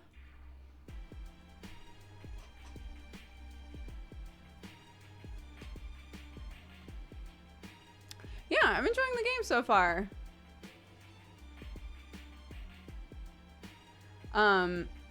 I would agree for the people who said that like the roguelike element isn't the strongest part of the game. I agree, but it's still fun.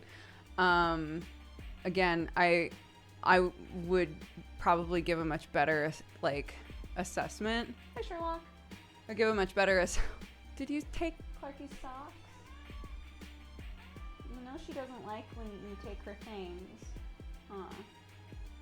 She doesn't like it.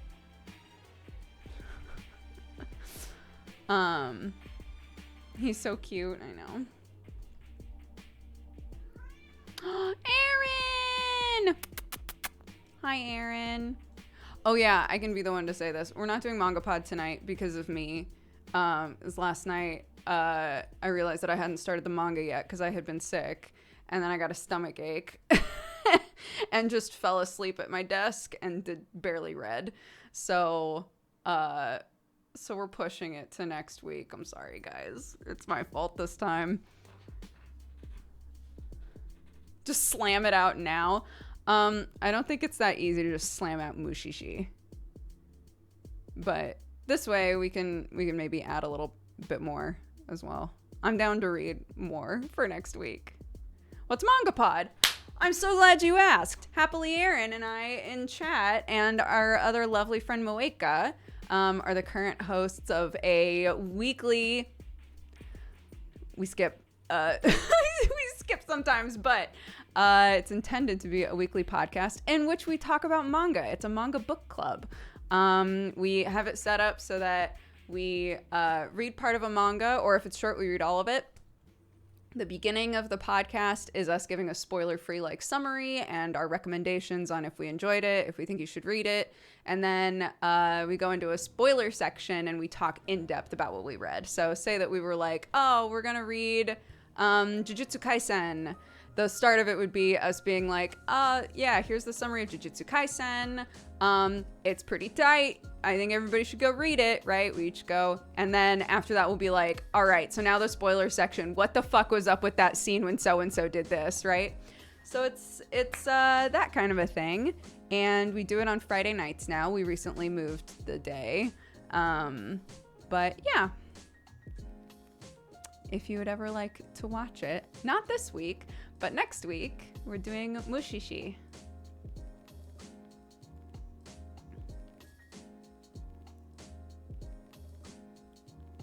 I feel like dudes could rock a mullet. I was talking about mullets with my friend Jeannie. I was like, Jeannie, you know how like mullets are very in right now? I mean, mostly with the queer community, but like, you know how mullets are very in right now? And she was like, yeah. I was like, I feel like maybe with a little effort on my part, I could do a mullet. And she was like, I agree.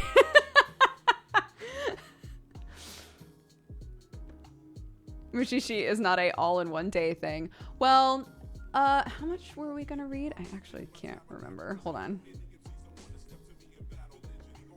It was gonna be Mushishi volumes 1 through 3, but I only got through a couple chapters. So. Mullets are always in. Business in front, party in the back, etc., etc. Hi again. Welcome, you. He was like, I was gonna put them back, but now I realized that I already had them in my mouth, so I don't know what to do with it. Hey, buddy. Hi, sweetheart.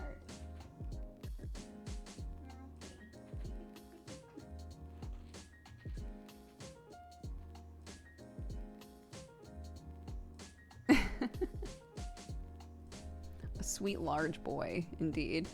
Indeed, a sweet large boy.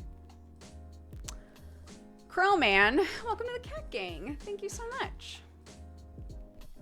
A chunky lad.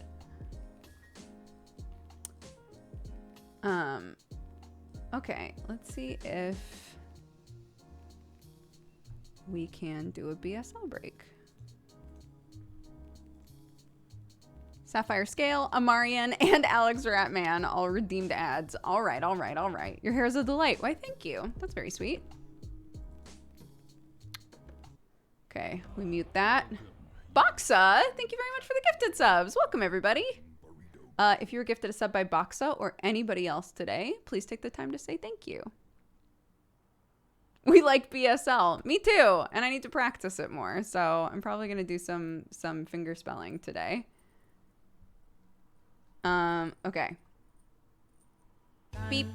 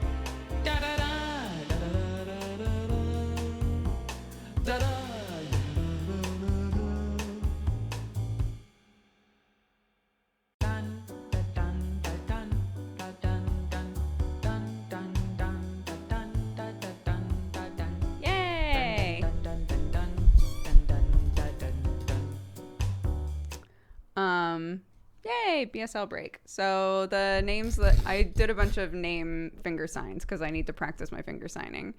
So we did Sam and Clark and Brooke, and we did Aaron, and we did Moeka, and somebody talked about Sherlock, so we did Sherlock.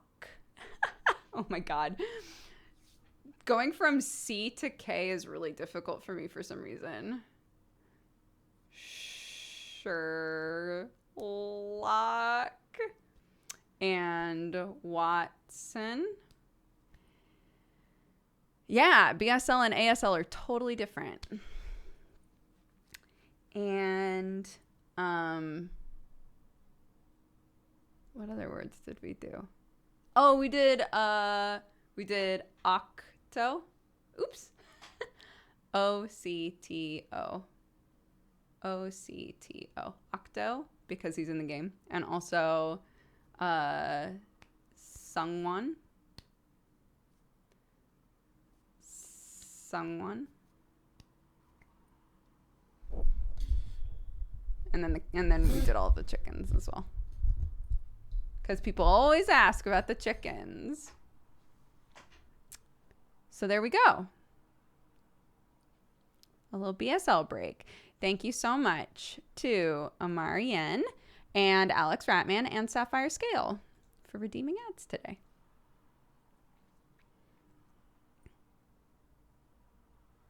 We need a chicken ladies emote. I know.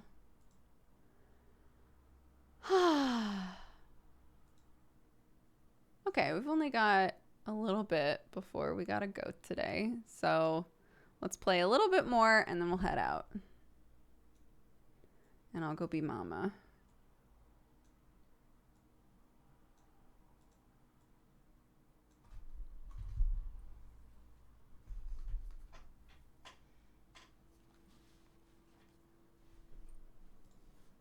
Beep.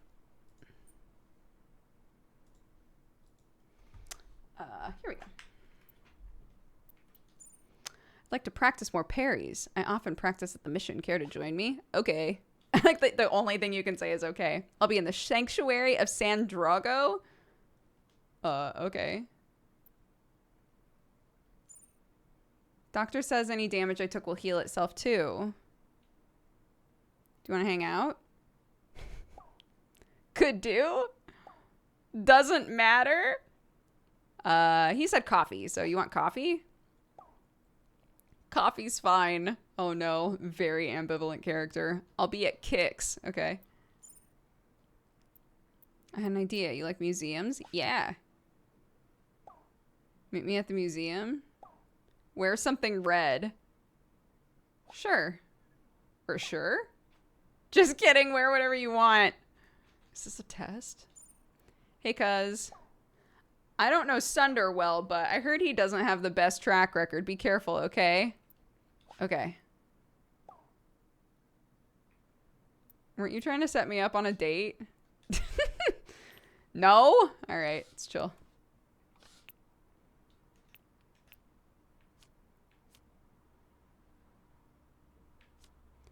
Teddy bear. Vodka. Raspberry liqueur. Silver ring. Silver ring, huh?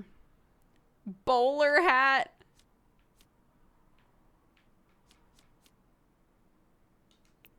Oh my god, you need 3 fabric for a bowler hat? God damn. Sleepy Time zine. Fashion zine needs 5. Yikes.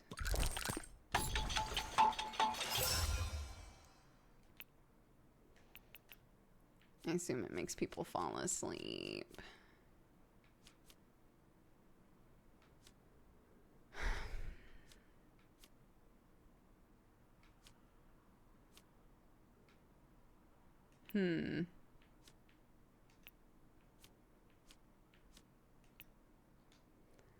Okay, interesting.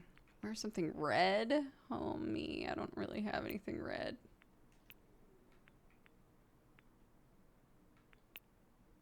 Except my hair. Hell yeah.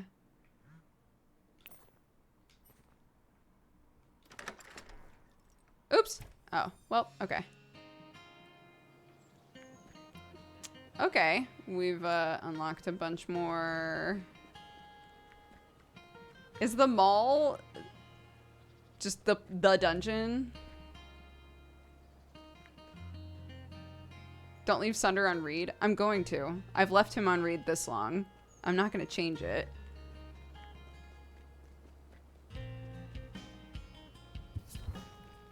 Verona, let's go. Valeria in the lobby. She leads you into the museum. In the first gallery, Valeria glares daggers, yuck, yuck, yuck, at one of the sculptors. It's too perfect. Perfection is so boring. I don't trust it. You're saying I'm not perfect. None of these things are things I would say, but that's fine. I prefer painting. Me too. So much more left to the imagination. Valeria guides you through the museum without a map, according to her whim. Do you want to offer a gift? No, I don't have anything. She talks about the art with intimate fondness, like they're eccentric family members. Just wondering if you could steal a painting from any museum, what would it be? Are you a cop? So suspicious. I admire your caution, but no, it's an idle question. You've really never thought about it before? I'd steal The Birth of Venus by Bouguereau. I don't know how to pronounce that. It's in the Musée d'Orsay, ground floor near the stairs. The real issue is the size. 3 by 2.18 meters. It would be a crime to roll it up. Oops, an act of liberation. I didn't mean to, whatever I said, I don't know what I said. I thought that there was nothing for me to say there.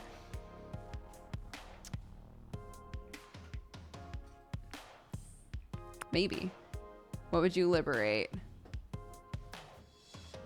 The kiss. A passionate, bold piece. I like you, I think. I hate museums as much as I love them. The idea of them, anyway. Art should be free out in the world, not hidden away like this.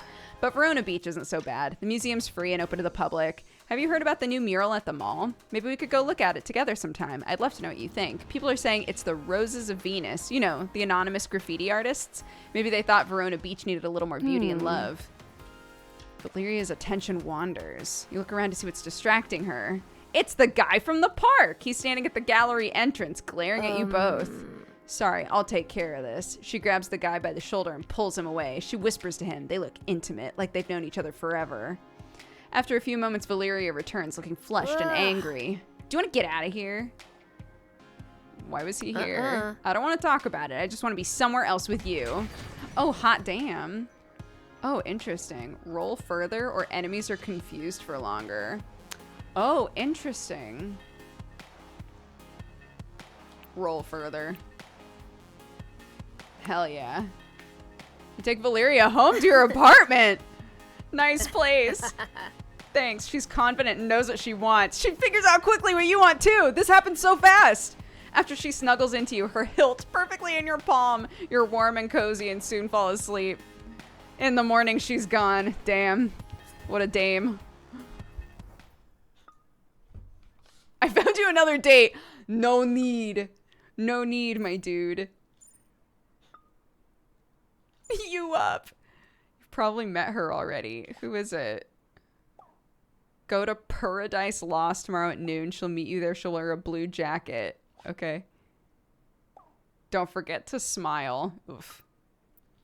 Fake smiles are bad. Never mind. Smiling is optional. You up?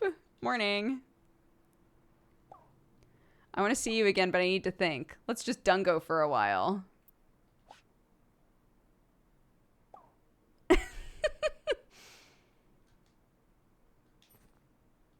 All right, well. What happened? I boinked Valeria, I think.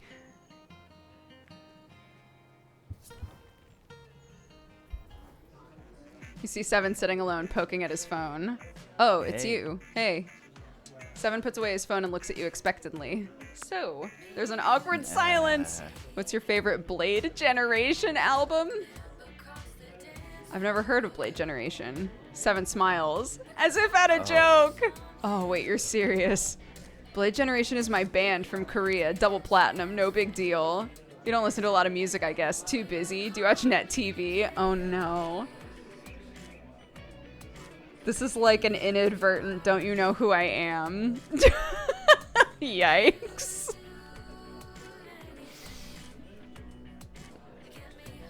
I like to chill. Takes hard work to achieve anything, though, doesn't it? Since you don't know Blade Generation, I guess you don't need an autograph. You decide not to give a gift. We're done here, then. Let's Dungo sometime. We can try that, I guess. Wow, I'm pretty busy. I have to prep for our comeback. I don't know if I can risk going back to the Dungo. My agent would sue if I got any scars. He takes a sip from his coffee and makes a face. Something wrong?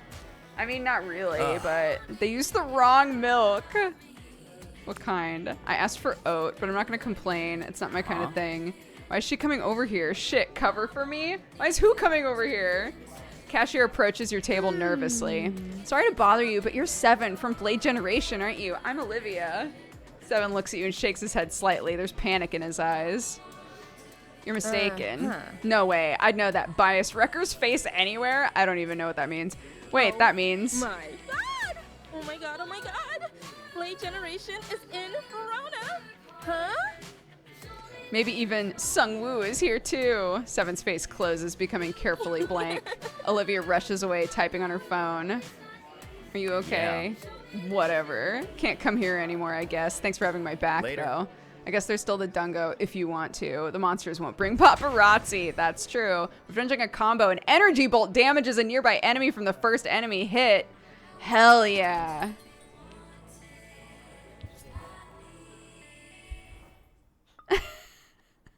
Aaron, what does bias wrecker mean?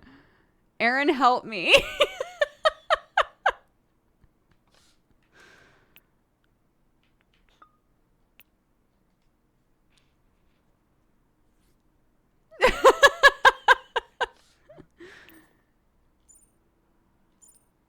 Never going to Kicks again. I hope you have other ideas.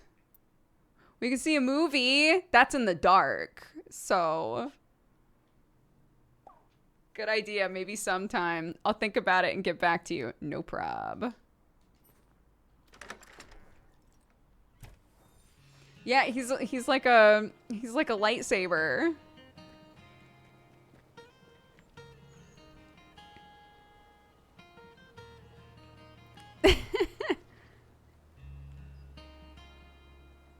Should I go? Hold on. I feel like I need to go make some gifts. This like no gifts to give people thing is turning out to be a problem. Fried mackerel, sure. Oh, it means they become your favorite, your bias, and it wrecks how you feel about your previous bias. Oh, I see. A bias wrecker is somebody who replaces your fave.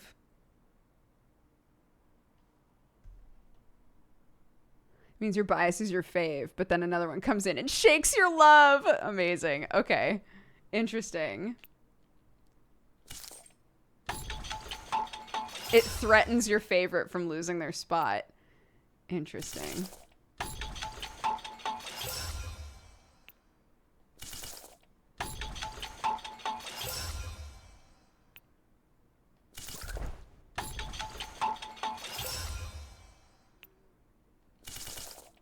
Why is there glass in this drink?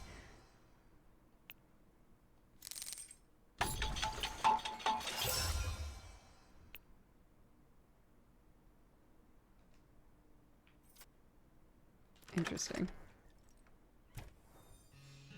Like a home wrecker. I'm really curious what this is. Welcome to Paradise Lost. I'm Olivia. What kind of cats do you like? The fluffy kind. Too. The more fluff, the better, I say. Sorry, short hairs, but fluff them if you got them.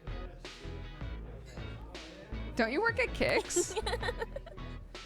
Oh. He set us up. I forgot to take off my work apron. Sorry, 1 second. Olivia takes off the apron with a smile. I guess this is kind of a date, but it doesn't have to be. We can just hang and pet cats. I don't really like dates anyway. He wants to play some game of trying to guess the right thing to say. And then you flirt and you're supposed to start kissing. It's all so fake. Totally get it. Do you? Or are you playing a dating game? I'll never know! Olivia! Don't look behind you, but I think someone's watching us in the window. Olivia, I don't know if you remember, but I just saw you at Kicks while I was hanging out. They're gone. Maybe I was imagining things. An elegant cat walks up and sits nearby, staring at you. I don't recognize this one. Who are you, kitty? Are you new here? She's so cute. May I pet you, perhaps? Olivia reaches her hand tentatively, but the cat stalks away, tail in the air. I offended her. We spent some time with Olivia, chatting and petting cats. This was nice. See ya. Want to meet up again? Sorry, but I don't think so. Thanks, but no thanks. It was nice to chat, but you're a little too intense for me. Okay, no problem. If any of my friends become single, I'll let you know. Goddamn. The cat gives you a pitying look. The cat stares at you until you feel uncomfortable, and you head home. I guess it didn't work out, huh? I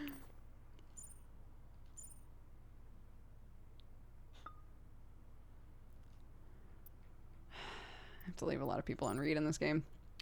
How'd it go with Olivia? No dice. Ah, okay, don't worry about it. We're 0 for 2 then, but this is normal. This is progress. Just think, a few weeks ago, you'd never dated anyone. Now you have experience and skills. Jesse doesn't even know that I made out with Valeria, or maybe did more. Most romantic holiday ever is around the corner. Valentino's? 4th of July, nothing more romantic than a barbecue and fireworks. Naturally. You think I'm joking, but wait and see. I met my partner Samantha at a barbecue. It's gold. I'll send you details soon. Thanks, Jessup.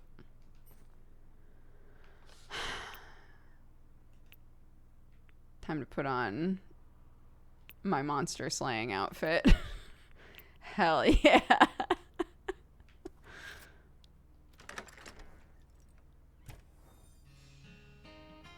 The cutting edge gym. What? El Granero. What are these places? What are these new places?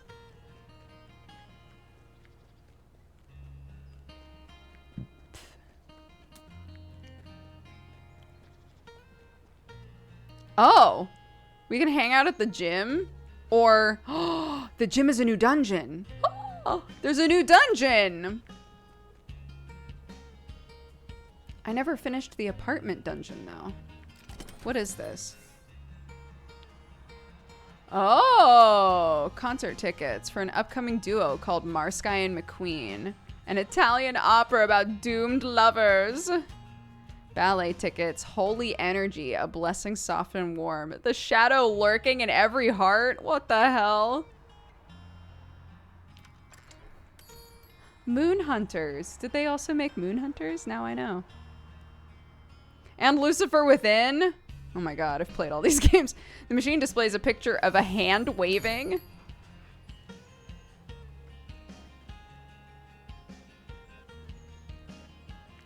Wait, but this one is yellow. Would you like ballet tickets or the shadow that lurks in every heart? Yeah, what the fuck? I could improve. Oh, I could improve what we can do. Oh, I see.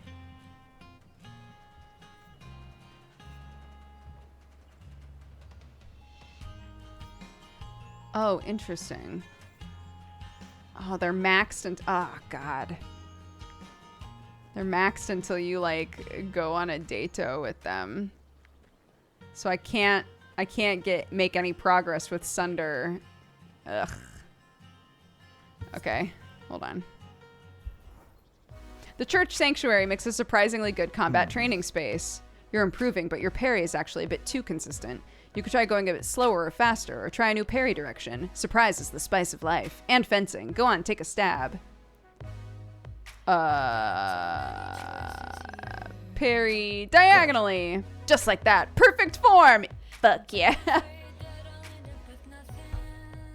You have to interact with the himbo. I just want to hang out while he flirts with other people. How do I tell him that in this game? How do I say, look, you're a little intense for me, but I think it's funny when you try to hit on other people, so can I just hang out? You have perfect form too. I'm not even wielding. Oh, you mean, well, thank you. Let's resume. You practice parries and lunges. Nice work. You even have me sweating. Oh, yeah, you've been looking for it for a couple days. Have you checked in the car?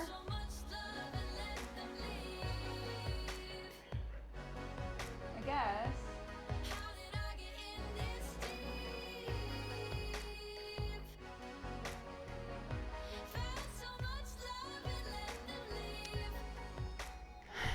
He drank all of his boba and has not died yet, so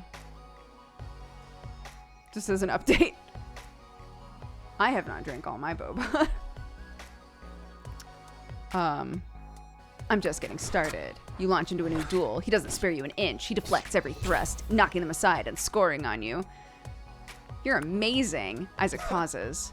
And you are a flatterer, madame, but I'll take it, thank you. I suppose regular practice has its advantages. Besides just exercise and relieving aggression toward my father. I didn't mean to show off. I get impatient. You just slipped that in there. I get impatient sometimes, I suppose. You handled me rather well, I must say.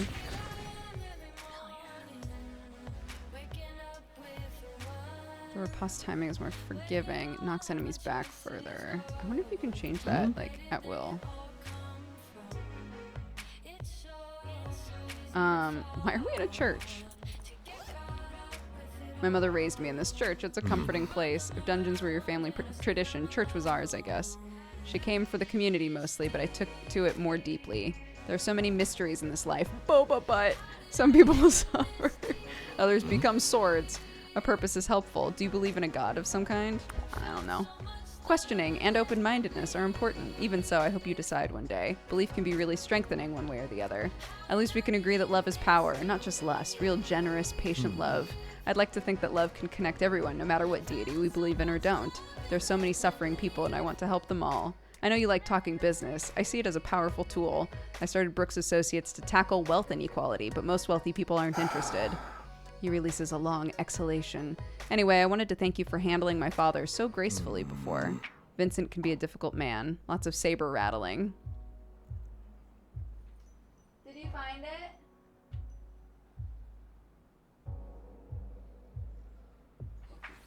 He gone.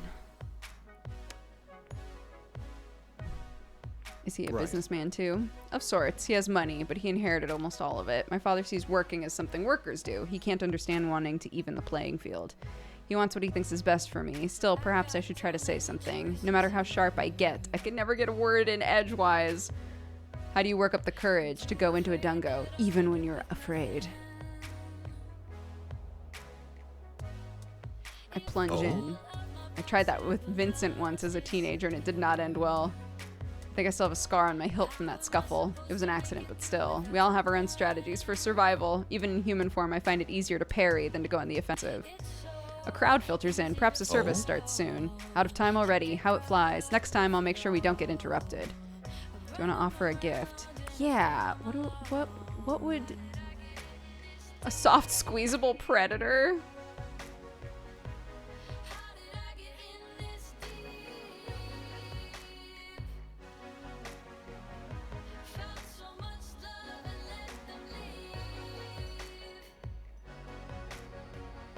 I don't know. None of this is like screaming Isaac to me. There are two characters that like have incorporated roses. I figure the rose probably goes with them. Trace artisanal ingredients is nice. A gourmet cupcake, that could be his vibe. But he's also like, you know, trying not to be like a rich dude.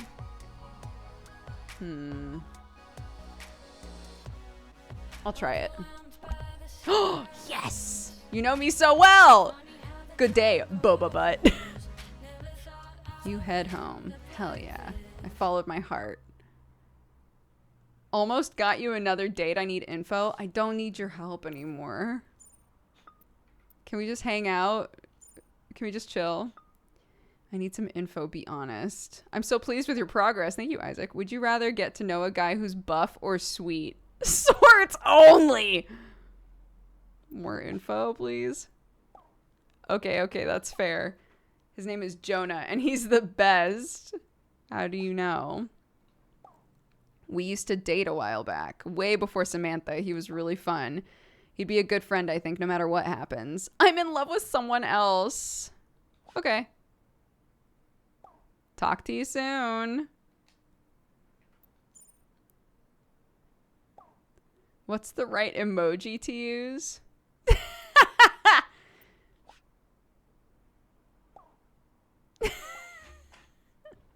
Let's go to the dungeon. Yeah, let's go to the dungeon. What time is it? Yeah, let's do it. Let's. Hi, honey bunny. More socks? Goodness. Clarky's gonna be very upset with you.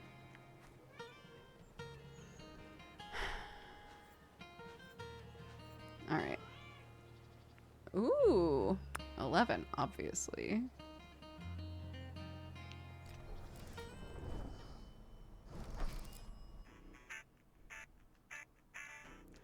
Okay. I wonder if any of my sponsored brands are sold here. Oof. Let's go. Hell yeah.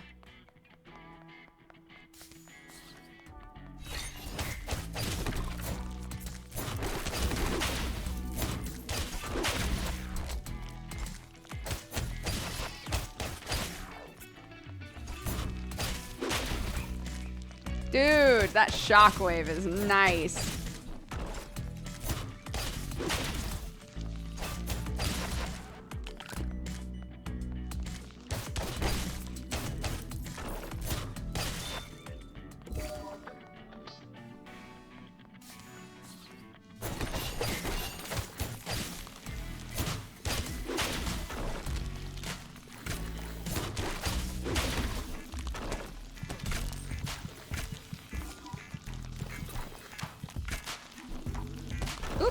Okay.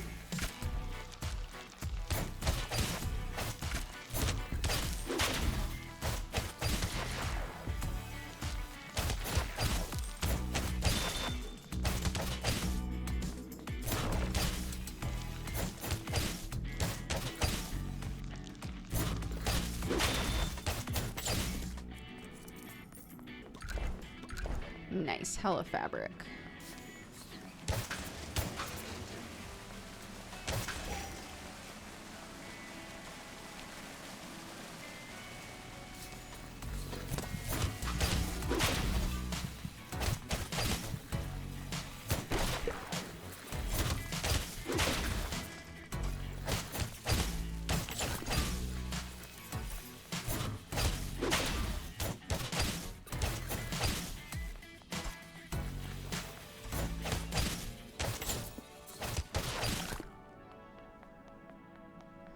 So it seems like some rooms you get trapped in and some rooms you don't.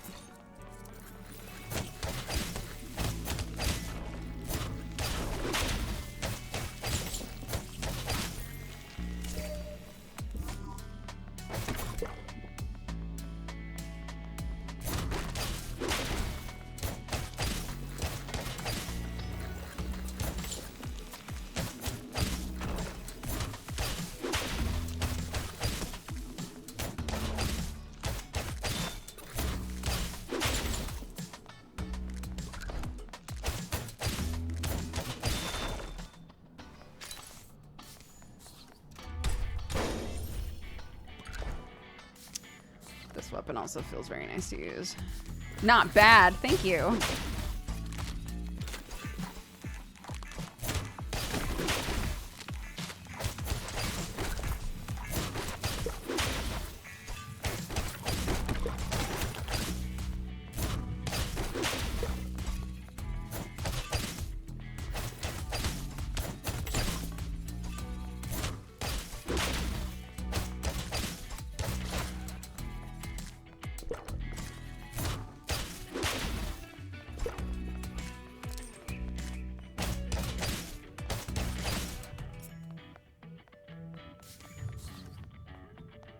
Oop. Did he say it's like he can breathe again?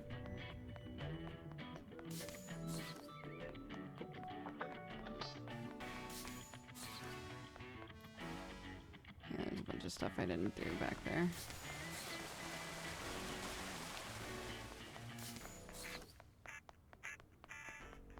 Let's go all the way back.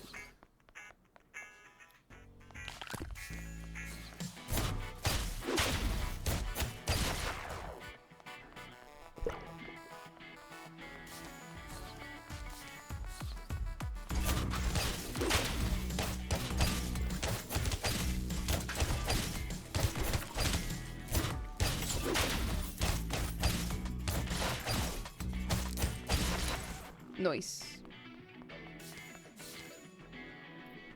Oh, that was all the same area. Cool, cool, cool. Tight, tight, tight. I remember this mall now. I've been here before. I've been living in Seoul since I was 8, but I still have some memories. Growing up in BB, this fountain was my favorite. We didn't have any money to shop with, but I would take off my shoes and play. I miss that, just being a kid, you know, not worrying about how you look. I guess that's stupid to think about. You can never go back. The past is part of... Take off your shoes! Play! I don't think he's into that. Who knows? The past is part of who we are, bro. That and the stupid brand the agency gives you. I shouldn't complain. I'm lucky, I guess. I'm done here. Can we go? Sure.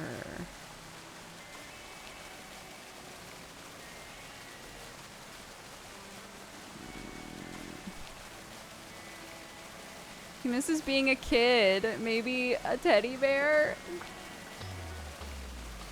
I'll try it. Oh, shit! The idea of you sewing this for me is too cute. Oh, hell yeah! I am crushing at this.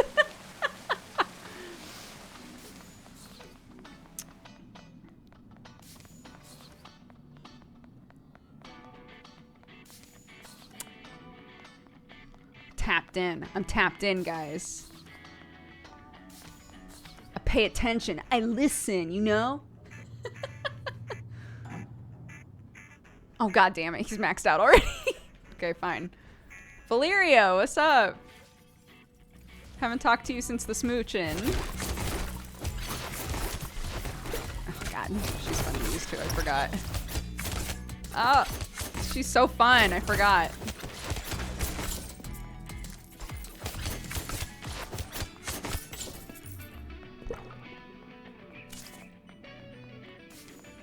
Oh, he wants to go see a movie, huh? That's what I'm talking about.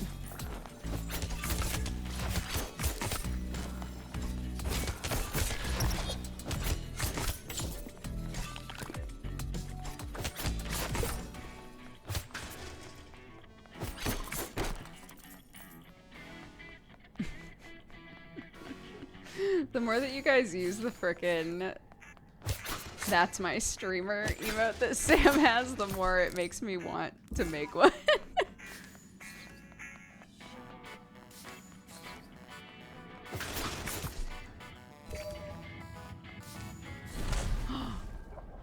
Oh shit. What's this?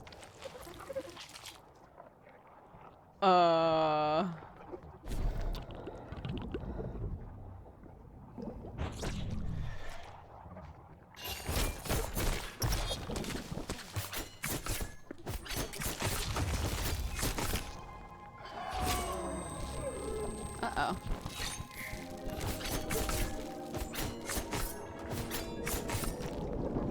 Shit.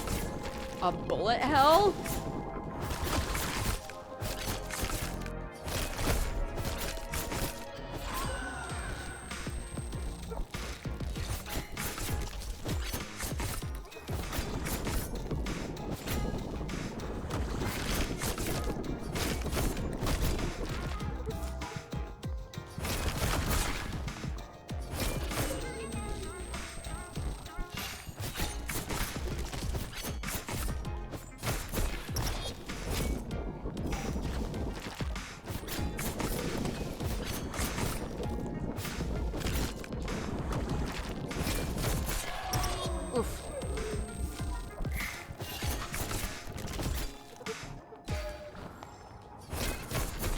Oh, I forgot that when I dodge, they get confused.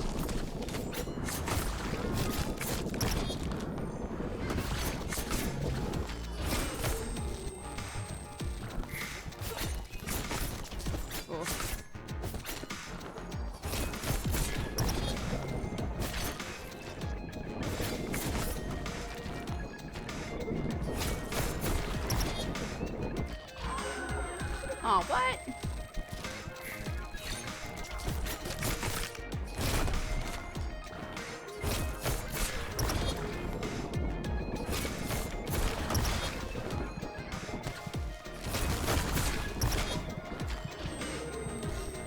I don't look so good. What do you mean? I look fine. I look great.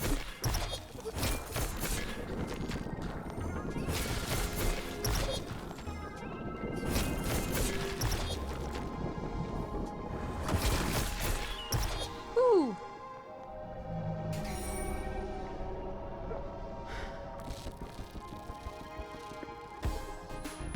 Boss defeated. A new plushie. Fear of change conquered. Are we sure? Are you sure? Oh, new weapon. Chipped polearm is a little unwieldy in your hands. As you touch it, it transforms. Let's go! This will be a great way to end the stream.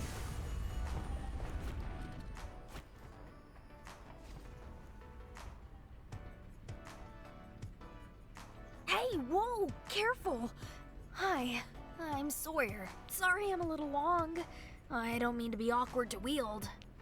Actually, I didn't mean to be down here at all. My memory's fuzzy, and my head hurts like crazy. I feel like something's missing. It's weird. Your blade is cracked. I guess I should go to the hospital, then call my mom. Or my blacksmith. But all that has to wait because I'm late to history class. Oh, tardy! My professor's gonna dock me points for sure. But, maybe I could buy you lunch. To say thanks, here's my number. Bye for now. Bye. They hurry away toward the exit. Okay.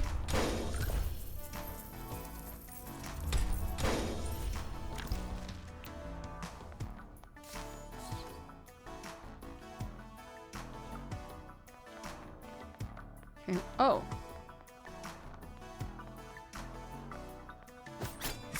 It's acting like there's something else here, but maybe not.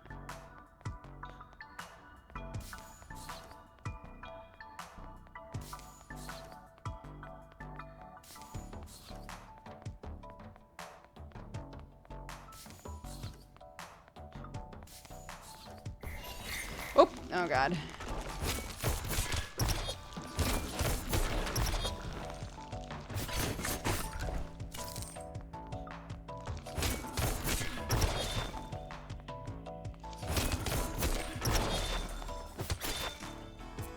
Thank you.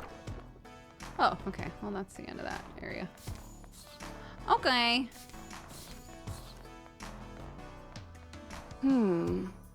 Reminiscent of Steinlen, but even more poppy and mainstream. Probably just a lazy knockoff.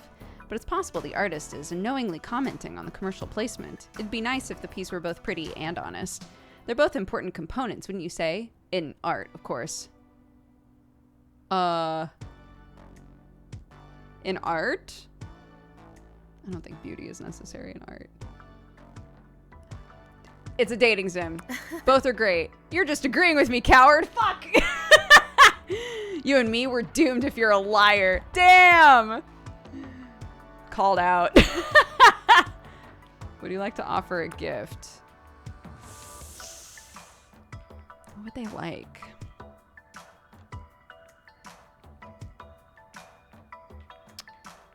I don't think she wants this. I feel like each person probably has a food that they like and then like an item. But I don't know.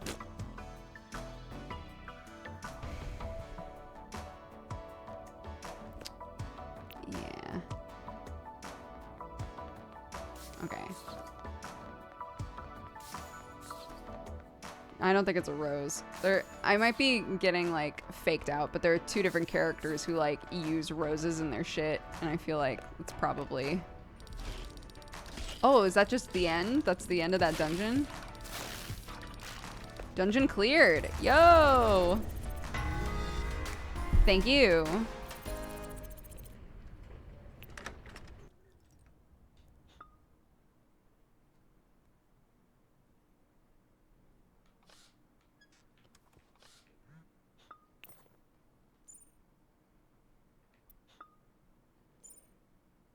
You and a +1 are invited to my 4th of July barbecue. Jonah really wants to meet you and he doesn't mind if you're dating somebody else. No big deal. You gonna invite anybody? I don't know. I'll address this shit later. I'll address it later. We'll do all this later. I have to go. Oh, look! The little plushie. I have to go. We're emotionally invested. My mods are trained. They're trained to eliminate back seating. So, this is what happens. Quit. It's been less than 1 minute since your autosave. Great.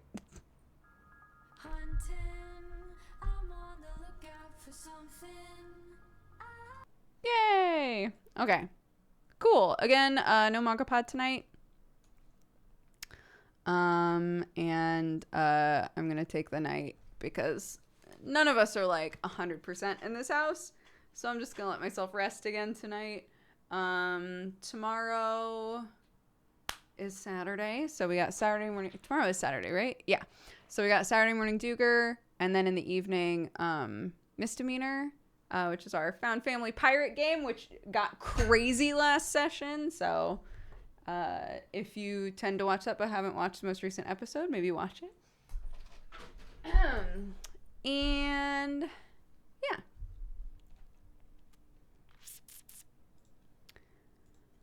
Some Valentine's. Maddie Do said, I start my last year of college in a week. I know that a lot of people have started classes already. Shout out to all of the Burritos starting their semesters. I hope you all thrive in whatever classes you take and have a great year. Ronan Riker said, I really like your shirt. What's it from?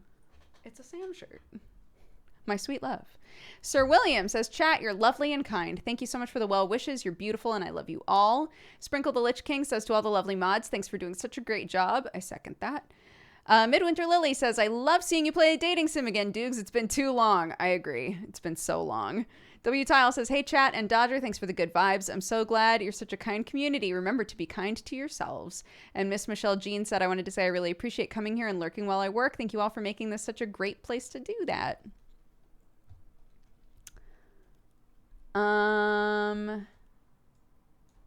Yeah. Baby Cakes redeemed the raid really early on, so let's make sure that she is still streaming.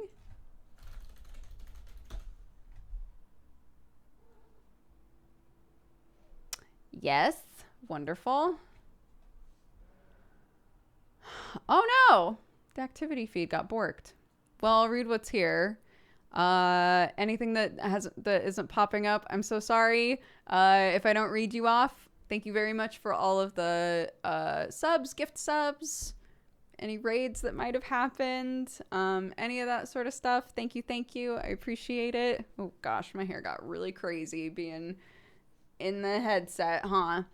Poshcat, thank you for the 4 years. Happy anniversary. Thank you. Kibber, thank you for the 77. Ol Warrior for the 31. Natera for the 8. Zerg Jerk for the 8. Major J03 for the 50. Reginald for the 44. Squirrel Kisser for the 1 year. Happy anniversary. Thank you very much.